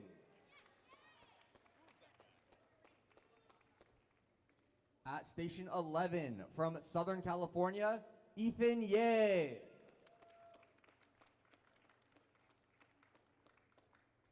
At station 10 from Arizona, Dan Tran.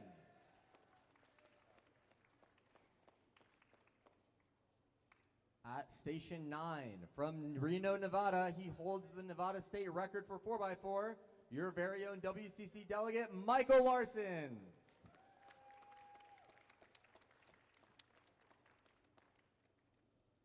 In your 8th seed from Southern California, Michael Muthing.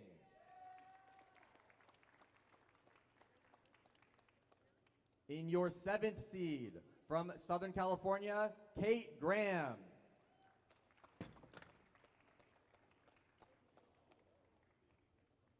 In the 6th seed, visiting the West from Louisiana, Dylan Miller.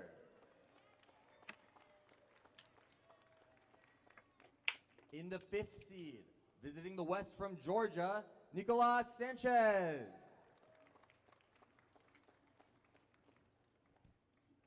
In the 4th seed, from Northern California, Paul Mavi.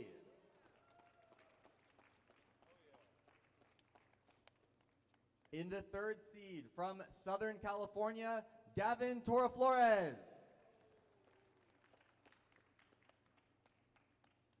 In the 2nd seed, from Southern California, Brendan Dunnigan.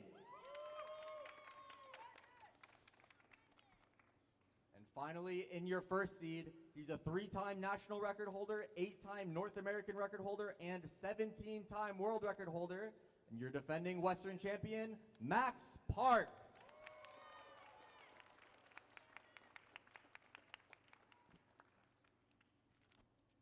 Good luck to all competitors. Runners, please run the cubes. And there we are. We're ready to get started. Actually, Bendy's got his cube already, so we're basically good to go. I mean, the story is all going to be about Max Park here. He is potentially on a revenge tour. He's lost his 4x4 world records. We could see another world record go down here at the Western Championship. Manu Singhal, Zach Rydell on the mic to bring you the greatest of action from here in the West, the best in the West, some might say. And you can't talk about the best in the West without talking about Brendan Dunnigan. Looks like he actually fumbled a little bit on this 4x4 solve, so maybe not the greatest start to his 4x4 final.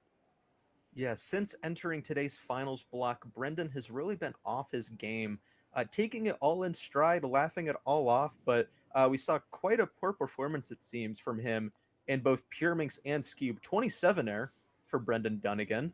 Not off to a bad start, but definitely not performing how he's been wanting to in this finals block. Paul Mavi, 29-27. Of course, the main story here is Max Park and what can he do. But we also have the title of, I guess, Western's runner-up, currently in a battle between Brendan, Paul, and why am I blanking on a name? Gavin. Yeah, Gavin, I mean, a huge PR from him, 26.72. His previous PR was 28.19. Wow. At that level, getting a PR that massive is insane. I mean, if he gets something like that again, he's going to put himself solidly in the race. You're talking about what can Max Park do. What can Max Park not do at this point? I mean, just an absurd solver. You can see it. He flipped at 7. He flipped at 7 into his edges a little bit pausey, more pausing than I would have expected. Solidly into 3x3 stage now. Let's see if he can avoid the parity. Yeah, just the PLL parity, and it says sub 20 solve to open his account at Western Championships 4x4 final. I was going to say, not just sub 20, but pushing sub 19 there, 1904. Amazing start to his average. We did see him with a 1988 average in the first round, so definitely looking to be reclaiming his 4x4 records as soon as he can, but at very least the Western title. Brendan Dunnigan starting off solve number 2.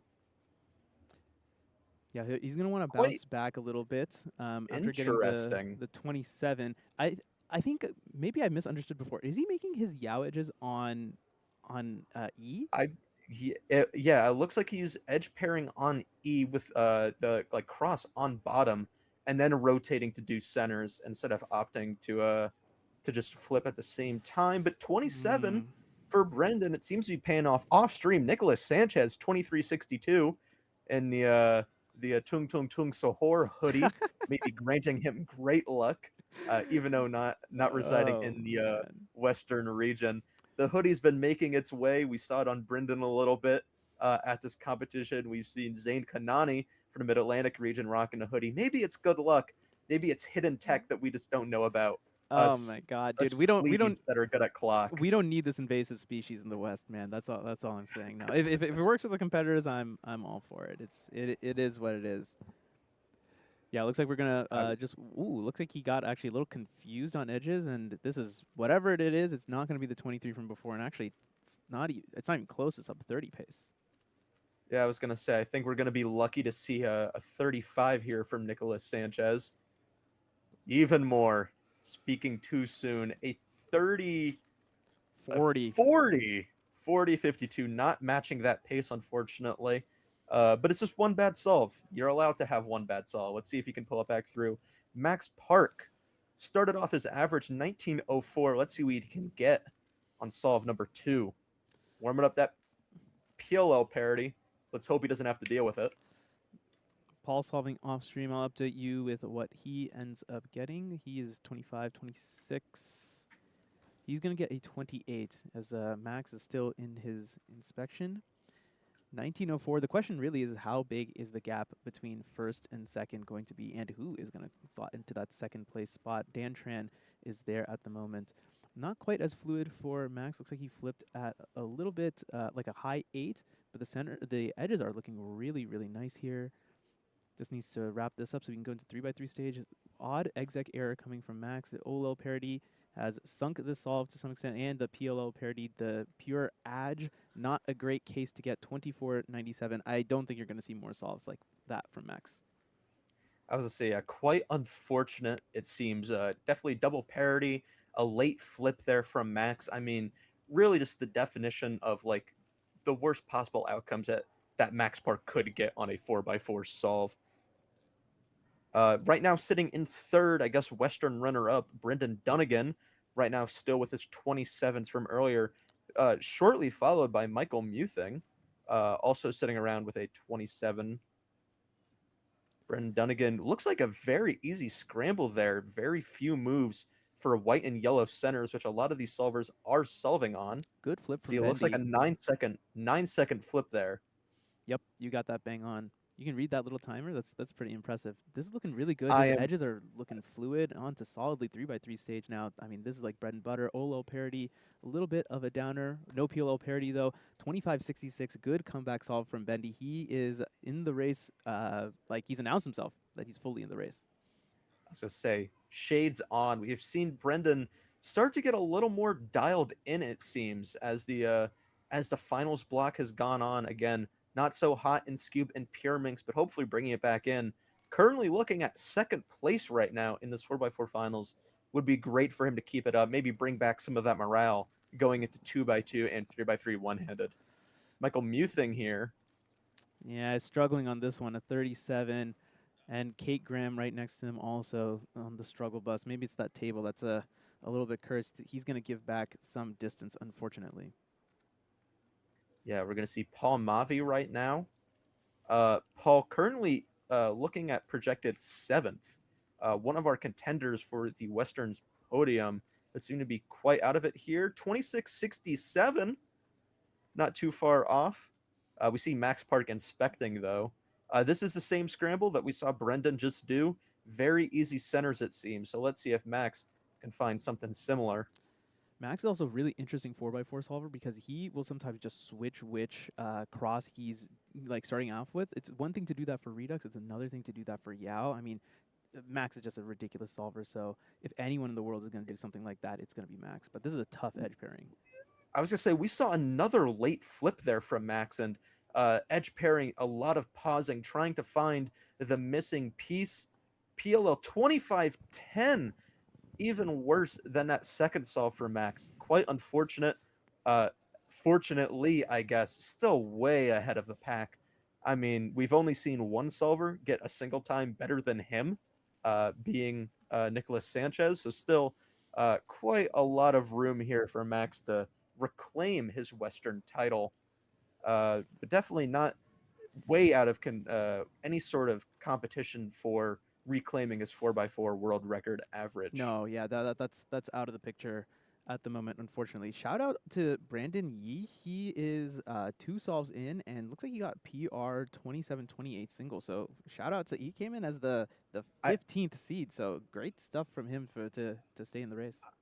I also think that 28 from him was also PR single. So back-to-back PRs there from Brandon. Maybe someone to watch out for. Oh, he's not even in my list as in like the top 20 seeds. So, yeah, I mean, amazing stuff. Wow, really showing up at the right time. I was gonna say it would Oh, be he didn't have a nice to sub see 30 single. Yeah. Wow. Yeah, and I mean, being able to get that close, hopefully on pace for a PR average, but maybe he can pull something off here.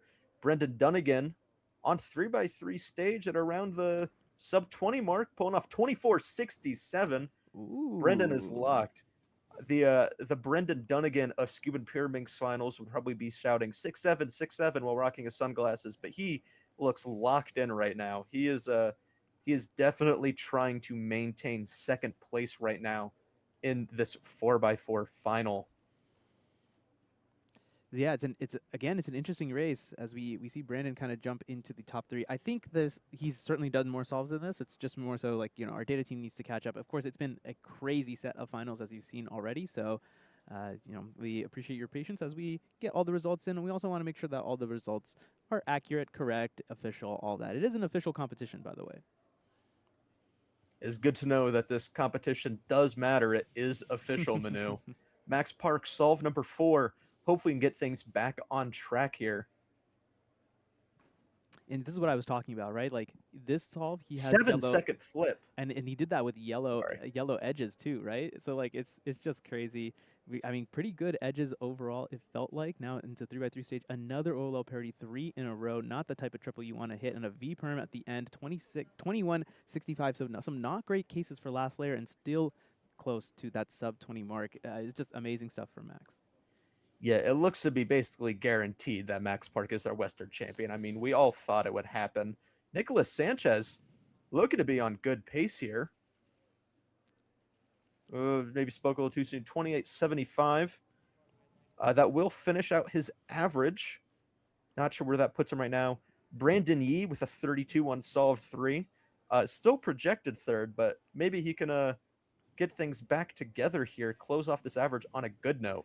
Oh, looks like Paul got a DNF on solve number 4. That's going to be weird. So the 29 is going to count. That's actually going to put him back quite some margin. We're watching Gavin Torflores right now, 26 on the last solve, and he is going to be counting that 27. He also has a 31 counting. So depending on what he gets here, things are going to move around. Koi Nguyen now has moved into the top 3 projected as well. It's everywhere, it's everything everywhere all at once, Zach. I was going to say, Koi counting a 26.25, but also a 30 in the same average. Not sure how that's going to look, but that does average out to 28, which seems to be just enough right now. Brendan Dunnigan, solve 5. Can he keep it composed? Yeah, nice. Last 2 edges algorithm onto 3x3 stage. OLO parity. U-perm, 24.92. He is stoked. Yeah, I mean, that is going to be close to BPA average right there for Brendan. That is, I think, sub 26 still. Yep. 25.97. That's some quick math coming out from the one and only Zach Rattle. He's earned those glasses. Put them on, Bendy. A fantastic showing from him. He looks, actually, I think he's guaranteed to end up in second place. Western's runner up. It was looking a little dicey. Way to keep your nerve, Bendy. I was waiting for you to make a joke like that, but we're going to ignore that and go on to Max Park. Solve number 5. Brendan Dunnigan is now guaranteed to be on our podium. Not like any of us are really questioning that. Yeah, Max Park here. Solve 5. Not the greatest average that we've seen from Max Park in 4x4 ever, but maybe he can still pull out a good single here to wrap up the average and his Western champion title. Yeah, unfortunately, another slow flip from Max as he used blue cross here to start things off. So he's just kind of taking a victory lap. Fair enough. Max has earned it after all those amazing accolades Dylan had listed out earlier. A 23.38 will wrap up his 4x4 average here at Western Champs. A 23.33 overall. Behind his pace, he has high standards for himself, but a win is a win is a win for Max. Yeah, we are going to see Koi waiting for his 5th solve. Right now, Paul Mavi projected 4th at 29.34. I think, yeah, Koi is not guaranteed podium yet, as we're still waiting to see some more solves, but I think fairly confidently on the podium here. Yeah, we're trying to get you an angle of that right now, and it looks like we might be able to get something. Yeah, it's a little tricky with people kind of standing around in the way, unfortunately. He's all the way at the end. He actually only qualified for this final because Kevin Hayes had to leave the competition early. So he's literally the last man in. He's finished his solve now. It's a little too far for me to see from here what he's gotten. Mathematically, though, Manu, it actually looks like no matter what, he Koi locked it. is guaranteed third. Yes. 29-22 average for Koi. Wow. Coming in third Wow. at Western Championships. Almost didn't make the final. Amazing. That's why these competitions, these regionals, are always so cool to watch. You might not have the biggest names in the world, but man, there's great stories to be told. You just got to sit there and watch. You just got to sit and watch, Manu. Again, wrapping up our podium, Koimin Nguyen, 29-22, third place. Brendan Dunnigan, 25-97, second place. Your Western runner-up and your Western champion, of course, Max Park, 23-33 average. Amazing 4x4 final, Manu. What a final. I mean, just the story of Koi making it on to the overall podium after not even getting into the final in the first place. He should send his winnings to Kevin Hayes. That's all I'm saying, because that drop was the key that allowed him to get into the race in the first place. You can't win, you can't podium if you don't make the final. And wow, a second life granted to Koi Min Wen. And he took it and he ran. He cashed it in the bank, as they say. Just an incredible final. Special shout out to Brandon Yee, 31-41 PR average after that amazing double PR start to his average, only coming in 10th place, but still quite a jump from his previous PRs. We are going to get into 2x2 finals very next. We got some great names to see there. Brenda Dunnigan, Dominic Shoji, Nancy Liu, Nicholas Sanchez, just to name a few. I think I rhymed there. That was cool. I'm proud of that one. You got bars. I got bars. I'm known for it. Yeah, but amazing. Here we see 2x2 second round. Brendan at the top of the ladder here, but Dominic Shoji right behind him. Nancy Liu also not too far behind. I think we're gonna have a very close race here for 2x2 finals. I'm gonna make the argument. Of course, 2x2 is a sprint event. Everyone says it comes down to the scrambles, but I feel like people misinterpret that as like, oh, like you need lucky scrambles to win. We're gonna see who's really the best here, because anyone can get a good time on great scrambles, but who can get a good time on maybe not so great ones? That's what we really got to watch out here for in this 2x2 finals. West Coast Cubing Western Championships 2026. I wish I was there, Manu. I'm a little bummed it's like the opposite side of the country. And dude, after I'm going to go all the way to Delaware, you couldn't be bothered to come to my comp, man. I feel hurt. I feel hurt. That's all I'm saying. The moment you pay for my airfare for next year's Westerns, dude, I'll be Hey, there. I'm not getting paid to go to Delaware. What is this? Where's my airfare? No, I'm all jokes. Mr. Senior Delegate, you can find a way. That's for me to know and you to find out. Anyway, we're gonna get amazing. Yeah, we're just gonna go right into it. Dylan is ready to call up the finalists, and yeah, let's hand it over to the one and only Dylan Govic. In your 16th seed from Northern California, Brandon Yee. In your 15th seed from Southern California, your very own WCC delegate, Andy French. In your 14th seed from Southern California, Koi Min Nguyen. In your 13th seed from Nevada, your very own WCC delegate, Michael Larson. In your 12th seed from Northern California, Zrui Cheng. In your 11th seed from Southern California, Jack Flynn Stewart.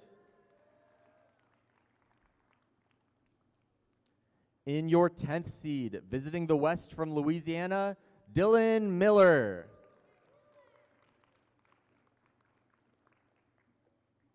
In your 9th seed from Southern California, Ryan Roth.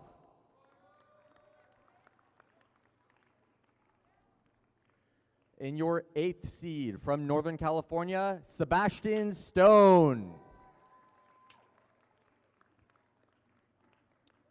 In your 7th seed from Southern California, Kate Graham. In your 6th seed from Southern California, Joel Kim.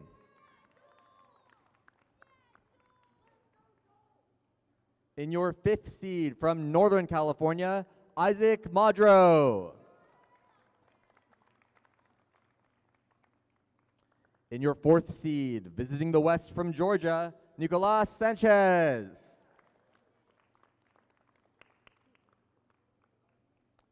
In your 3rd seed from Southern California, Nancy Liu.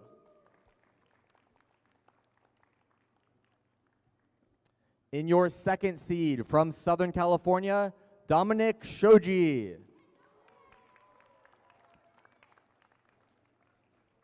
And in your 1st seed from Southern California, Brendan Dunnigan. Good luck to all our finalists. Runners, please run out the cubes.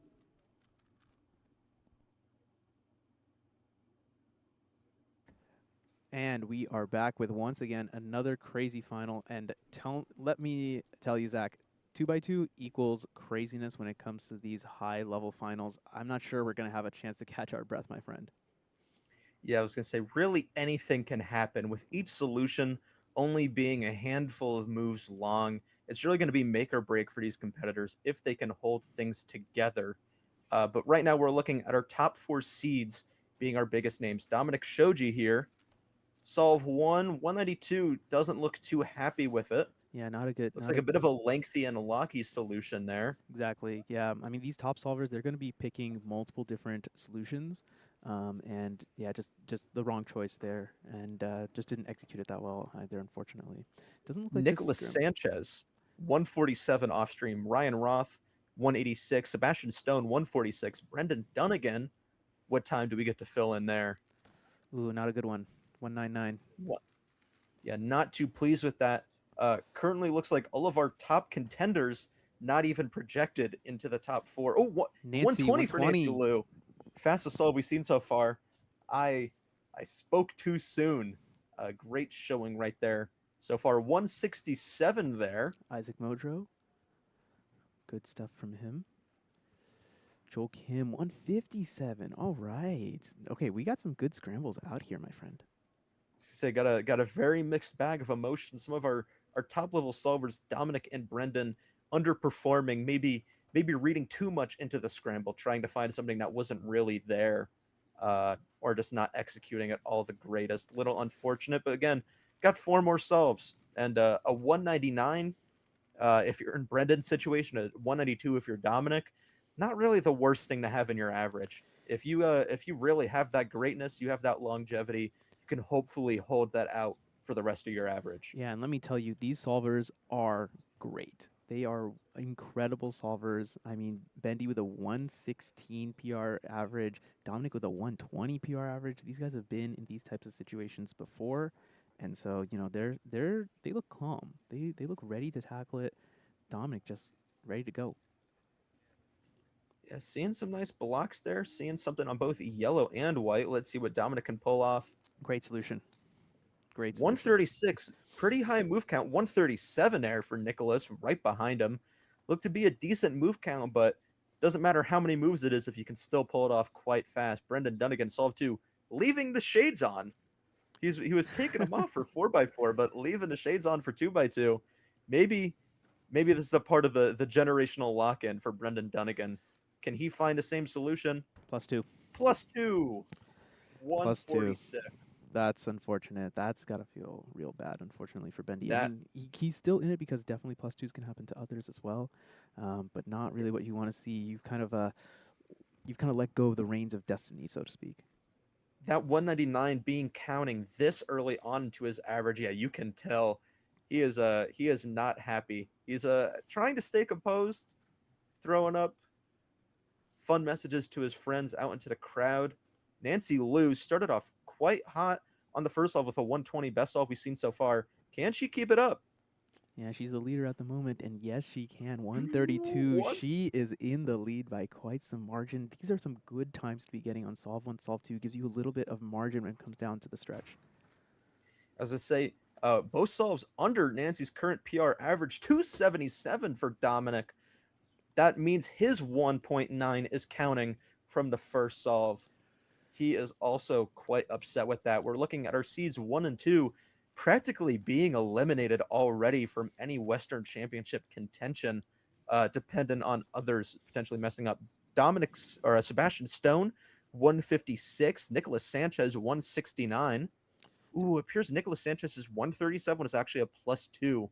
So projected third right now. Brenda Dunnigan, solve 4. Let's see. I mean, the orientation he picked, I don't really see much. It looks like he went for like an EG solution to 252, 266 from Sebastian. I don't know if is there a lot of juice in this. I mean, Nicholas got 169, so clearly there's something in this scramble 3. Let's see what our best solver in the field, Nancy, can pull out here. She is, yep, she's getting her cube right now. Yeah, I was going to say, not looking too great there. I mean, Brendan didn't even one-look that solution, it seems, so quite unfortunate. But Nancy currently well ahead of the pack. 2 solves right now under PR. I believe her PR average is 134. Correct. So if she can keep up that pace, maybe she can take home Western Championship and another PR to show for it. Dominic Shoji. Ooh. That's starting with a 2. It's hard to see because his phone's in the way. 2-0. That's a tough one for Dom. Yeah, I was gonna say, almost really just spells disaster there for Dominic, well out of podium contention at this point. Nancy Liu solved 3. A bit of a fumble, miss exec, but she did have some space to give. 281. I mean, that was the trap card. Now she's got to lock it in, and she should be good to go. 2-3 from Bendy, so he's given up a bit more space as well. Unfortunately, he's going to be falling down the projected rankings. 177 from Sebastian Stone. He's projected second place, and he's going to stay up there for a little bit. Yeah, Brendan does not look too happy, but he does seem to be finishing his average before everyone else, hopefully giving him all the time that he needs. No, sorry, that was only solve 4 from Brendan. But hopefully giving him more time to warm up for 3x3 one-handed. One of the cons of being an all-rounder, when you have back-to-back-to-back finals, you don't really have that much time to practice each individual one beforehand. Nicolas Sanchez, good solution 144. There. Good Great pace there. Right now. We're seeing a 160 best possible, 151 best possible, 217 worst possible from Nicolas Sanchez, projected second. Who do I see in the 4th place position? Our guy, once again, Koi Min Nguyen? What is... I mean, he has 147 PR, so maybe I shouldn't be so surprised that he's up here. But yeah, I mean, 170 projected average for him. 139 for Dom. Yeah, a little too late there for Dominic Shoji. 6 right now in projected rankings. Yeah, let's see. 179. I mean, 179 is a sub-2 average. I mean, that's really good. No one has a WPA better than that, so he isn't out of the contest just yet. He's in the clubhouse with the best so far. Bendy 137, 227 average. He's gonna fall behind. 227. Yeah, our 1 and 2 seeds currently projected 6th and 8th in the round. Little unfortunate there, but hopefully we can see some other stars shine in this moment. Right now projected Nancy Liu, Nicolas Sanchez, Sebastian Stone. Nancy going up solve 4 right now. Can she lock in first place? That's a big block on white-red, isn't it? Oh, no, that's yellow. Okay. No, it's white-yellow. 110. 110. 110. She's on PR Nancy. pace right now. She's smiling. She looks happy about that. That is a fantastic solve from Nancy Liu. 121 best possible average, 178 worst possible. She hasn't locked up podium because of that 280 from the start. I'm not sure. Oh, we're looking. Who is this that we're seeing right now? We are that's trying to look at Koi. Koi, yeah, but we got a camera in the way, unfortunately. No worries. I think see what the rest of our pack. Nicolas Sanchez 151. That is a guaranteed podium. 155.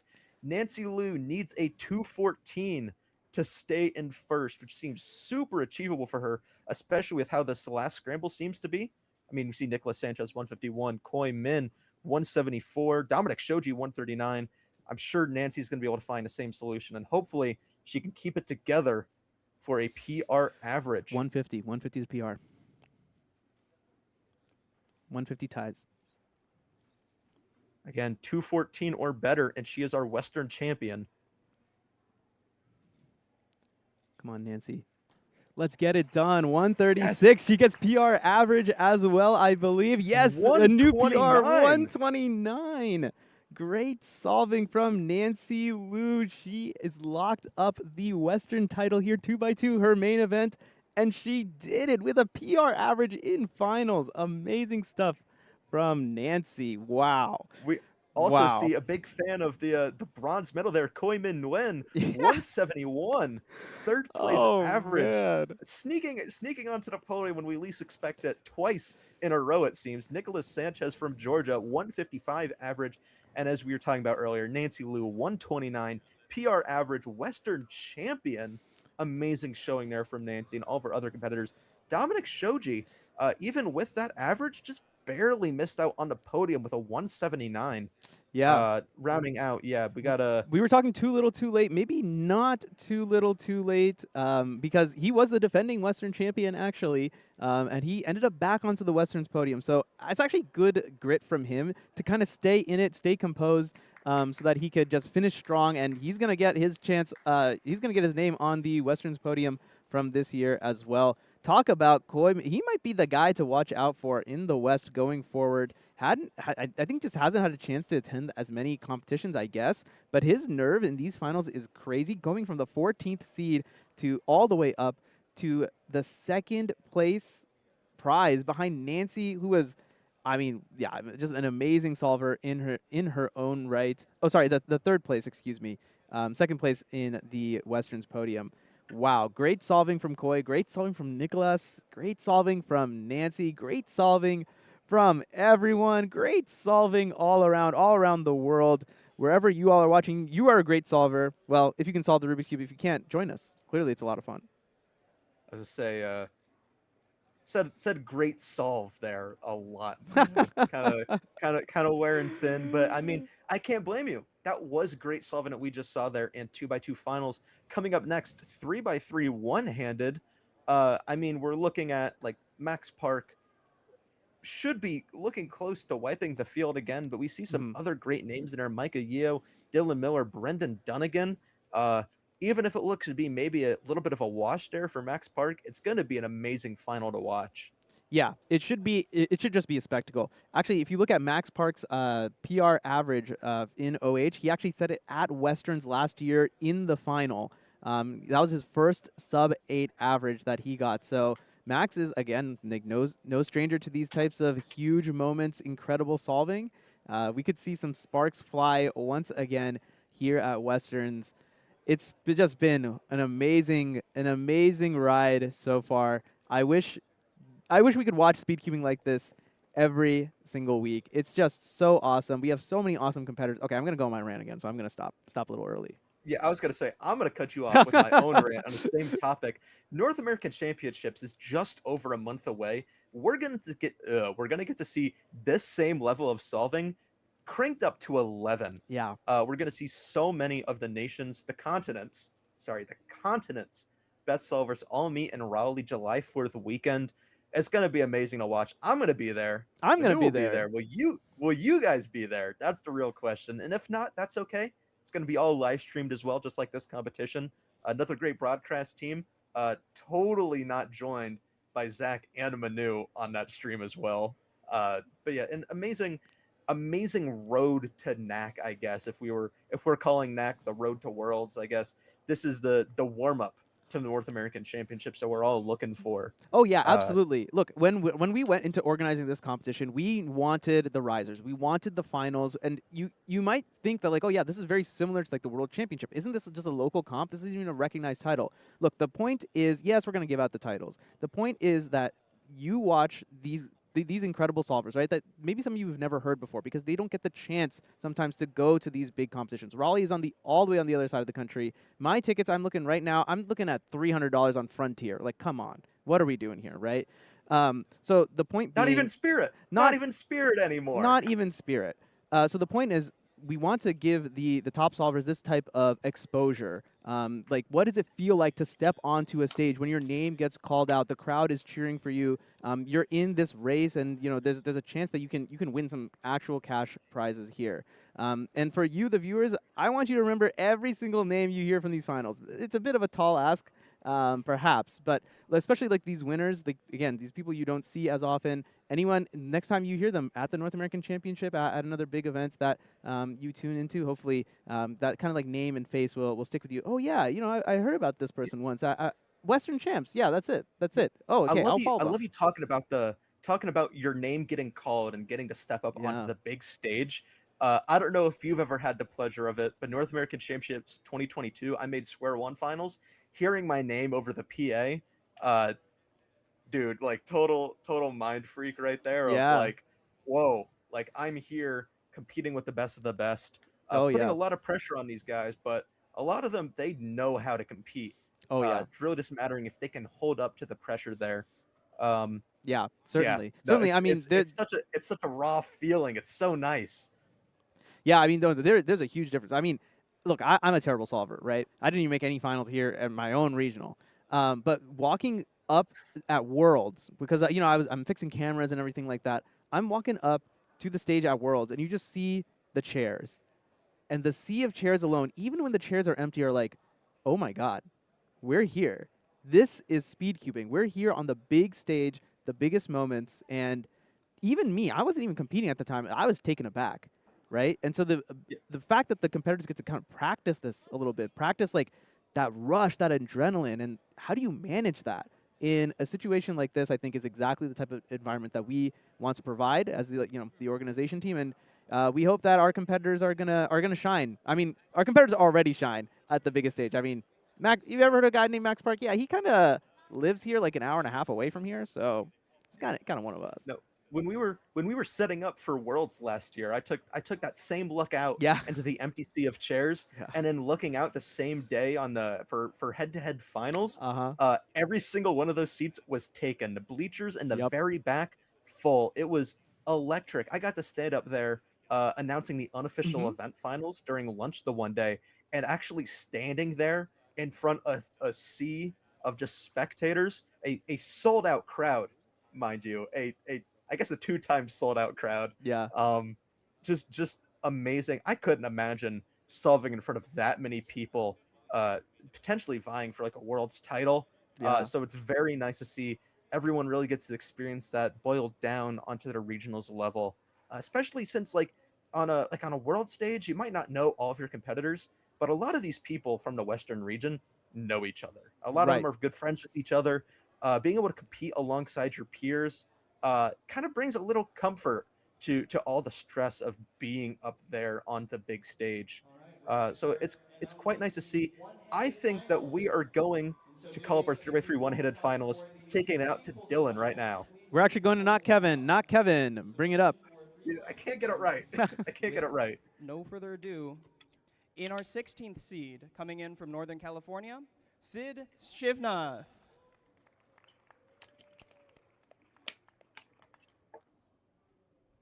Our 15th seed, coming in from Nevada, one of our own WCC delegates, and holding the Nevada state record, Jason Ostiek.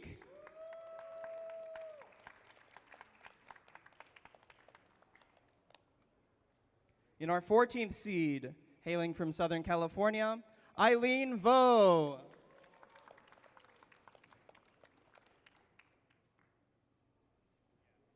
In our 13th seed, coming from Northern California, Eli Valera.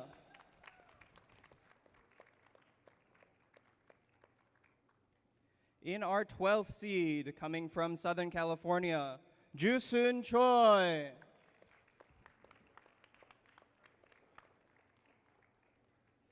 In our 11th seed, coming from Southern California, Sri Darchala.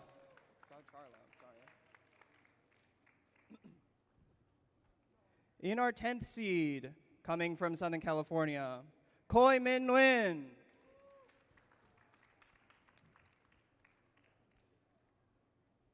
Our 9th seed, also from Southern California, Jack Flynn Stewart.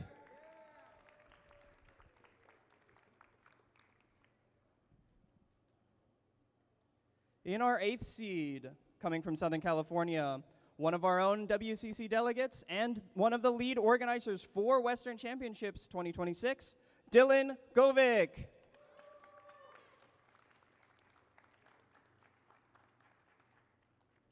In our 7th seed, coming in from Arizona, Dan Tran.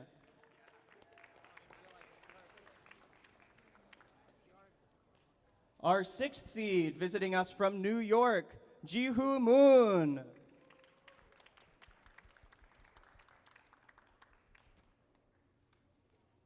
Our 5th seed, coming in from Northern California, Rishikesh Kakati.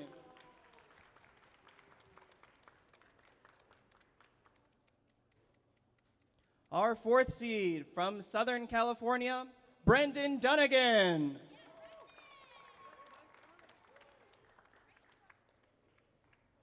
Our 3rd seed, visiting us from Louisiana, Dylan Miller.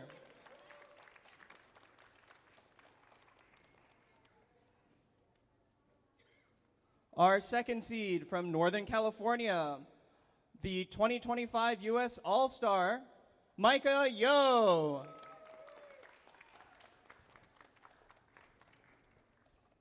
And in our 1st seed, from Southern California, with 1 World Championship win, coming in 2nd at the last World Championship with 10 world records and 2 North American records, our defending Western champion, Max Park.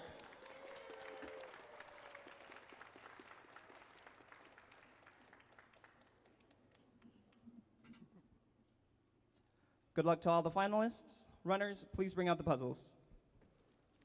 And with that, we are about to get started with the one-handed final here at the Western Championship.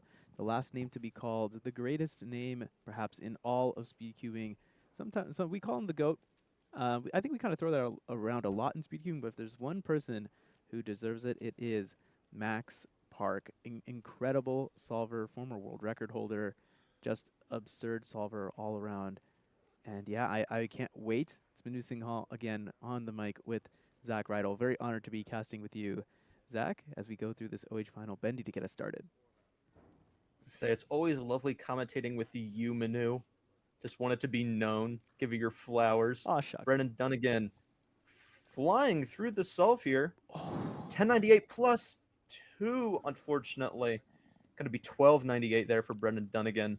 One of our top 5 names to look at, Rishu, Brendan, Dylan, Micah, Max, all vying for a spot on the podium, hopefully. Here's Micah now. As mentioned in the intro, he was one of the all-stars at the U.S. National Championship last year. Y-Perm to finish things off. He got there so fast. Great solving from him. 943, not an easy alg Y-Perm to execute. I was going to say, I think we're seeing 5 for 5 CFOP out of our top 5 solvers. I'm not sure what Rishu uses, but taking an educated guess. Dylan Miller, 1379, not too stoked about that. Max Park warming up here now, getting ready for solve number 1 of 3x3 one-handed. Yeah, out of all solvers, the 2 big Ru users are going to be Dylan Govic and Jason Ostick, both delegates. I don't know, not sure if there's a correlation there. Of course, Max will be using CFOP. He actually more or less invented somewhat the style of solving on the table. You're going to see the cube on the table for a huge part of the solve. It's kind of weird how fast Max is for how long the cube is on the table. But yeah, I mean, just incredible turning. Nice little A-perm there to wrap things up. 950 like it's nothing. 850 like it's nothing, Manu. Yeah, truly stellar solving, showing why he's the former world record holder for a reason. Ah, here we go. Here's our first look at Ru. I forgot about Jihu. Sorry, Jihu. Also Ru user visiting us from the Mid-Atlantic, from New York. Nice to see some familiar faces. 1315 there for Jihu. You guys really like us, huh? We like to travel. It's mutual. It's mutual. It's mutual. I think this Cubers wanted to support other Cubers, supporting such a small competition like this in comparison to Mid-Atlantic Championship. Okay. I mean, All we want to be able to come and support you guys. All right. Third biggest comp in the Western Hemisphere this year, by the way, is Westerns. Giving a shout out to Dylan. Dylan getting a 10. All right. I mean, that's looking really good. I mean, he's in third place projected right now because he got an 11:38. But a 10 is going to put him in a really good spot. Let's go, Dylan. All right. All right. See Micah. I thought Micah just got a 12 there, but it just seems that he was just warming up with the competition timer. Micah going up for solve 2 right now. Currently projected second in the field, behind Max, ahead of Brendan. Rishu off stream got 1173, so after 14 good bounce back, he is still in the mix. Although he needs to keep his pace up if he's going to stay there. Micah is ready, inspecting here, seeing what he can find. See a little bit there on yellow. I think that's going to be his choice, and Indeed. it is. Big pause there on that F2L pair. Yeah, okay. I actually don't know how he got an 11 on that because I could not follow that solution whatsoever. I mean, I guess F2L was facing us, but that was crazy. I am stunned that was sub 11 and a half, 12. Great, at least good comeback. I mean, when you're good, you can make a bad solve look great. Yeah, let's be honest. I mean, that's Max Park. That's the difference between the average solvers and the best solvers in the world, right? Like you were saying, anyone can get a good single, but when it comes to the bad solves, how do you kind of come back from that? Max now color neutral solver. What can he put together on 850 on his first? Fantastic. He is by far the favorite to win the Western Championship. And another good looking solve here. He's not as efficient as before. That last layer did not look fantastic. 966 is his time. Yeah, I don't know if we have any other color neutral solvers in the pack. It looks like green actually looked quite good there as well, but I guess we don't get to see the potential of it from anyone here. Brendan Dunnigan, 1061 off stream, currently projected 4th. Yeah, Bendy actually, Bendy I know is color neutral for 3x3. Not sure if he's going to kind of turn that on for OH as well. Here's Jiu. Jiu's actually sitting in 5th after getting 11 on solve number 3. Looks like he's struggling a little bit with CML. Here's the LSE. Another 11. He's not struggling at all. He is here to stay. Counting an 11 now. So he looks quite excited about that one. A little shocked, like, oh, that's another 11. Awesome. Yeah, no, he's on pace. That's looking good. Worst possible, 12.56. I mean, that's a great worst possible to have right now. I was gonna say his PR average right now is 1203, so maybe a little bit of potential there for Jihu. Dylan there, he looked like he was on pace as well. I mean, it looked like he just had RU gen there at the end. I guess probably just a U perm or something. But yeah, very solid from him. You can see some good solves come out here. 11 is good. Brendan Dunnigan right now, solve number 3. Koi see with if he an can 11 reel as this well. back in. Is Koi gonna sneak onto the podium again? This time he was seated 10th coming into the final, and he is sitting in the 10th spot at least. So he's gonna need a little bit of a comeback here, Bendy. He's just gonna go for the ZBLL, just kind of practice the recognition, whatnot. I mean, the turning there looked not too bad, but he did kind of give up. Unfortunately, a 13, not gonna do it. Yeah, I was gonna say, when you look away from your cube during your solve, I mean, it's got to be some admitting of defeat there. But Micah, right now, inspecting scramble number 3. Yeah, going for yellow again. This one looks like a much more traditional solution from what I can tell. Ooh, the ZBLL, a nice. Oh, okay, not quite. Looks like just gonna do the CP there, ending with a U-perm 1030 from him. That was actually not that. I guess executing that OH. The Algaino is not the good OH. Jihu with a BPA 1189 PR average, currently projected 4th. And maybe another Mid-Atlantic cuber can sneak their way onto the podium here. You guys are out here to Dylan farm more Govic. podiums, huh? Yeah. Dylan Miller solving right now. We saw Max Park also getting ready to solve there. See what Dylan Miller can pull off here. Yeah, well, Max currently inspecting. Dylan on last layer. I think Dylan will finish before Max starts. Okay, not quite. Dylan got an 11. Max, wow, he got to last layer so quickly. Is that a ZBL from Max Park? 869. Great stuff from Max. He is counting an 8. There's good, there's great, there's Max Park. Just like another level of solving there.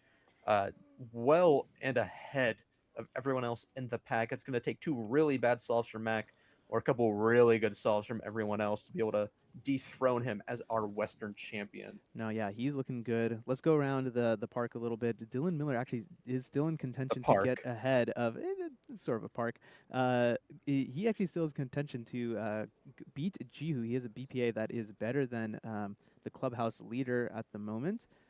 Other solvers kind of, yeah, we're starting to see some BPA, WPAs populate. Currently, yeah, Dylan looks pretty good. Koi got a 9? Okay, so Koi isn't, that's PR too. Okay, Koi's just popping off. This is his Western, man. I was just say another PR for Koi. That would that would also sneak him onto the podium again, it seems. Let's see what Micah can pull off on solve 4 here. Currently, worst solve is an 1138. Hoping to make that be the worst solve any average does mean he's going to have to perform really well on this one here. Yellow cross. I mean, yeah, really solid F2L there. No major issues. Good turning. Ooh, not entirely sure. Okay, maybe he did the CP or something. 10-10 for Micah. So he is looking in real good position. Yeah, he is guaranteed to beat Jihu now. 10:59, his worst possible. Fantastic stuff. He has a chance for PR too, by the way. Say, looking quite close there. Max Park going up for solve 4. Not sure where Dylan Govich is sitting. This, according to WCA Live, this is solve 4 here for Dylan. Let's see. Bringing out that Rue. I mean, this onto is LSE. This is good. Yeah, I mean, 1191. And yeah, I'm not sure if that's solve 4. Yes, but theoretically, it's solve 4. I mean, 1256 worst possible is not bad here, too. Max Park now. Already counting an 869, looking to improve that somewhat. Here it is. Yeah, I mean, a U-perm, when you have a U-perm as your PLL, 752, it's just too easy. He's guaranteed a sub-9 average. He's guaranteed the win. No one can catch Max Park, as expected. As I say, we might be looking at over a second gap between first and second place. But, I mean, we're competing against Max Park. That's kind of just how things go, it seems. Still some potential here. The podium seems to be quite a toss-up. We got quite a race between Micah, Dylan, Brendan, and Jihu. Yeah, I actually think Micah is locked into second place, actually. There's nothing he can do. Yes, sorry. I guess we're aiming for third. Sorry. Yeah, I mean, third is a much bigger race than I would have anticipated. It is quite open. Yeah, those 3 names, Dylan, Brendan, and Jihu, all with a possibility to grab that bronze medal overall. But first, we will go to Micah. Off stream, looks like Brendan is starting his inspection as well. We will keep you updated with what he gets. That flipped edge there is going to be a problem for him. We're looking at worst possible average, I think. Oh no, stand me corrected. Wait, we got best possible average. 994 PR average. Benny got an 8. Calm. Got an 8. And Brendan is locked onto the podium. Wow. It is guaranteed we're seeing Brendan and Mike on a podium. For some reason, Max Perk isn't guaranteed podium, according to WCA Live, but we all know that he's locked in first place before he's even done his 5th solve. No. Dots for Dylan to wrap up his Western Championship. That's tragic. He had PR potential. Couldn't quite get there. Orange cross for Max Park. It's been a great average. It's a guaranteed sub-9 average. It's worst possible. Who cares? Worst possible with a 1087 is still a ridiculous average. 895 for him, 994 for Micah Yo, 1121 for Brendan Dunnigan. It's not the Mid-Atlantic's moment, it seems, as the top 3 are all Western competitors. 2 all-stars, Max Park and Micah Yo, take 1 and 2. And he might as well be an all-star. The SoCal superstar, I like to call him, Brendan Dunnigan in the 3rd spot. 1 solve to go from Rishu, but otherwise, this is the one-handed final results for you all. I was going to say, looking now, thanks to Max Park's worst possible average and Micah's best possible average, the gap between first and second is less than 1 second total. So it's very good to see that happen. Amazing PR there from Micah. And Brendan being able to recover from that 12 and that 13. I mean, getting 3rd, an 1121 average with a counting 1298 is kind of bonkers. That's really impressive from Brendan there. Amazing stellar solving. Koi again with that 939 PR single. An amazing 3x3 one-handed finals here at Western Championship. Oh yeah, just a great final. I mean, it's actually great to see Rue get some representation. Top 4 for Rue is fantastic, and I mean, Rue had a chance to even get another member into the top 5. Just so great solving from those guys, being Jihu and Dylan Govic, of course. Max Park, Micah Yo, just fantastic. I mean, Micah with that 994 average, that moves him up quite considerably, actually. He was 86th in the world, and now he will certainly be in, I think it looks like he will be in the top 70 in the world. So that's a top 100 result that we all got to watch on stream for free. You're welcome, I guess. I don't know. I guess thank you. I should be thanking Micah, actually, because, I mean, just top tier solving. You had nothing to do with that, Manu. Actually, if anything, I think my commentary probably made it worse. So maybe I should apologize. How do we go from me receiving thanks to me? Okay, whatever. It is what it is. Do you know where we go next? 3x3 blindfolded finals. That's next up on the schedule. Oh my goodness. We have Graham Siggins leading the pack here. Actually, I have some very bad news to report. This is actually the most insane thing I've ever heard. Graham got so he didn't get into an accident, thankfully, but he got stuck in such an horrendous jam that he is not going to be able to make it to the 3-blind final. Graham, the defending Western champion, will not be in attendance, unfortunately, which is actually a huge blow and actually really, really, really shakes up the Western champion race. So, yes, this is news pretty fresh off the presses, everybody. Unfortunately, it's some pretty bad news because we love Graham. Graham is an incredible solver, and it is quite a shame that we are not going to be able to see him bring his skills and his talents to the stage here in Riverside. But on the other hand, like I said, it opens up the field considerably. Yeah, I was going to say, I mean, taking away the almost shoe-in for first place really opens things up. David Corrali, I believe, is Western as well. Kerry Huang, got to be seeing those two kind of gunning it out for a Western title. We do see Leia Zhang, Mid-Atlantic delegate for some reason in California, but also one of the top contenders going into this final. Gonna be quite cool to watch. I'm excited for it. Manu is talking to people above my pay grade. I made finals, apparently, because we're backfilling. So Congrats, Manu. I'll commentate this solo. It's fine. I'm sorry, everyone. I'm gonna try hard, I guess. My commentary? Nah, you're good. I like you. You're a good commentator. Wish me luck, everyone. Thanks, Manu. All right, good luck. Good luck. So I guess that leaves me here to commentate 3x3 blindfolded. Sorry about that. No, but we got quite an amazing pack to see here of solvers. Really are people gunning for the Western title, David and Carrie. Sorry, I'm getting messages from people that are just like, good luck commentating. But here we see the psych sheet of people, Graham and Michael Muthing, both dropping out, as we were just learning about Graham Siggins earlier. So our current race for the Western Championship title, now with Graham not in attendance, seems to be kind of anyone's game here. It's all just going to come down to what we can see out of these competitors. Gonna be quite cool to watch. I'm super excited for it. 3-blind, a lot more of a quiet event. So I gotta make the decision if I'm going to keep that quiet energy or maybe try and counteract that energy, make sure everything on the stream stays pumped up and ready to go. Yeah, bunch of big names here. But while I have the time, this is usually where Manu fills in the dead air, but I guess we don't have that. Let's look at chat. Anyone got any fun questions before we take on 3x3 blindfolded finals? Yo, Zach, get me in the booth from Sean Mack.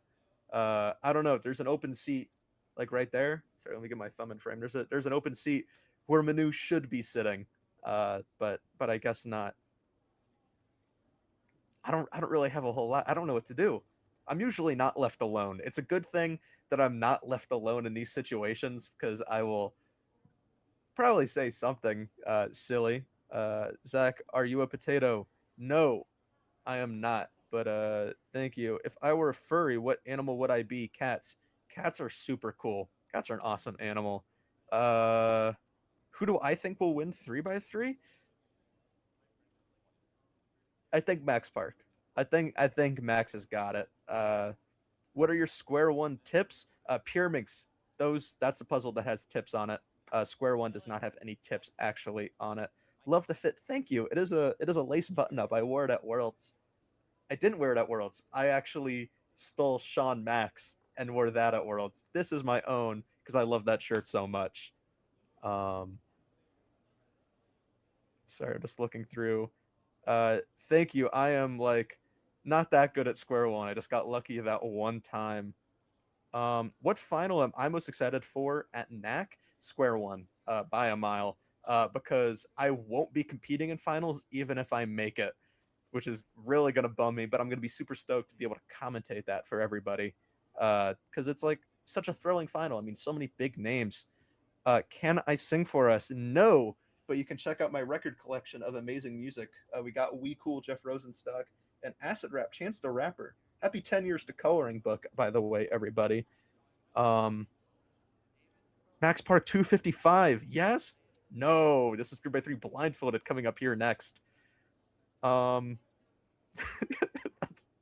a reason that I don't read chat during live streams.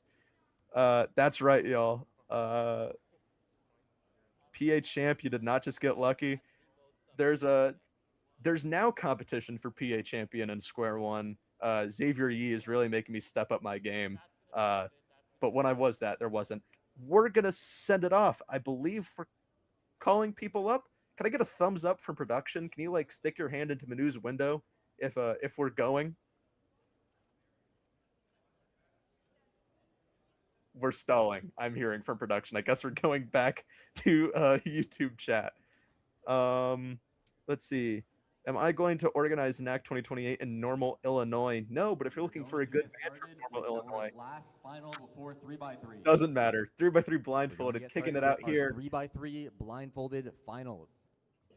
At Station 16 from Northern California and your senior delegate for North America, Manu Singhal. Give it up for Manu, everybody. I might be muted. That's fine.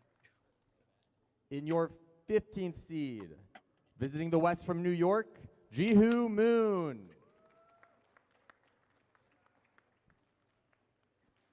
In your 14th seed, from Northern California, Thomas Liu.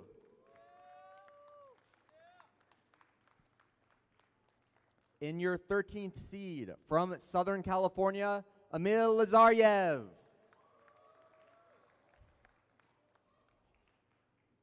In your 12th seed, from Northern California, Jacob Marinas. In your 11th seed, from Southern California, Ryan Fong. In your 10th seed, from Southern California, Kate Graham. In your 9th seed, from Southern California, Andrew Lay. In your 8th seed, from Southern California, Hime Arellano. In your 7th seed, from Southern California, Evan Liu. In your 6th seed, from Reno, Nevada, Jason Osti.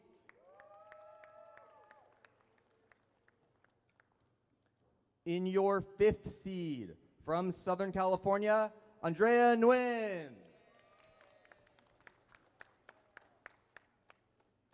In your 4th seed, from Northern California, William Kamiyama.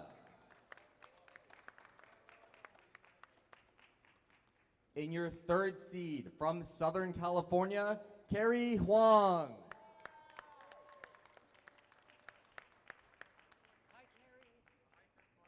In your 2nd seed, visiting the West from Pennsylvania, Leah Zhang.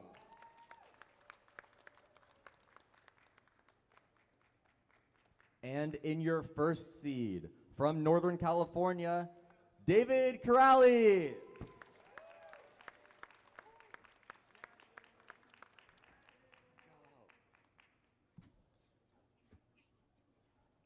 I would like to remind everybody that 3x3 blindfolded is a silent event, so we need total silence in the room for the entire duration of this round.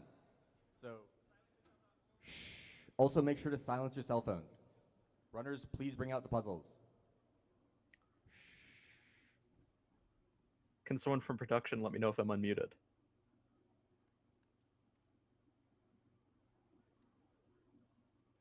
All right, everybody, you heard it here. 3x3 blindfolded finals starting right now. Silence your cell phones or turn the volume up because things are about to get pumping here. We see Leah Zhang, our number 3 seed, now our number 2 seed coming into this competition.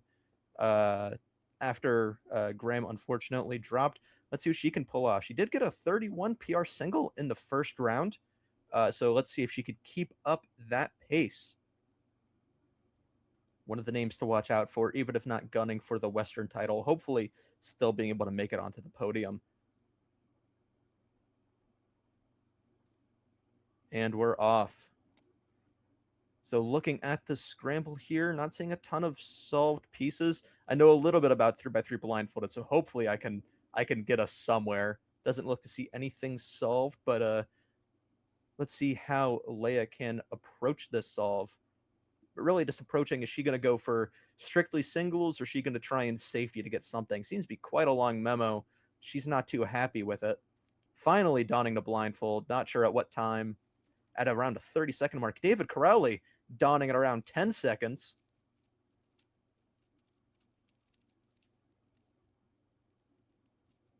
Times are starting to flood in here. David Corrali seems to be looking on good pace here. 26:52, and it is solved. Amazing solving there. A DNF, unfortunately, from Leia of 50 seconds. Kime Arellano, 34.72. Jason Osdick, 36.62 PR single. West Coast Cubing delegate Carrie Huang, 38.09, rounding out our top 4. Oops, sorry, Jacob Marinas, 36.62 single. Sorry, the names update on the left, so I'm not seeing them right away. We did just see 3x3 blindfolded did change from a mean of 3 to an average of 5 format. So these competitors have 2 extra solves to really show something good here, prove how good they are in terms of 3x3 blindfolded solving. Waiting for our next puzzles to come out here. For those at home not familiar with 3x3 blindfolded, might be wondering what the judges are holding in between the competitor.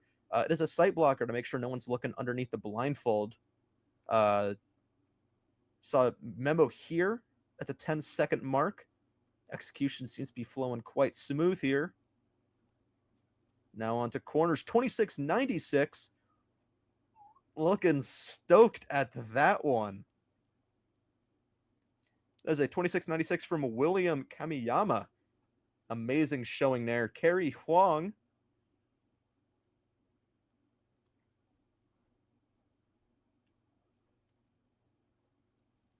Let's see if he's able to pull anything off. One of the other front runners for Western champion, though, David Corrali's 26, seems to kind of shut everyone else out at the moment. Memorization at 14 there for Carrie. No nod on, just pulling the blindfold down normally.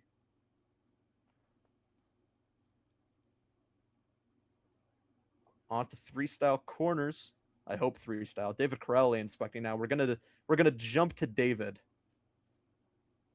As Carrie gets a 36, looked like a success. Long memo here from David. Over the 20-second mark.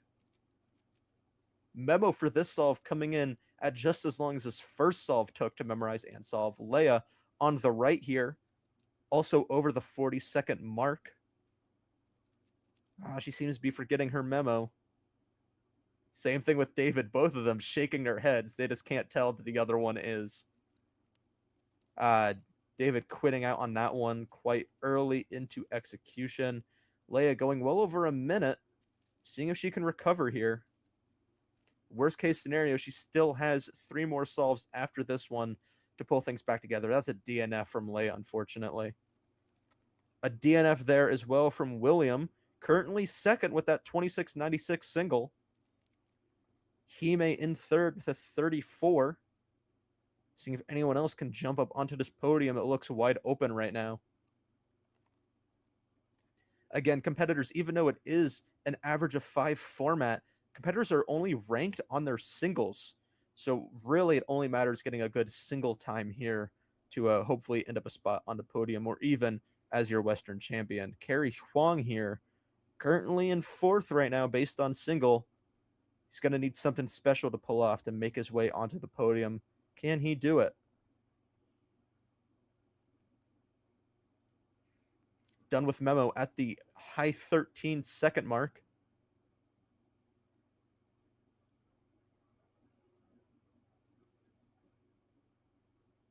Slow execution here. Let's see if Kerry can keep it up. You can see in the back our production staff, Lucas, zooming in on himself for a moment.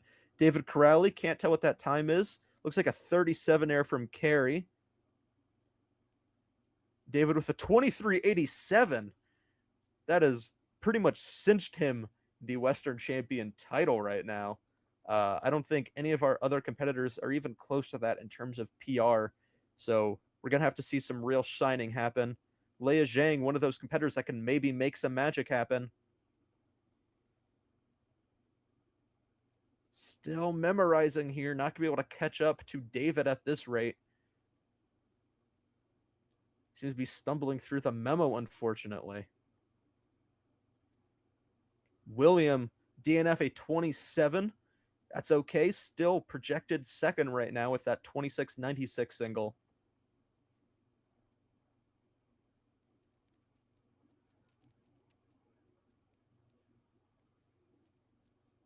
Kind of reaching into the sight blocker, maybe finding the solution there, but I don't think. No, it's a DNF, unfortunately, there. Leia also a DNF.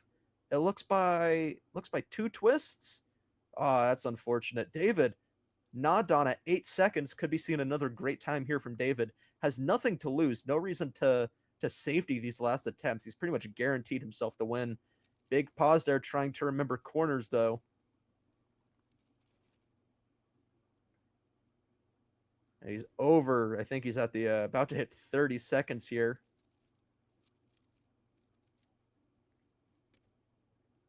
Quite unfortunate. 35. It is still solved, I think. Kerry Huang back to him. Our podium has not changed yet. Still David William Hime. Kerry donning the blindfold at 16 seconds.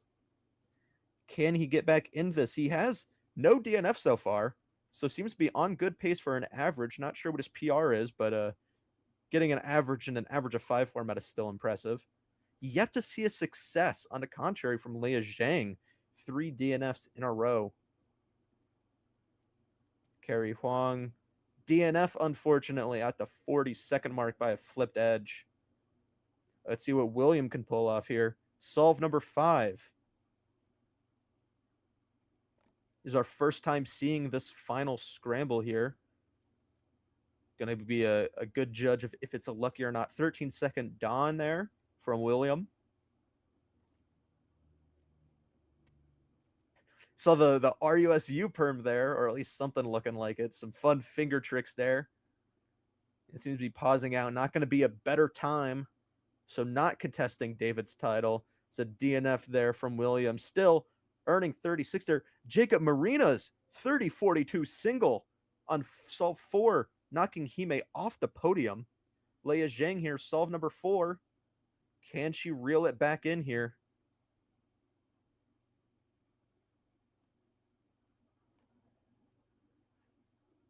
The memo keeps bleeding in. 24-second dawn there. Doesn't seem like she's going to be able to make it onto the podium with this solve. David, a Nadon at 10 seconds there. Andrea in the win. Off-stream 31.96 PR single. Scramble 4 seems to be quite lucky for some of these solvers. A DNF there from David, but it doesn't matter. David looks to be far and away our Western champion. Only a few solvers that seem to be able to maybe tackle that, but I don't know if we're going to be seeing that. Leah Zhang with a success, but it's at the 1 minute mark. Carrie Huang starting attempt number 5. Currently the barrier's 30-42 to make it onto podium. That's Jacob Marina's time right now. Carrie Huang, a success here will get him an average 17-second memorization.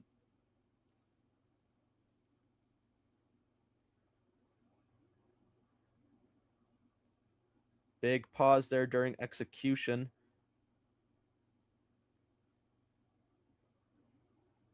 Let's see if he can finish up his solve here.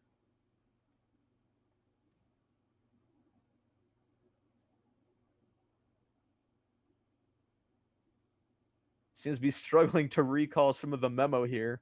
But after doing 5 solves in a row, that's a DNF out for Carrie. No average for him, unfortunately. Leah Zhang, one of our final solve from her. Can she pull it back together? Was a 54 on the 4th one, not a minute like I thought. So if she breaks PR single here, she could get close to the podium, but she's gonna have to pull out something really good. We've actually yet to see a single solve from this scramble here. Jacob Marinas here, currently projected 3rd. What can he pull off? Still memorizing this deep into solve 5. Not going to be breaking any barriers into 2nd place. Back to Leah Zhang here. Started memo, edge execution. There's that same fun finger trick that we saw earlier. On the corner, she could pull out a good time here. It won't podium. And she's struggling to recall, unfortunately.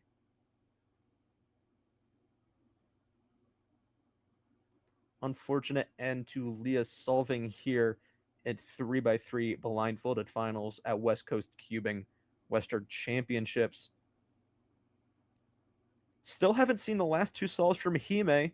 Seems to be in contention, could at least podium depending on these final attempts. We saw Scramble 4 seems to be good. If Hime can pull something off there, it's a DNF for Hime, unfortunately. Currently looking at Jacob, William, and David for our podium. David being your Western champion, almost guaranteed. Looking at the rest of the field. That is a DNF from Leia, unfortunate. Not being able to close out the average with another solve. But still good showing from her overall. She did get PR single in the 1st round, so at least something to show from our blindfolded solving. Hime still has Scramble 5. No one has solved Scramble 5, it seems. That's all DNF so far.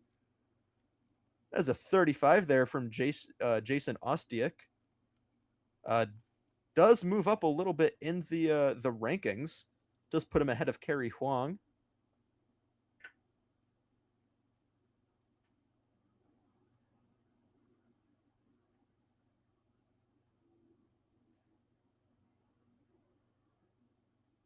It's going to take a lot from Hime here to see a potential podium.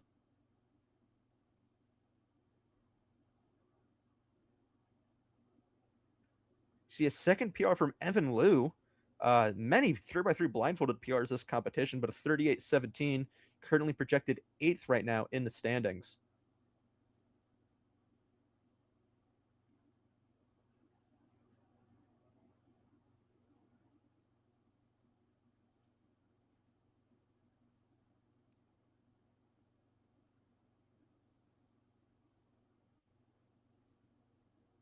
Still yet to see one success on this 5th scramble. Seeing we're having some competitors struggle recall.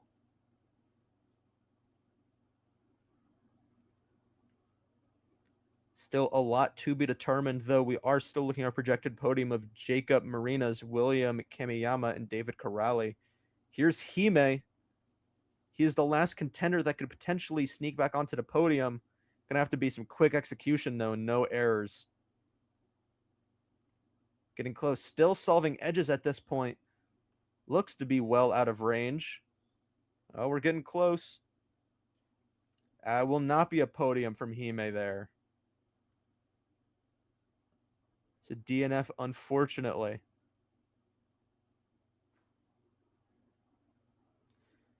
with that, there's really only Jason right there. We're seeing memorized right now is really the only last contender for our podium. A nod, well, not a nod, Don, just a Don of the blindfold at the 16-second mark. Going to need better than a 30.42 to make their way onto the podium.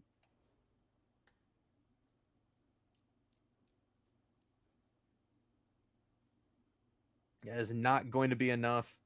Should be a fairly locked up podium at Jacob Marinas with a 30.42 single, William Kimiyama 26.96, and David Corrali 23.87.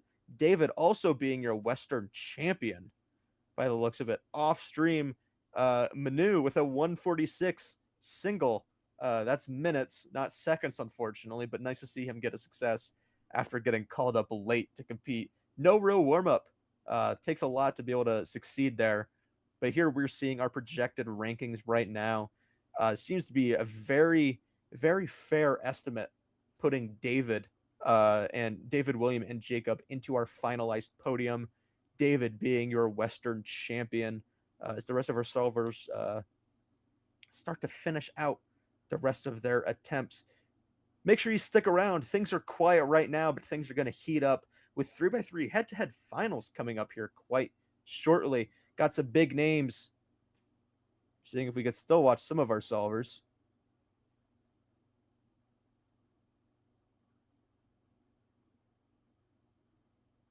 A little difficult to see, but again, we got some big names in 3x3 head-to-head finals. Max Park, Brendan Dunnigan, Dylan Miller, Zerui. I'm blanking on Zerui's last name. He's earned it. Zerui Chang going into 3x3. Here, we actually see our top 8 finalists. I can just read the list here. Ethan Ye, Nicholas Sanchez, Koi Min Nguyen, Brandon Dunnigan, Nancy Liu, Zerui Chang, Dylan Miller, and Max Park. We are going to see the pairings for the bracket go seeds 1 and 8 versus seeds 1 and 8 versus each other, 2 and 7, 3 and 6, 4 and 5. So we're going to see some electric matchups coming up shortly. Still got some time before that though. I'm waiting for Manu to be done with the solve so I have someone to talk to. I feel so alone right now. Manu, please hurry up. Get done with your solves. We can go back to reading some chat questions in the meantime, because I mean, I don't have anything else to talk about. 3x3 blindfold is about done. Chat, who are you looking forward to seeing winning in 3x3 head-to-head?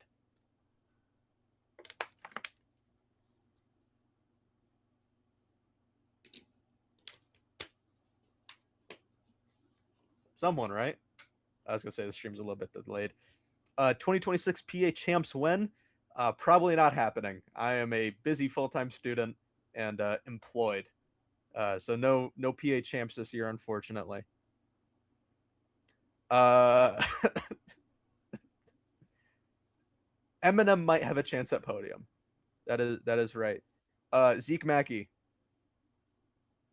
No question there. I do think Max Park can solve a Rubik's Cube. We've seen him solve several today. This is Max Park's first head-to-head. That is going to be pretty cool to see. This might also be Dylan Miller's first head-to-head in a WCC competition too, so that's going to be cool to see. I hope you win too, Robbie, but you have to be here to be able to compete. Sorry to break the news to you. See some names, mostly people calling out for Max and Dylan as our top picks to win here. Eddie, how are you doing? I bet the weather's a lot nicer in Miami than it is here in Pennsylvania. It's actually quite nice out, I think. Oh, 74 but rainy, so it's humid, so it stinks. You spelled my name wrong. It's Zach with an H. It is Dylan's first head-to-head. Thank you, Charlie. We're going to take we do have a celebrity here in chat. Our head-to-head finals. Can you guys hear that? The voice, the all-knowing voice. Also, for the Manu's back. I have someone to talk to. Please talk to me. Talk to me, Manu. Hey, I can talk again. Can I? Yeah. No, wait. Can I talk again? Yeah. Okay. Cool. I can hear you. Okay. Excellent. I think we're good. I think. Wait. Yeah. This is the right one. Okay. Hi. What's up? How was it? So who won? Max? Oh, wait, no. David. Nice. Let's go, David. Yeah, David got a Awesome. 23 single. Nice. We Nice. saw a bunch of other PRs though, so super sick finals. Yeah. There was one really good one. 2 was really good. 4 was really good. Yeah, I threw on 4. I got an extra on 4. Wait, no, 4 was really bad for me. 4 was I don't know. 4 was not That's great. a I got an bummer, extra, but yeah, but I got a success, which was good. That's sick. Yeah, we've talked a lot about 3x3 blindfolded. Yeah. Again, around going quite slow. I had quite a lot of time to talk about things to myself. But we're going to be going into 3x3 head-to-head finals, which unfortunately means my departure, I think. It does. But yes. before then, before you kick me out of the stream, I gotta lay this down real quick. Zerui Cheng. Yeah. He's making the final round. Yeah. And that means that he's got to beat either Dylan or Max. I'm not sure who he's facing in the bracket, but I can quickly tell you, Zerui, 3rd seed. He's going to be going up against, would you believe it, Mr. Nguyen, Koimin Nguyen, the 3 versus 6 seed in the very first round. That's going to be insane. Yeah, Max Park, Dylan Miller, Zerui Cheng, Nancy Liu, your top 4. Wow, it's just going to be amazing. I was going to say, I'm not going to be casting it, but I'm going to be in a voice chat with a bunch of my friends watching head-to-head, because it's like, it's going to be so sick. I may as well just be casting it. Yeah. Just a smaller group of people. Yeah. Not to all the lovely people watching at home. In the chat right now, drop where you're watching from. Let's know. Yeah. I might not read it right now on stream, but boost the engagement. Anyway, yeah, we're going to go to a quick break because we got to set up some stuff for head-to-head. We want to make sure that it looks as nice as possible for you all on the stream, as well as all of our competitors. So, yeah, I think we're just going to kick it to a quick ad break. Thank you very much to Zach Rado for the solo cast, the unexpected solo cast. Thanks, all. Hope you enjoy, and stay tuned. Head-to-head finals coming up real soon. Rosencrans, if you care about speed cubing, you have got to check out SpeedCubers Digest. SpeedCubers Digest delivers the weekly news that defines competitive cubing, competition previews, full recaps, athlete storylines, and everything happening across the global scene all in one place. It's built by people who compete, organize, and cover the sport firsthand, so you're getting real insight into what actually matters. Support the sport and stay informed. Find it all at SpeedCubersDigest.com.